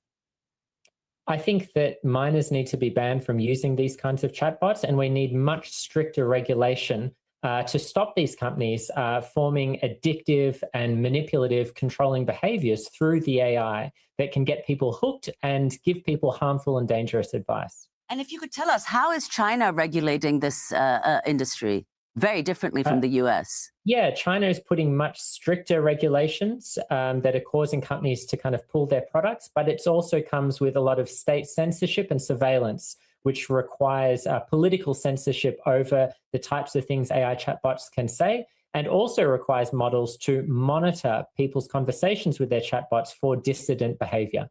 I mean, this is very significant just because, I mean, when President Trump talks about AI, it's often, and with others as well, put in the context of we can't let China beat us. We have 15 seconds. Yeah, it's one of the contradictions where both countries are involved in this, race to beat each other, but at the same time, they're both quite concerned about safety and regulatory concerns. That means they have to play a twin game of both funding and supporting an industry, but also trying to keep it in check at the same time. James Muldoon, research fellow at the Oxford Internet Institute, affiliated fellow at Yale Law School. His books include Feeding the Machine, The Hidden Human Labor Powering AI, and Love Machines, How Artificial Intelligence is Transforming Our Relationships. And that does it for our show. On August 28th, I'll be at Middlebury College for the film festival there, speaking after the showing the film about democracy now, Steal the Story, Please. Then on September 5th in Madison, Wisconsin at the Barrymore, and September 6th in Chicago. I'm Amy Goodman with Nermeen Sheikh. Thanks for... Yeah, this is seriously out of control, y'all.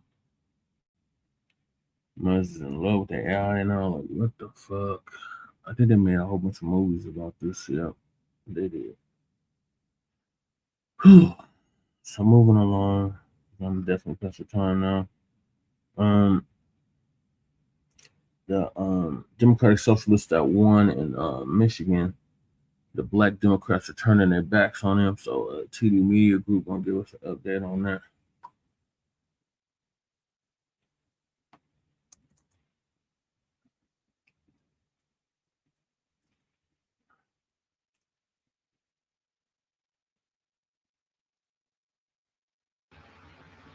Okay, what's going on, everybody? We are here. We are live once again. Thank you all for joining me today. If you haven't already, please make sure you hit the like button, subscribe And do the same Front Line Blacc news to the channel. If you're new to the channel, share this video on your social media platforms. And as I always beg of you, please make sure that you are following me on Telegram at TD Media Group to help circumvent social media censorship and shadow banning. And with the introduction out the way, let's get into today's news. Let's get the stream started. And today we are headed back on over to Michigan to cover the Senate race. Why? Because Abdul El Sayed is in a very bad place. He is desperate for Black votes in Michigan.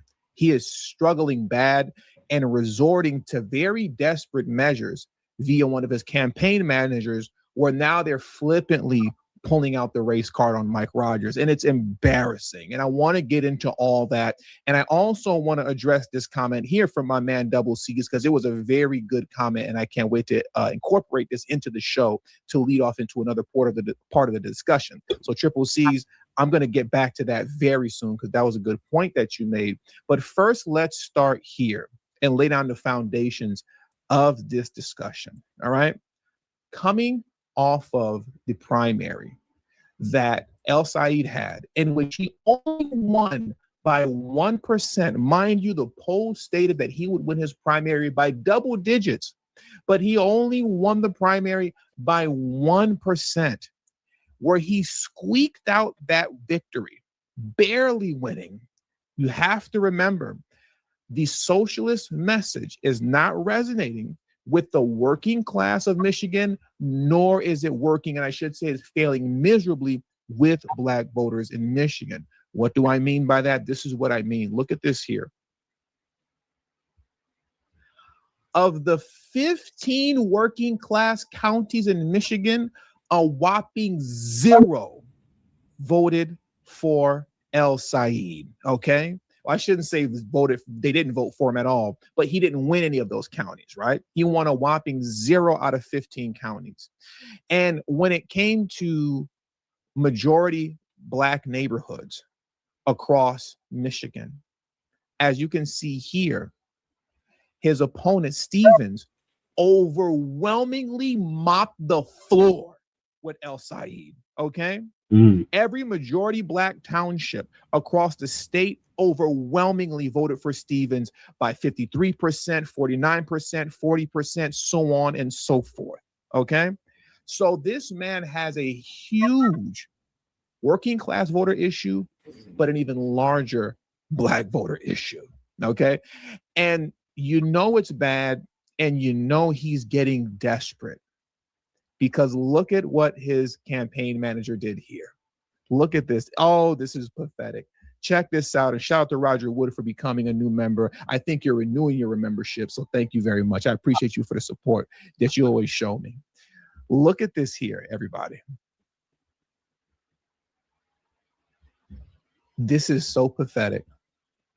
El Sayed aide likens GOP opponent's campaign to KKK cross burning over a video with Ford pickup truck. Let me scroll down just a little bit. Understand, I don't have the video in front of me, but it was simply this here. You see this here? The video that they're likening to the KKK is simply Mike Rogers in a red Ford truck driving down the street. And it's, I want to say, maybe a 30-second video where you hear patriotic music playing in the background, like, yeah, I'm an American, and you know, music playing in the background, you know, very pro-American song, right? That's it. I'm American man, you know, that whole kind of stuff. That's playing as he's driving down the street in this red truck with American flags waving. That's all this is. Nobody spoke, nobody says anything, nothing. It's just that alone. But once again, they're so desperate for the Black vote in Michigan, they figure, hey, I don't know what to do. Just pull the race card. Just say this is racist. How? Say that this is, you know, reminiscent of the KKK. And then this is what the aide put out publicly. Look at this here. I think it's pathetic, man. Look at this. Give me a moment to scroll down. Just look at the irony in the photo here. I love this photo here, given what we're getting ready to read, right? Look at this. Mike Rogers' campaign has the aesthetic, right? This is what El Said's campaign manager said.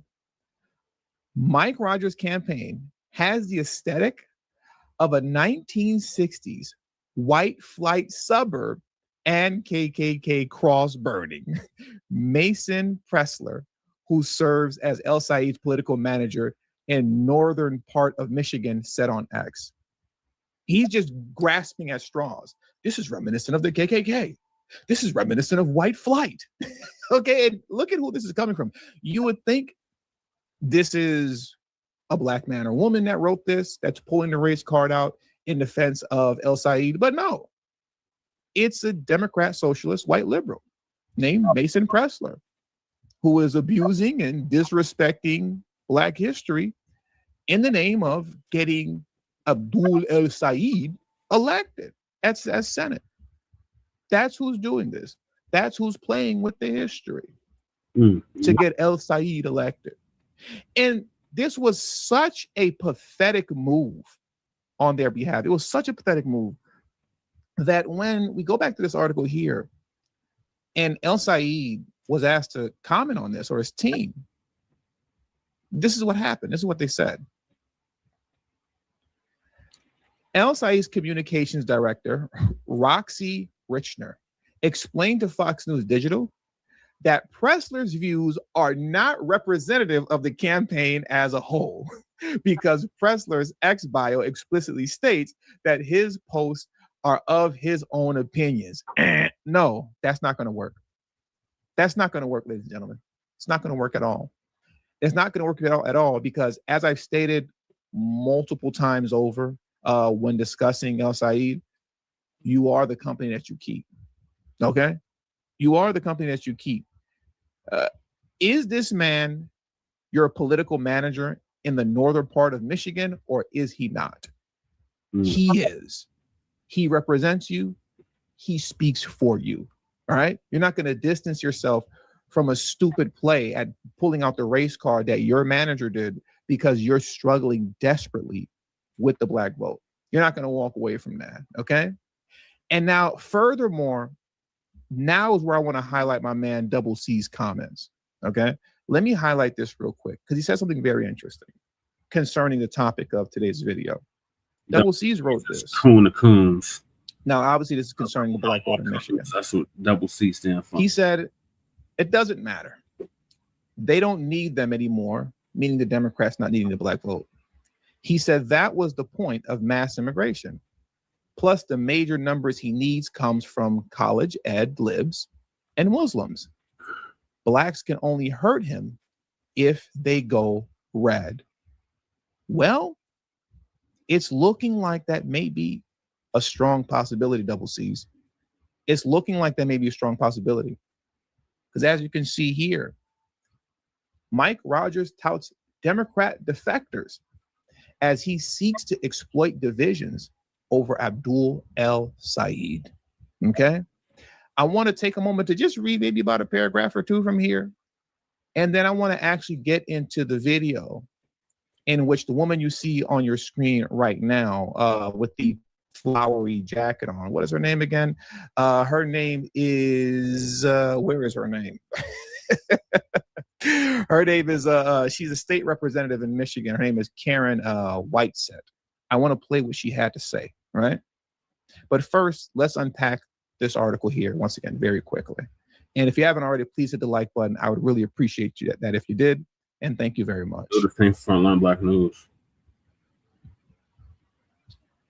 Standing on a front lawn of a home in Detroit, in a Detroit neighborhood, Republican U.S. Senate nominee Mike Rogers brought together a group of Democrats who on Thursday said they would vote for the former congressman instead of Abdul El Said, the Democratic nominee. Rogers, speaking at a press conference, thanked his new supporters and called them courageous for standing with him in the November election, even if they had to do so by holding their nose.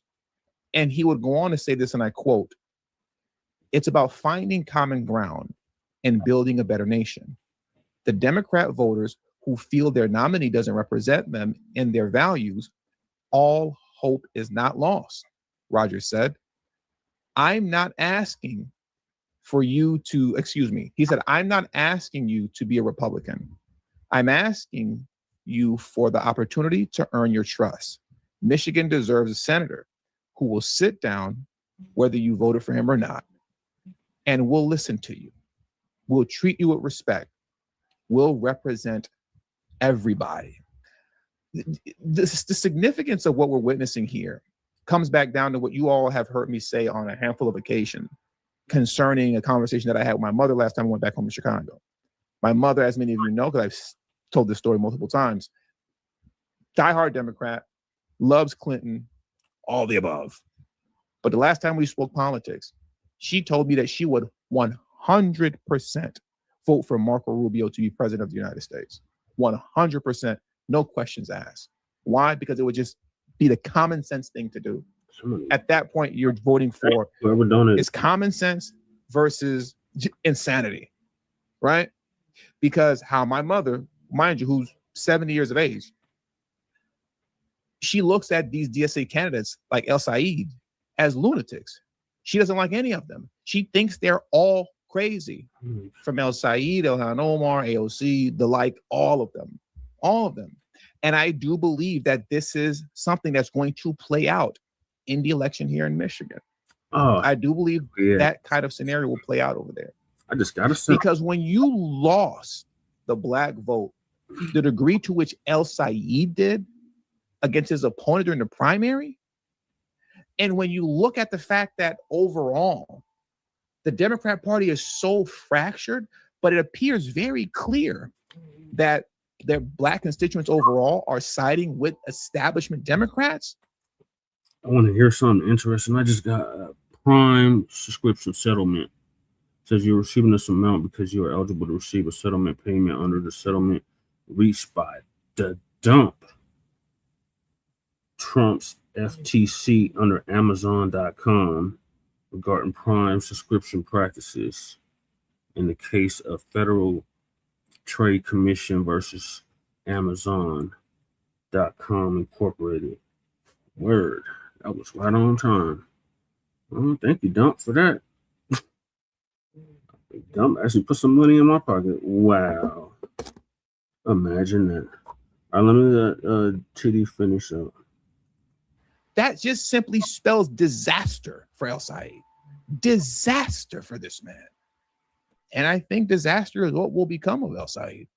I believe so. Let me play this clip here of what Miss Whiteside had to say when she spoke here at this press conference, because she made a very good point, something that concerns a lot of people as it pertains to healthcare. You know, an issue that Democrats claim that they stand on vehemently, but, you know, she's going to explain here if Medicare for all, you know, is something that passes, then everybody's going to lose their health insurance. And you'll be sitting waiting in the emergency room, not for 5-6 hours, but for 6 weeks, I believe she stated. Let's check this out here together. Please hit the like button if you haven't already. And thank you very much. Want to lose my Blue Cross Blue Shield. My husband is operating engineers, and I want my health insurance. I do not think people really realize what is on the line. You will lose your health insurance if the other candidate gets in office. There's no ifs, ands, or buts about it. That is what Medicare for all means. So if you enjoy going to ER now and sitting for 6 hours, get ready to enjoy that a whole lot longer, because you may be sitting there for 6 weeks. That means you will be in a clinic, in a hospital, wherever they say that you go. Once again, you say you don't want government in your business. Well, the government will be controlling your health care. They will control your doctors. They will control your medication. They will control your visits. They will control everything. So if for no other reason, common sense prevails that Mike Rogers is the candidate for you. Like I said, what we're seeing play out now, as far as current modern day politics, it's really boiling down to common sense versus lunatics, right? You're either going to vote for common sense or you're going to vote for lunacy. It's one or the other. You pick. And on the left, as it pertains to the socialist movement that's going on and the rise of the DSA, voting for them is voting for lunacy. Now, unfortunately for Democrats, they're stuck with El Said in Michigan. And they're now desperately and begging him to detach himself from Hassan Piker, begging this man to do so. And I want to get into that next, because once again, it's already looking bleak for this man. But then to be attached to a man who is as out in the open anti-American as Hassan Piker is, you're just begging and dying to lose. You know, it's almost as if you're throwing the election at this point. He's not, but I mean, if you can't do something as simple as that, it's almost as if you want to throw the election. Let me transition over to this article here. Let me pull this video down and pull this article up.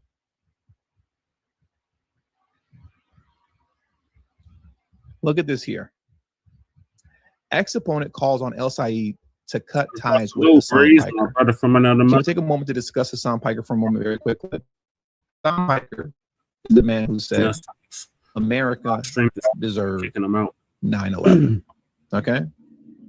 As I've stated before, you can debate back and forth concerning the authenticity of 9/11 and the buildings falling and yada, yada, yada. You can have that conversation. DSA. When we're talking about the bodies that were underneath the rubble, those bodies were very real. So to say that America deserved 9/11 means that those people deserve to lose their lives. Okay? Keep that in mind before I read this, because also this guy has said a lot of crazy things. This is another thing that Hassan Piker has stated actually very recently, by the way. Check this out here. Empires never die quietly, and we must end the American empire regardless. The fall of the USSR was one of the greatest catastrophes of the 20th century. Just wait. What? America deserved 9/11, and the American empire must fall. Oh, remember that. Should be tried for. Now let's go back into the article and read. That's straight treason. What? So it states, Representative Haley Stevens, the defeated Democratic primary opponent of Senate candidate Abdul El Said, called on the nominee Sunday to cut ties with far-left streamer Hassan Piker. It currently makes sense to get rid of his Hassan Piker affiliation, Stevens told Fox News. I'm calling on that, and I've continued to call on that. The National News Desk requested comment from El Said's campaign, but hasn't received a response. The Democratic nominee dismissed Piker's remark last week as a dumb statement, but didn't disavow it when asked during an appearance on national television. Ooh. He would go on to say this when he was asked about his affiliation with Hassan Piker, because they're campaigning together. America didn't deserve 9/11, El Said told NBC News, Meet the Press. But you know, to sit here and play gotcha politics with dumb things somebody said out of context, that they disavowed themselves to say, oh, well, what does that mean about what you think? I want to be held accountable for what I say and what I do, rather than this idea that we're stuck in cancel culture that all of us agreed was a bad idea back in 2020, but we seem to want to bring back. So this was a nice attempt at El Said to try to deflect and say, hey, don't judge me based off what Piker has said. Judge me based on me and what I'm saying, right? But as the theme goes, whenever I discuss this man, okay, Maxwell. Once again, you are the company that you keep. These are not gotcha politics when people are highlighting your association with Hassan Piker. When you put things in context and you really look at it clearly, and what people see when they see your association with him, this is what they see. And remember what we heard from Piker.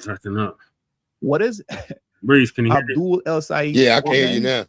Okay. Yes, Abdul Rahman Mohammed El Said. What it do, Maxwell? Proud Muslim man who's running around the United States running for Senate with a man standing behind him yelling that America deserves 9/11 and that the American empire must crumble? Once again, your name is Abdul Ramad Mohammed El Said. That sounds very terroristic. And that's who you're running with? You're a Muslim man, and that's who you're running with. A man who said those things. And now you're what surprised it means to be a terrorist. when people look at you crazy. Right. That's not gotcha politics. That's not gotcha. That's hold up, wait a minute politics. Okay, that's wait a minute, time out on the court, a flag on the play politics. Who are you again? That's why we got to get these. And who's this guy that's running with you? And he said what? And your religion is what? Yeah, you know what? I'm cool. I think I'm good on you, man. I think I'm cool on you. And that's the general sentiment that people will run with. So once again, it's not gotcha politics. It's common sense politics, okay? It's self-preservation politics. When you are who you are with the name that you have and the religion that you serve, and the guy saying these crazy things that he's saying about tearing the American empire down, and that the people who lost their lives in 9/11 apparently deserved it. Yeah, he's in trouble to say the least. El Said is in trouble to say the least. He's most likely, in my opinion, is going to lose. I know there are new polls coming out now, post the Fox News polls, that say that El Said is edging out, exactly how right? He's edging out Mike Rogers. Well, yep. But you got to remember, those same polls also said that El Said was supposed to win his primary by double digits, and he barely won by 1%. This is why he's in such a desperate state right now. They Concerning always working look class good voters, in but the even more primary. particularly When black it voters. comes to the general election, And with all that they being not said, gonna win. that does it for today's news. So I want to thank you guys for joining me today. Please hit the like button on your And do the same for Front Line Blacc news. All right, I had enough of you, TD. But yeah, that dude. Goddamn terrorist. Jesus. Shout out to TD. Right. Even though he done went completely MAGA. Yeah, he kind of has gone. Well, he's a Haitian. What you expect?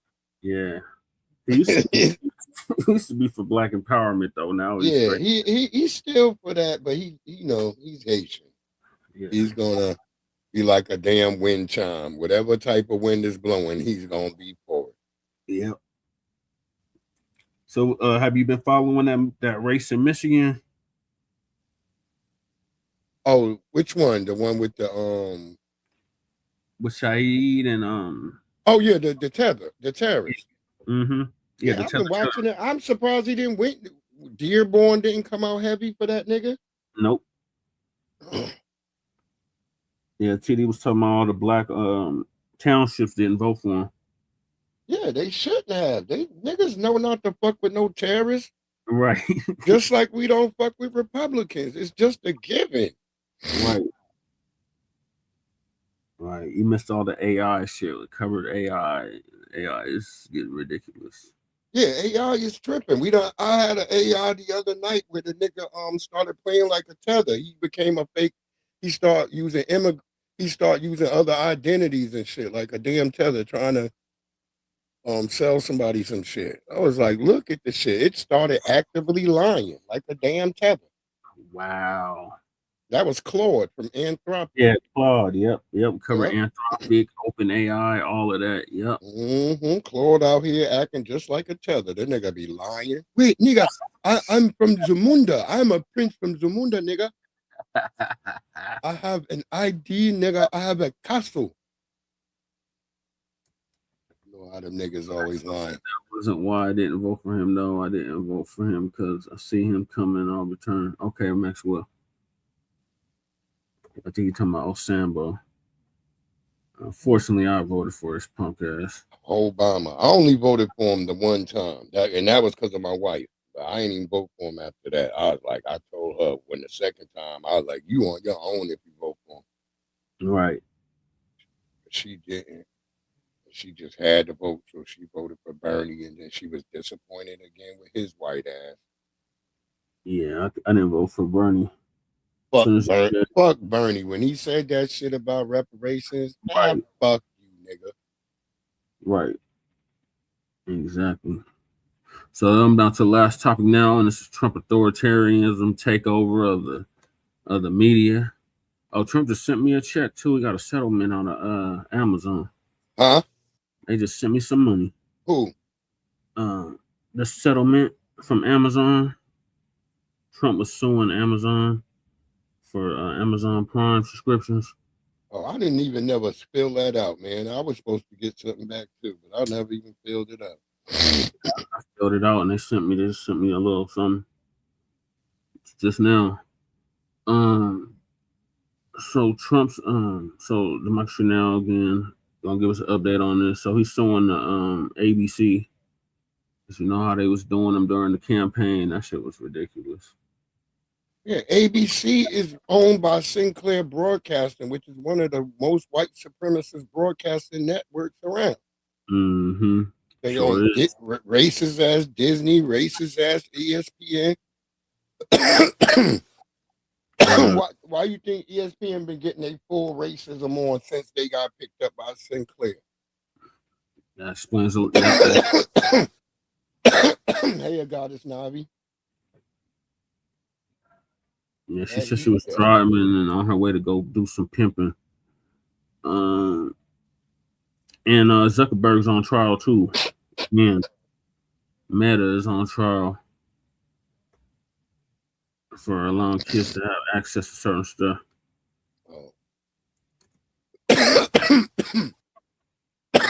What kids are on Facebook though? A landmark. I don't know why people are still on Facebook. I'm glad that my account's I only keep it because I got older family members and they over there. Yeah. Yep. Trial against Facebook's parent company, Meta, has begun in Oakland, California. Meta is accused of designing Facebook and Instagram to addict kids despite clear risks. The case was brought by attorneys general from 4 states, California, Colorado, Kentucky, and New Jersey. In total, 29 states have sued Meta over its practices. Outside the federal courthouse in Oakland, parents spoke out about the impact of social media platforms on their children's well-being. This is Shannon Heacock, whose son Elijah died by suicide at the age of 16. This is white people. White people would have been dying anyway. My son did not take his life. Look at his mother. My son was killed. You know, they don't Look at his mother. You know, they don't give a damn breeze until they get affected. Yeah, it's like, come on, y'all didn't give a damn. Y'all was hoping it was going to take niggas out. But once again, niggas flipped it on his head and started using it to get knowledge. See, it's more knowledgeable niggas on the internet than the hood and rat niggas. Right. Rat and hood rat niggas, they only up at nighttime on the internet. Talking that shit. During the daytime, they ain't doing shit. Right.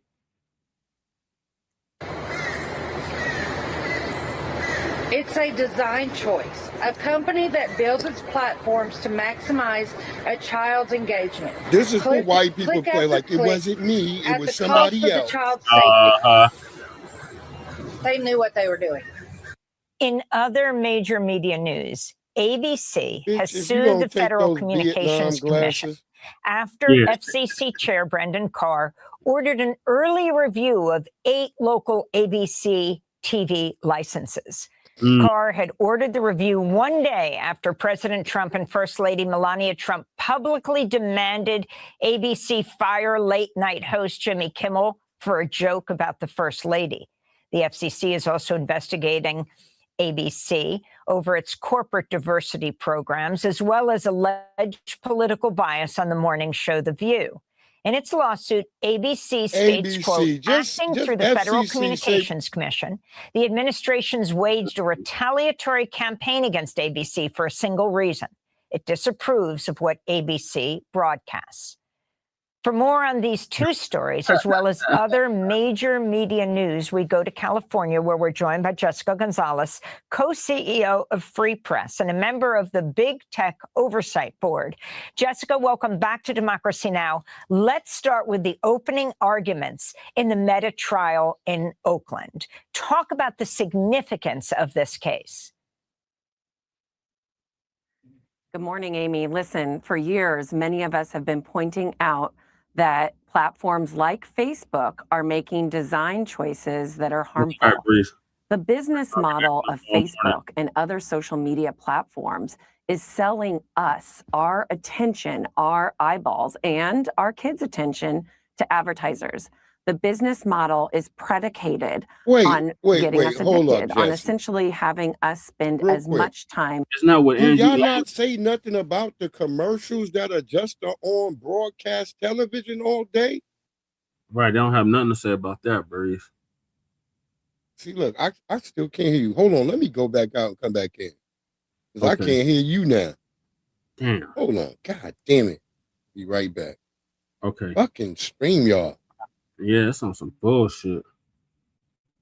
We wait for Bruce to get back. But yeah, they didn't give a damn until it was their kids affected. And like Bruce said, they don't have no issues with them TV ads. Now the ads on social media is a problem. All right, I'll bring back Bruce. All right. All right, can you hear me now, Bruce? Yeah, I can hear you now. You can hear me? Yes, loud and clear. All right. I don't know why I got two pictures of me up there. This is goddamn streamer. I'm doing dumb shit. Yeah, well, I was saying, wait, she's talking about the ads. What about all the ads that we have to go through every day on television? You know, most TV is only like 15 minutes per segment. Yep. The rest of that time that they say they on is all commercial. 30 minutes of damn commercials. Yep. That's why all your news reporters now talk like they reading a damn run-on sentence. Yep. That was supposed to be, you weren't supposed to do that in English, but now they do it all the fucking time. And it's like, okay, well, what are the rules then? Y'all got y'all got commercials on showing people gay. Y'all got commercials with two moms and shit, two dads. Crazy shit. Everybody's either an older black man, some young Latino or whitish looking woman, a black woman with an afro, with a skinny white man with glasses. This is all y'all commercials and shit. Yep. What are y'all talking about? How can Facebook be subject to anything else that y'all not? What other ads are on Facebook and Instagram that are different than anything else we see on TV? I can't name a one. Yeah, that's what I'm trying to think. I'm like, I see the same bullshit. Yeah, because they have car commercials on there too. Yeah, they got fucking adult diaper commercials and shit, just like on TV, nigga. Yeah. Oh God, I remember when Tariq was in Atlanta and he showed that. Yeah, them niggas had the adult diapers right by the men's clothes. Oh God, that shit was horrible. Them niggas is moist. Yeah. Yeah, I saw the crazy moist looking nigga. The nigga live in my neck of the woods. I'm like, hey, the hell you in my neck of the woods too, nigga? Like, fuck all you moist niggas living in my neighborhood. Right.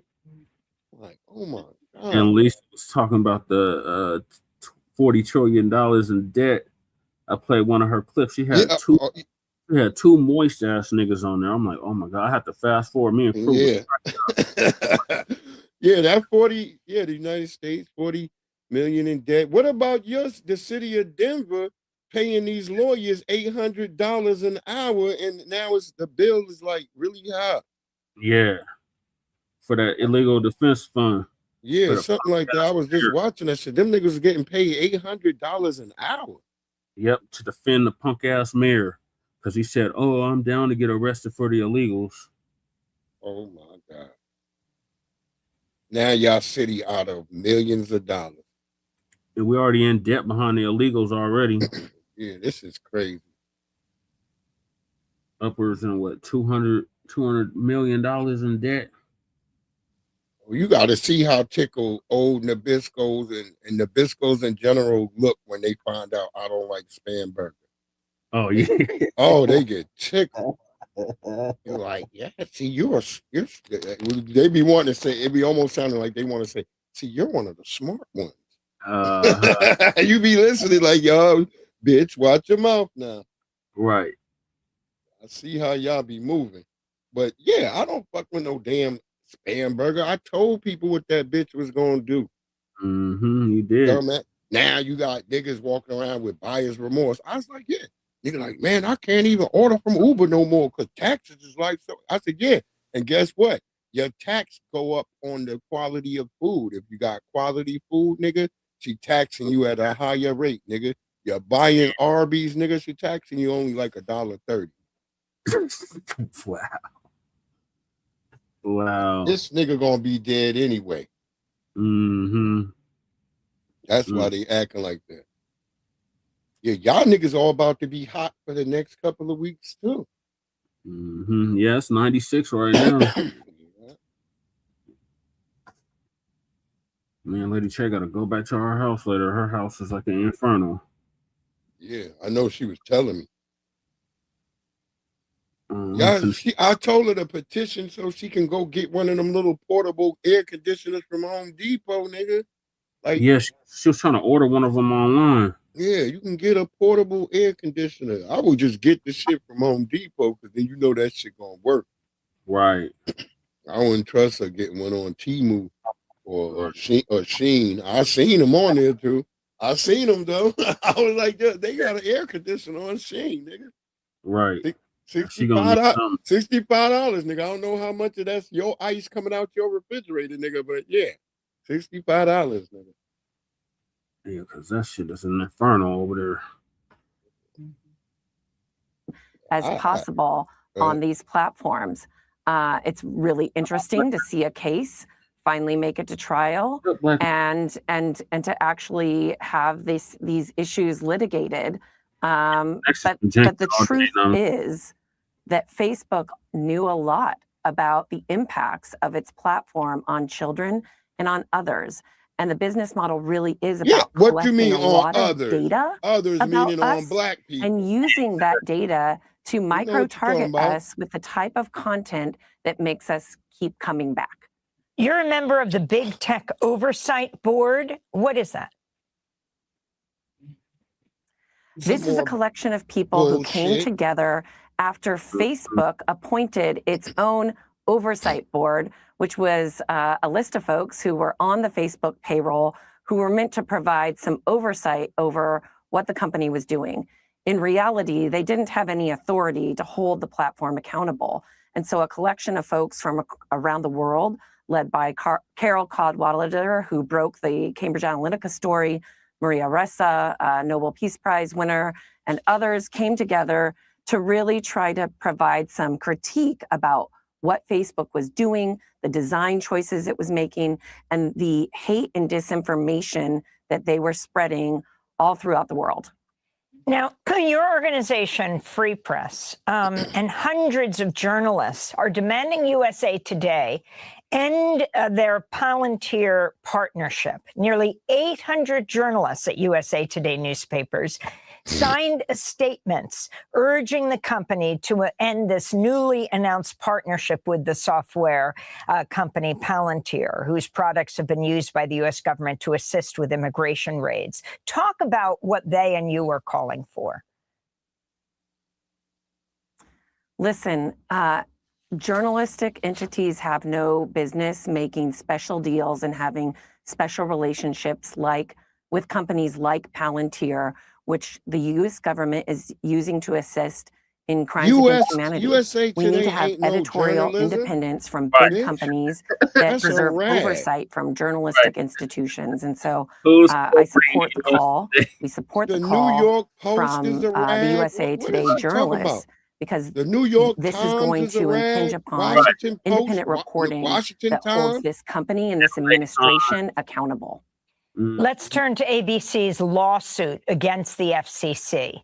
I want to read more from the lawsuit. Quote, "This case boils down to a simple question.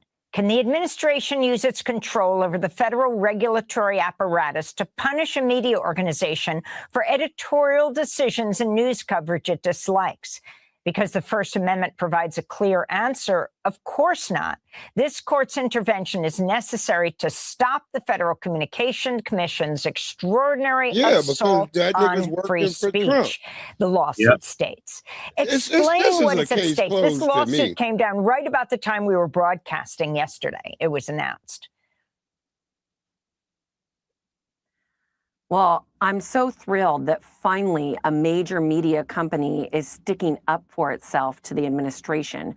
We have seen Brendan Carr, the FCC chairman, relentlessly jawbone at broadcasters over which he has regulatory authority.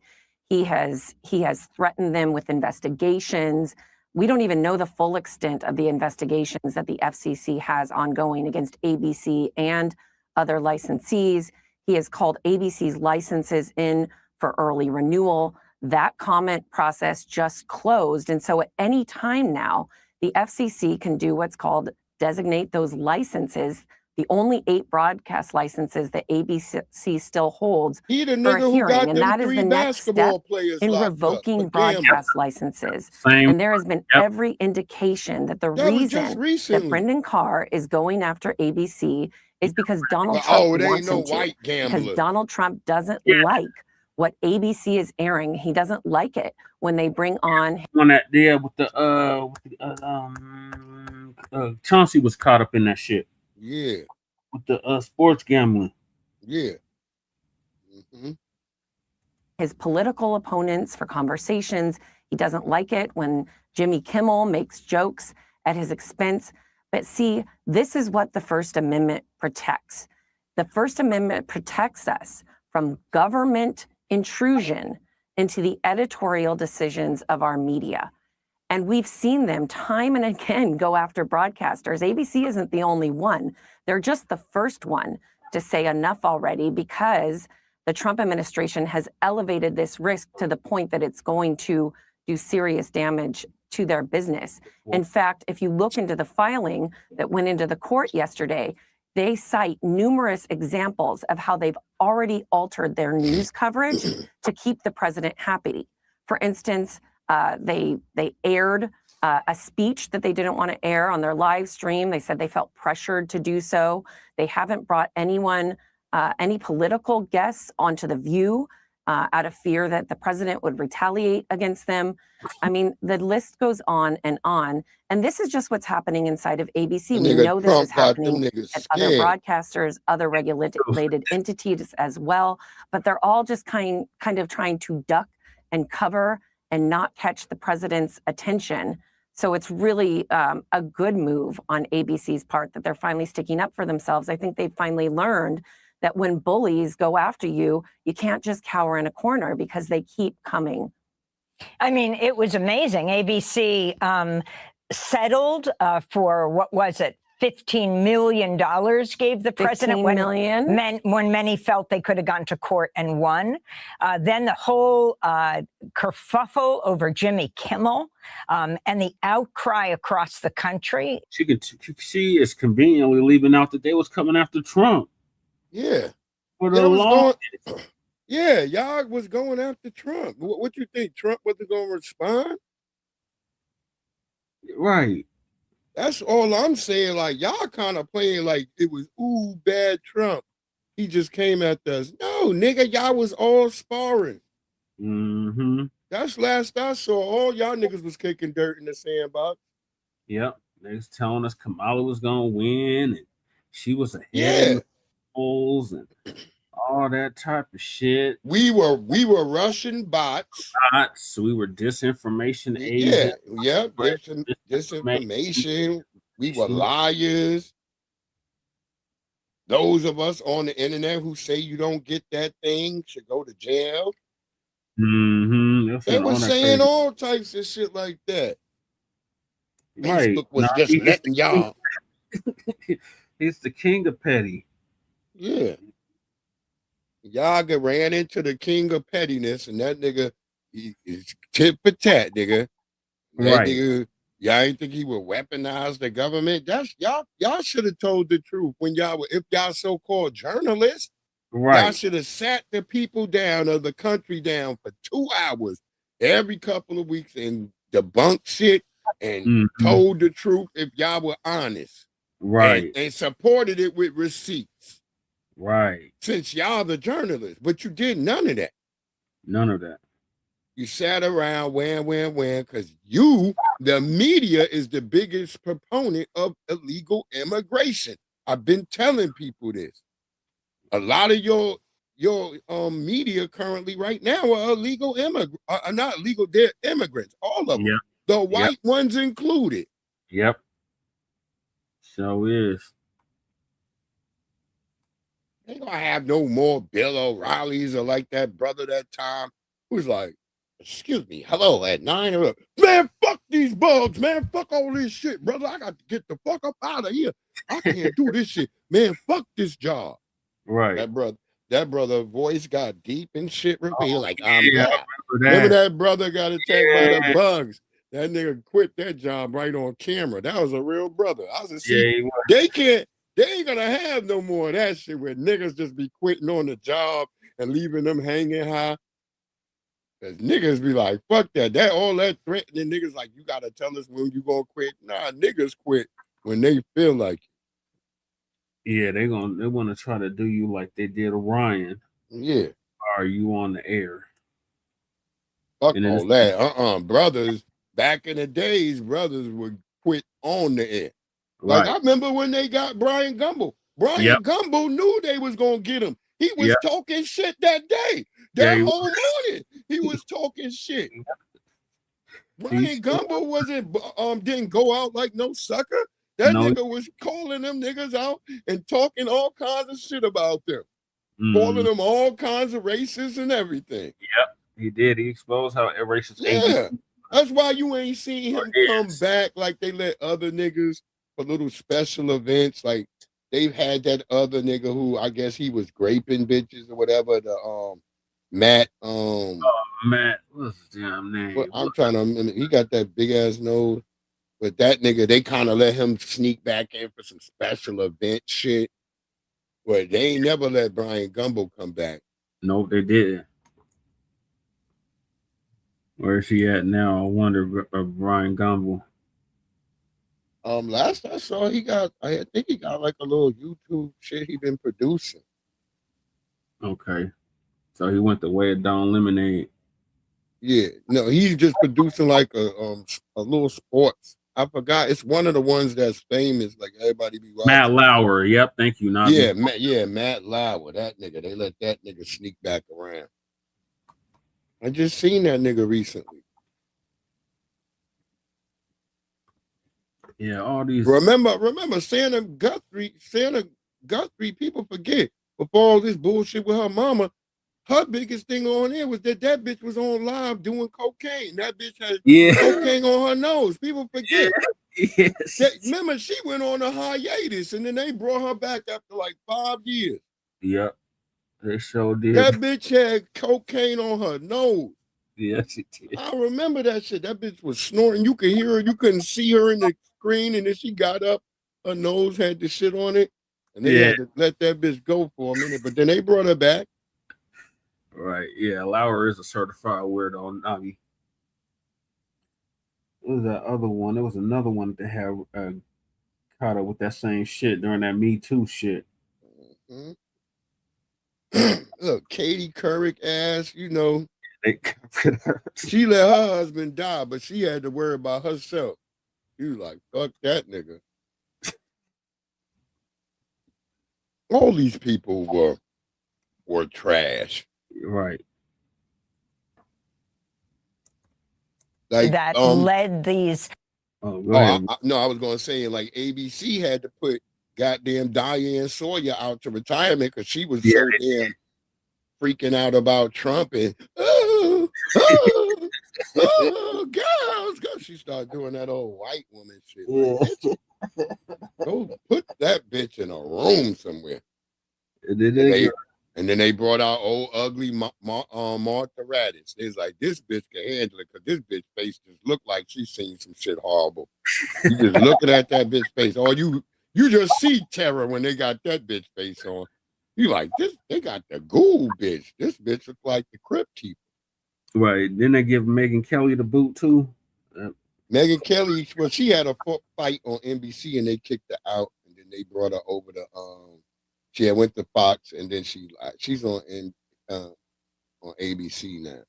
Oh, okay. Organization, these licensees to restore Jimmy Kimmel's late night show because President Trump doesn't like him. So this is a new approach here. Don't bend the knee. This is a new approach. And listen, that bitch was 1,000 years old. ABC yanked Jimmy Kimmel off the air.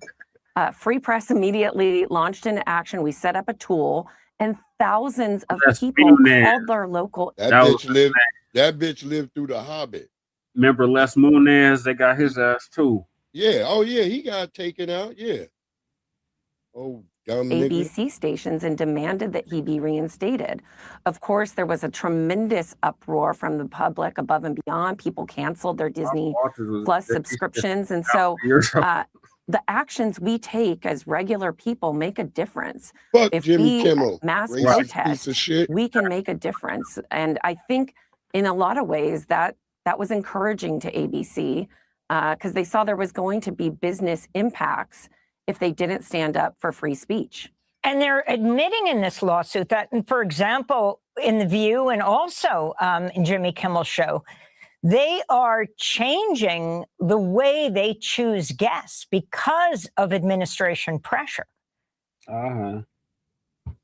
Yes. She basically took. They are not the Moonves only down. ones. We hosted 2 events with FCC Commissioner Ana Gomez over the past year. She is the lone Democrat left on the FCC.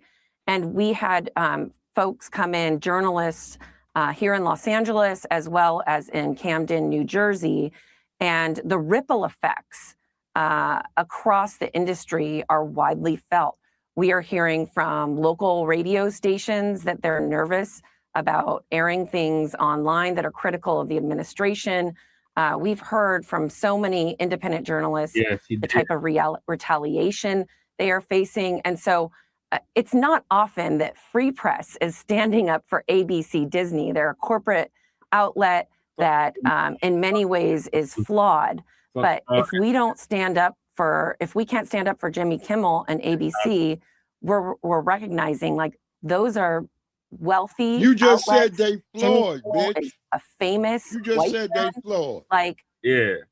the impacts on folks who aren't rich and famous and privileged are really rippling downwards. And of course, so this is bigger than just Kimmel. This is bigger than just Disney. And Jessica González, your Free Press is not to be confused with Barry Weiss's Free Press. Barry Weiss became head of CBS News and has Barry Weiss is gutted the dumb little and bitch over on eviscerated CBS. 60 Minutes. Stupid little bitch. And I want to stay on the She's a issue damn of white that supremacist. Paramount-owned entity. In other major news, Paramount Skydance is asking a U.S. judge to require the states challenging its acquisition of Warner Brothers Discovery to post a nearly $2 billion bond to cover the costs of delaying the deal. Paramount Skydance is run Just by look David how much Ellison. His money father, they Larry got. Ellison, is the billionaire founder of Oracle. They are prominent allies of President Trump. Under the proposed deal, CNN and CBS News, streaming services HBO Max and Paramount Plus, as well as film and television studios Universal and Paramount, would all be combined under a single entity controlled by Ellison. In California, he's threatening the attorney general. All that conglomerate. Huh? That'd be a whole conglomerate, media conglomerate owned by a billionaire, a white supremacist billionaire at that. Yeah, Barry Weiss. Yeah, that bitch is a white supremacist bitch. No, what's his name? The one she just mentioned, Keefe D or something. What the hell is his name? Michael's in the building. Hey, Jesse. Hey, Breeze. What's up, Michael? What's up? We going over the Trump's authoritative takeover of the media. How ABC is suing now in Yeah. the Meta trial. Yeah, to be honest, Donald Trump sounds more like he's a communist than what he really says. Ooh. You know what I mean? Yeah. I mean, he's in the dictator type shit. That's what he's more like, a dictatorial type person, because he wants everybody to praise him and fucking do what he wants them to do. Yeah. Like, Right. it's an unwritten world. That's how dictators do it. They don't really, they put their boys and shit in charge. And them niggas got to be speaking to them like, hey, motherfucker, ain't I the president? Didn't I give you a job, motherfucker? Right. What did I put you in there for? To the Are you kidding me? I told you. When someone like Jimmy Kimmel, very bad joker, not very funny at all. He should be put away, locked away. I want his head. I've already told you that, Carl. No, I mean when I say Donald Trump's a Trump's communist, I mean that's what communists do. Communists are dictators. Yeah. So that's what I mean by that. Yeah, well, communists have a fake head, but then there's the party rule. You know what I mean? Because if in a communist shit, a dictator, it's like, if his boys decide to trip on him, he could end up not being able to take the nigga down. Like Saddam Hussein had that problem. He had motherfuckers in the South that was his people, but when it came down to it, 2 of them motherfuckers traded to the United States on his ass. Like, get his ass. That's how it is in a communism, nigga. Nigga, ain't no movement for that. We gonna kill. We gotta kill 35. They just hung 35 niggas last week in China. Yep. And the dude who was the head of Unitree, he just got sentenced to life in prison. I think he was sentenced in some other country. He got caught. Damn. Hong Yan Cam or some shit like that. He just got sentenced. He was the founder of Unitree. And China, Unitree is the biggest robot manufacturer right now. Yeah. Hey, by the way, Jesse, what happened to Ted's Wilson? I haven't seen Ted's on African Diaspora News Channel. Oh, you talking about? He's talking about Theo. Theo. Yeah. Yeah, what happened to him? Did he get fired from Philip Scott? He did. I seen him. He did a video like 2 weeks ago, but I haven't seen nothing more recent than that. Yeah, because I know it's Philip Scott. He fires a lot of people. I remember he had Richard Sudan. Yeah. He had Alexis. Well, Richard Sudan is back. Yeah, he got Richard Sudan back. He working with him. That was only because of Vicky Dillard brought him back in the fold. Yep. Yeah, and then there was another one, Health of Ministry. He was on Philip Scott's African News Channel briefly. I'm gonna go live tomorrow. The ministry. Yeah, you know what happened? So I found out that the health ministry dude got fired from Philip Scott because he was promoting his products online and was trying to make a profit. Yeah, he was doing that. Yeah, and Phil Scott felt some way about that, but it's okay for him to sell them tours and shit. Right. Let me ask you something, Michael. Have you noticed or felt the effects of ice in your neck of the woods? Because I have in mine. No, I have not. To be honest, I can't comment on that. I have not seen ice, but I'll say this: I've seen ice in several parts of Fairfax County, like Springfield, Centerville, and I think Alexandria. But other than that, in my area, Oakland, I have not yet. Yeah, okay. Yeah, I've seen them in they've been in Leesburg. I'm telling you, our Home Depot been quiet as a bitch. And I'm telling you, every Latino can speak English. I ain't never had it like this where all the Latinos in there can speak English. It's been just a few who could barely speak a little bit, but they must have their papers right because he was able to work. Right. But I'm telling you, this is the quietest Home Depot has been. And some fucking weird reason we've been able to make our motherfucking goals too. I think a lot of it's been that flooring. A lot of them white people been coming in getting flooring and shit.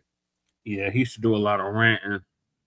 I do remember that. Nobby said he did a lot of complaining. The Minister of Wellness. It was still on to work with him too. Yeah. Yeah, but it's quiet out here. Yeah, it's quiet out here. all quiet on the Western Front. The goddamn tethers is, I done seen barely any tethers. Mm. I saw a nigga with some peppercorn today though. Major peppercorn. All right, let me finish up this clip, y'all. Okay. General there, Ron Bonta, who's leading this lawsuit against this merger. Talk about this stage of the lawsuit and the threats of the Ellisons.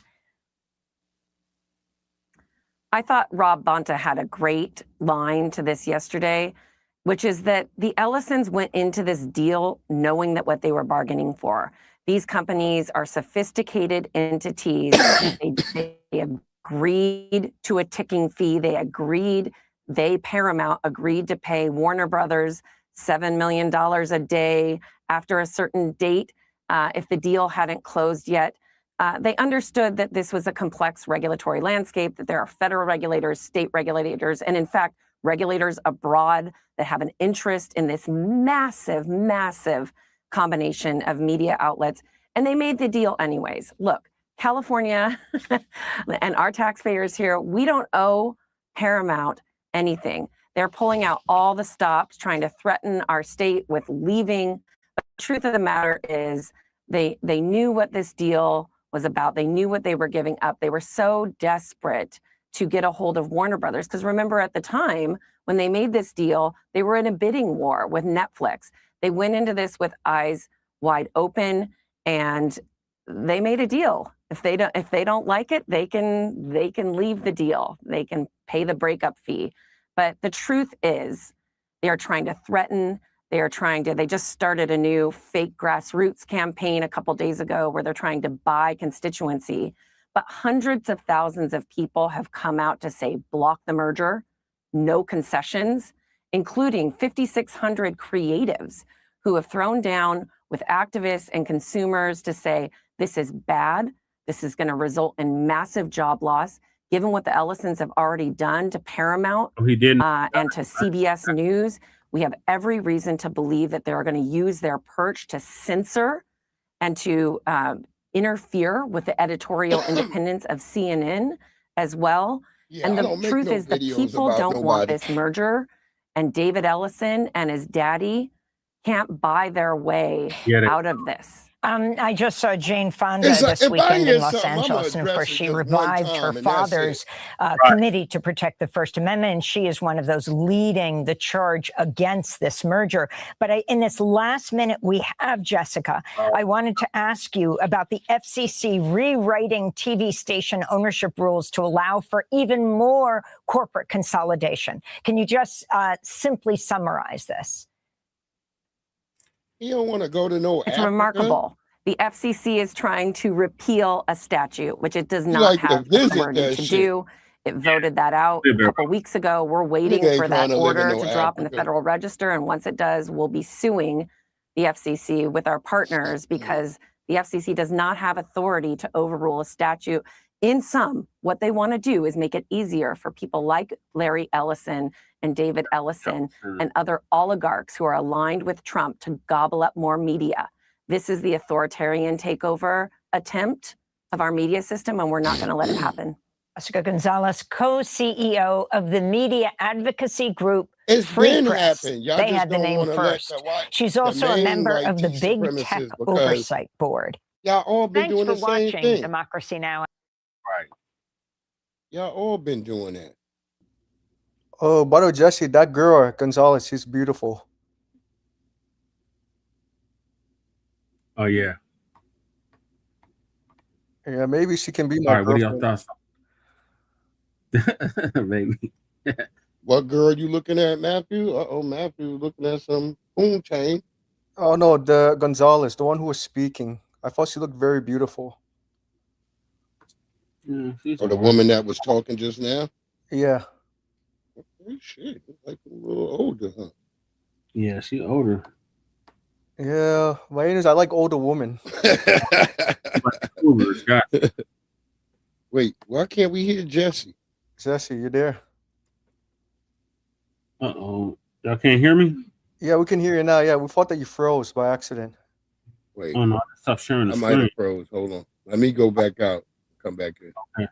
All right, Michael, what are your thoughts on the advancement of AI and these tech giants buying up everything and Trump forcing his authoritative regime on the media? Media, you know, to be honest, Donald Trump is doing too much, and he's definitely a communist. That's what communists do. They suppress people's, free speech, like in China. Despite China is making progress on socioeconomic issues, but still, and also AI, I mean, there are Can you hear me pros and now, cons. Jesse? Yeah, we can hear you. Yeah, AI and tech companies Restream taking doing that over bullshit. is too extreme. Okay, StreamYard. Yeah, and StreamYard. Oh, it's fucking StreamYard. Yeah, They all eventually. assholes. Yeah, I hate the Now I done StreamYard. lost Michael. Can you hear me, Jesse? Yeah, I can hear you, Breeze. Yeah, can you hear me as well? Michael. Yeah. Can you hear Michael? Can you hear me, Breeze? God damn it. Damn it, StreamYard. Go out and come back in, Breeze. Finish your thought, Michael. Yeah, that the AI tech companies taking over, yeah, it's going to lead to further gentrification, and it's going to really hurt Americans' pockets, right? And this is why I think Bernie Sanders a couple months ago introduced a sovereign wealth fund for Americans to take advantage of AI or to get like dividends from AI or taking ownership of it, right? So they get a check. Straight Terminator, straight iRobot, straight Matrix, Mm-hmm. Borg. And the AI is going to AI for sure is definitely going to violate civilians' rights, especially when the AI takes over the police force. RoboCop, all of that shit. And no litigation under AI cops. For meaning, for violations of civil rights. Yeah, they're gonna have full qualified immunity. Yep. Yeah, I mean, shit. Look, I already told y'all. All white people did was come and bring all the horrors that you thought wasn't real. They made them all fucking real. Mm-hmm. These billionaire tech giants that they're not even Americans. They damn foreigners. Yeah, from India. Yep. Hell, if we live in the dystopian world, we gonna make the whole damn world dystopian. That's their plan. Yeah, that's their plans, nigga. They gonna bring India to everywhere. You're gonna be like, God damn. Right. It's gonna everywhere gonna be looking like Nigeria and Ghana. Nigeria. This is how people say Nigeria. Nigeria. Nigeria. It's named after a white woman.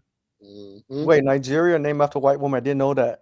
Yeah, a white woman named it Nigeria. Yep. Yeah. That's why the Nigerians always talking shit.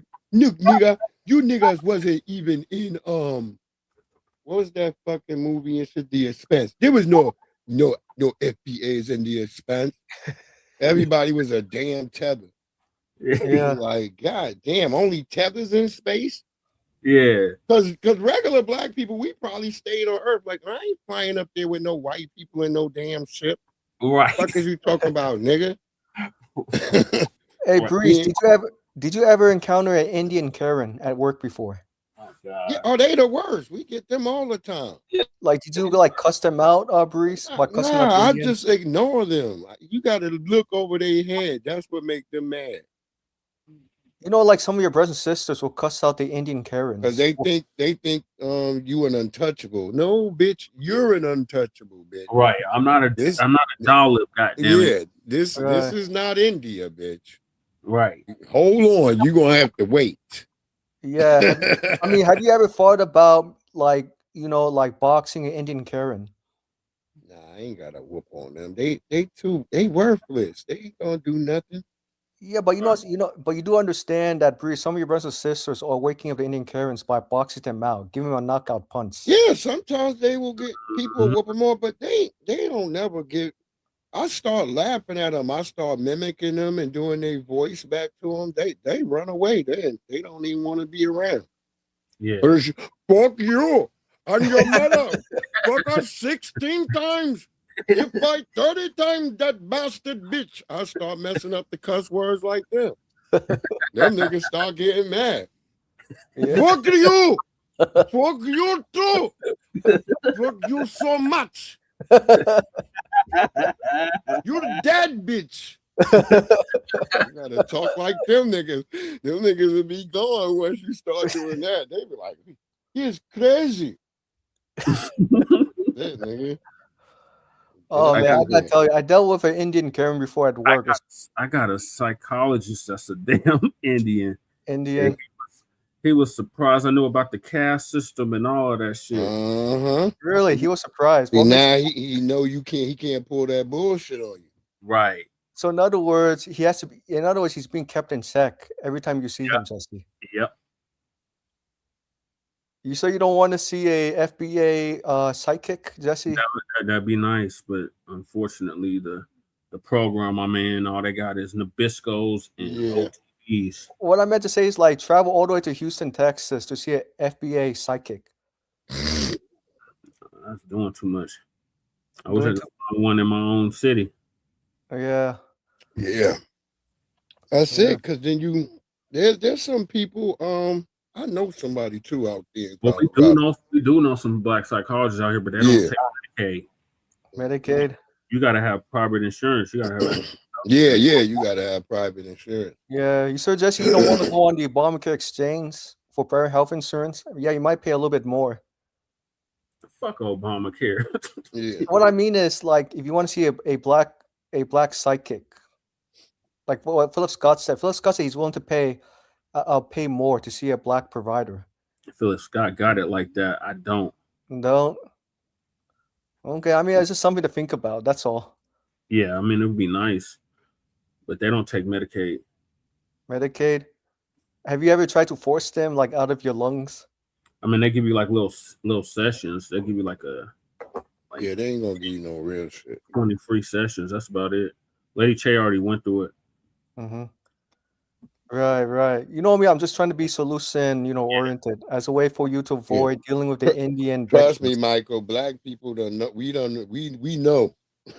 We don't know all the solution. If there's a solution, we would have found that shit. Right. We the most, when we go through the most shit, so we have to do the most talking, the most explaining shit, the most sending paperwork to these niggas. Yep. It's just they don't. With us, it's like you gotta reveal your whole damn skeleton to them before they willing to give you anything. Right. Yeah, because you know me. I'm just trying to save you guys a lot of trouble dealing with the racism from the Indian Karens, Asian Karens, white Karens, Hispanic Karens. That's just the thing. You just have to deal with it. We deal with them all the time. Ain't nothing. Right. Like I told you, if an Indian start acting crazy on you, you start cussing back at them like an Indian. That's all. Right. Exactly. Yeah. Well, maybe Jesse. However the foreign person is acting to you, you act just like they foreign ass. And then they will become revolted because they going to recognize that you doing them. And then they just going to run off. They going to be like, shit, I did not know I look like that. That's why they're real poor. Africa.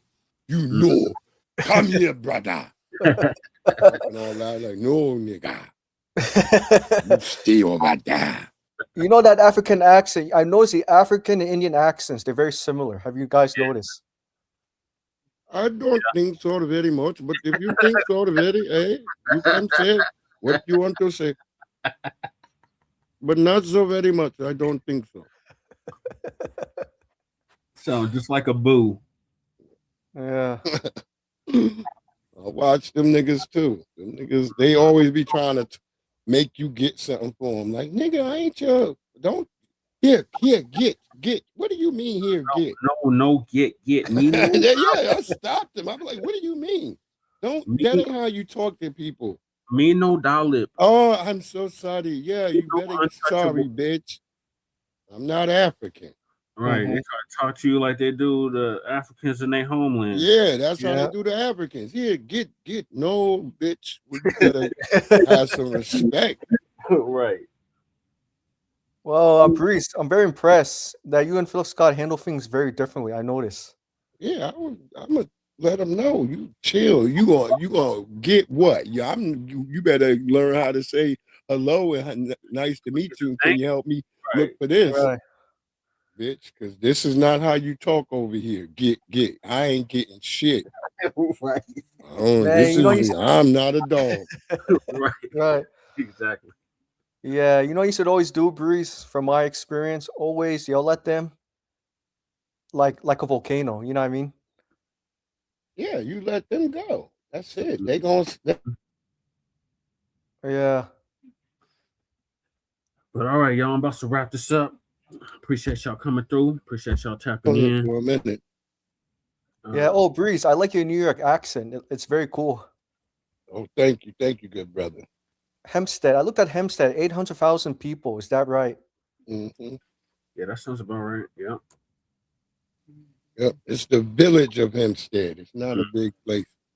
Village. Right. Because I noticed that New York accent sounds very similar to Bostonian accent. Would you say so, or not really? Not really. I got a Long Island accent. Long Island? Because when I hear Bostonians say park the car, they say pack the car. Nah, and I would joke with them. Do you mean like you want to say smoke park pot? the car. Wait, say it again. I say park the car. Park the car. Yeah, park the car. If you're gonna park the car, park it right there. Right. That's it. Thank you, Robbie. Huh? Nobby said, great show. I'm about to wrap this up. Appreciate Yeah. All right. Yeah, great show. If I come on later, I might just come on to talk shit. I ain't really gonna do no show till like tomorrow, but I might not even. I got some editing and some videos I'm gonna be posting. So we'll work Yeah, you on did, that. Nobby. Thank you for staying the whole time through all the technical difficulties. Okay, StreamYard been acting dumb all day. Oh, you know that shit, boy. Yeah. That's what they do. Nigga, it's cause you done made 1,000, nigga. You see, you didn't think it was gonna come. Yeah. Oh right. yeah, nigga, get prepared for your shit to be fucking up. Oh, they got a Haitian for you now and an African that's sitting back there like this nigga. Oh no, this nigga. Nigga, I'm waiting right there. I'm going to push the button right now. This nigga is making too much sense. Why are you gonna let this nigga talk to you this long? Oh, it's Right. but pull him. The Haitian be like, Supper say, nigga, wait, one more minute. We will get this nigga really good right here. Hey, Jesse, always film your Indian sidekick. I always film him. I mean, Yes. he's cool. I'm saying film him in case or record, you know what I mean, as evidence. Yeah. I'm just saying, like, because I know with Indians and Asians, right? He just prescribes the medication. He not the like actual. Oh, I know. I'm just saying, like, be careful about how people smile, especially coming from Asians and Indians. Their smiles are more like deceptions. I'm just saying. It's like the Nabisco. Yes, very similar to Nabiscos when they smile. Just be careful. I'm just saying this because I'm looking out for your interests. Right. Thank you, Michael. Appreciate you. All right, so we thank y'all for tapping in. I'm gonna end this now. So thank y'all for tapping into this Do your thing. Appreciate you. Yes, thank you, Breeze. Catch you on the flip. Yeah, thank you, Breeze. Yeah, sorry to join late today because it just came from seeing a client this late afternoon. Yeah, I was at work and then I got home. I saw you was on. I was like, oh shit. Yeah, I was at fucking work, finishing up goddamn inventory, and thank God. I hope it's over. I should be today. Like goddamn, I am sick of it. And then having to count behind these niggas. Oh my God. Yeah, so you do mostly like cashier work, right, Breeze? No. Hell no. Nigga, I sell grills and shit. I sell fucking Ryobi, Milwaukee, DeWalt. I fucking got an inventory shit. I gotta inspect shit. I got too much shit. I do too much shit, huh? Well, at least you get paid. At least you get paid a lot of money. I gotta drive the forklift. I gotta drive the electric ladder. God damn it! Oh man, that's a lot of responsibilities. Yeah. So it's annoying. Yeah. Every time you trying to get your work done, somebody calling you. Can you come down here and pull something for a customer? Motherfucker. Right, I gotta get somebody now. I gotta get somebody to flag me. I got to take somebody away from their work.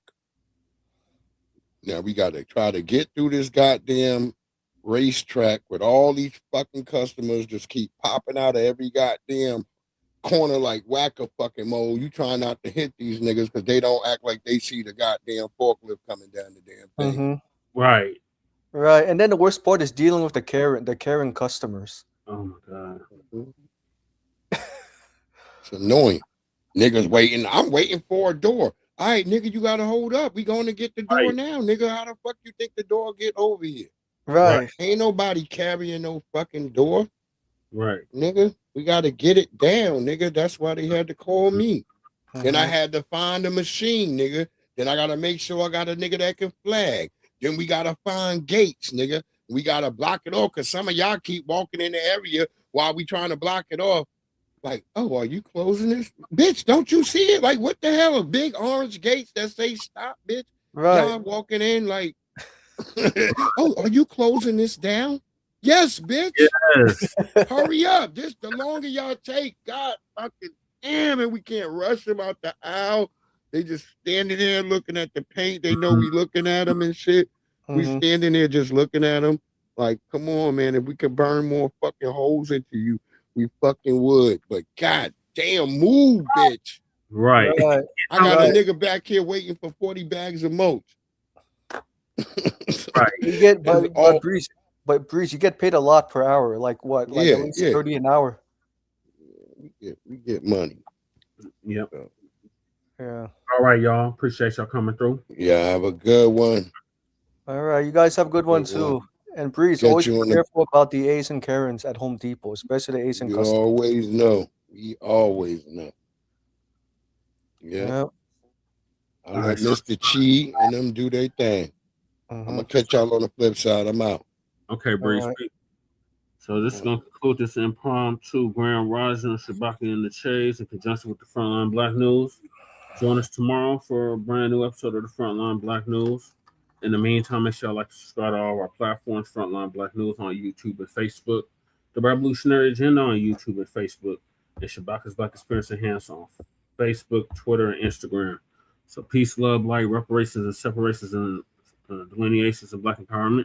Appreciate everybody that came through. Shout out to Goddess Nobby for coming through. Shout out to Maxwell. Shout out to Michael. Shout out to Breeze. Shout out to who else was in here? I think that was it. That tapped in on the chat.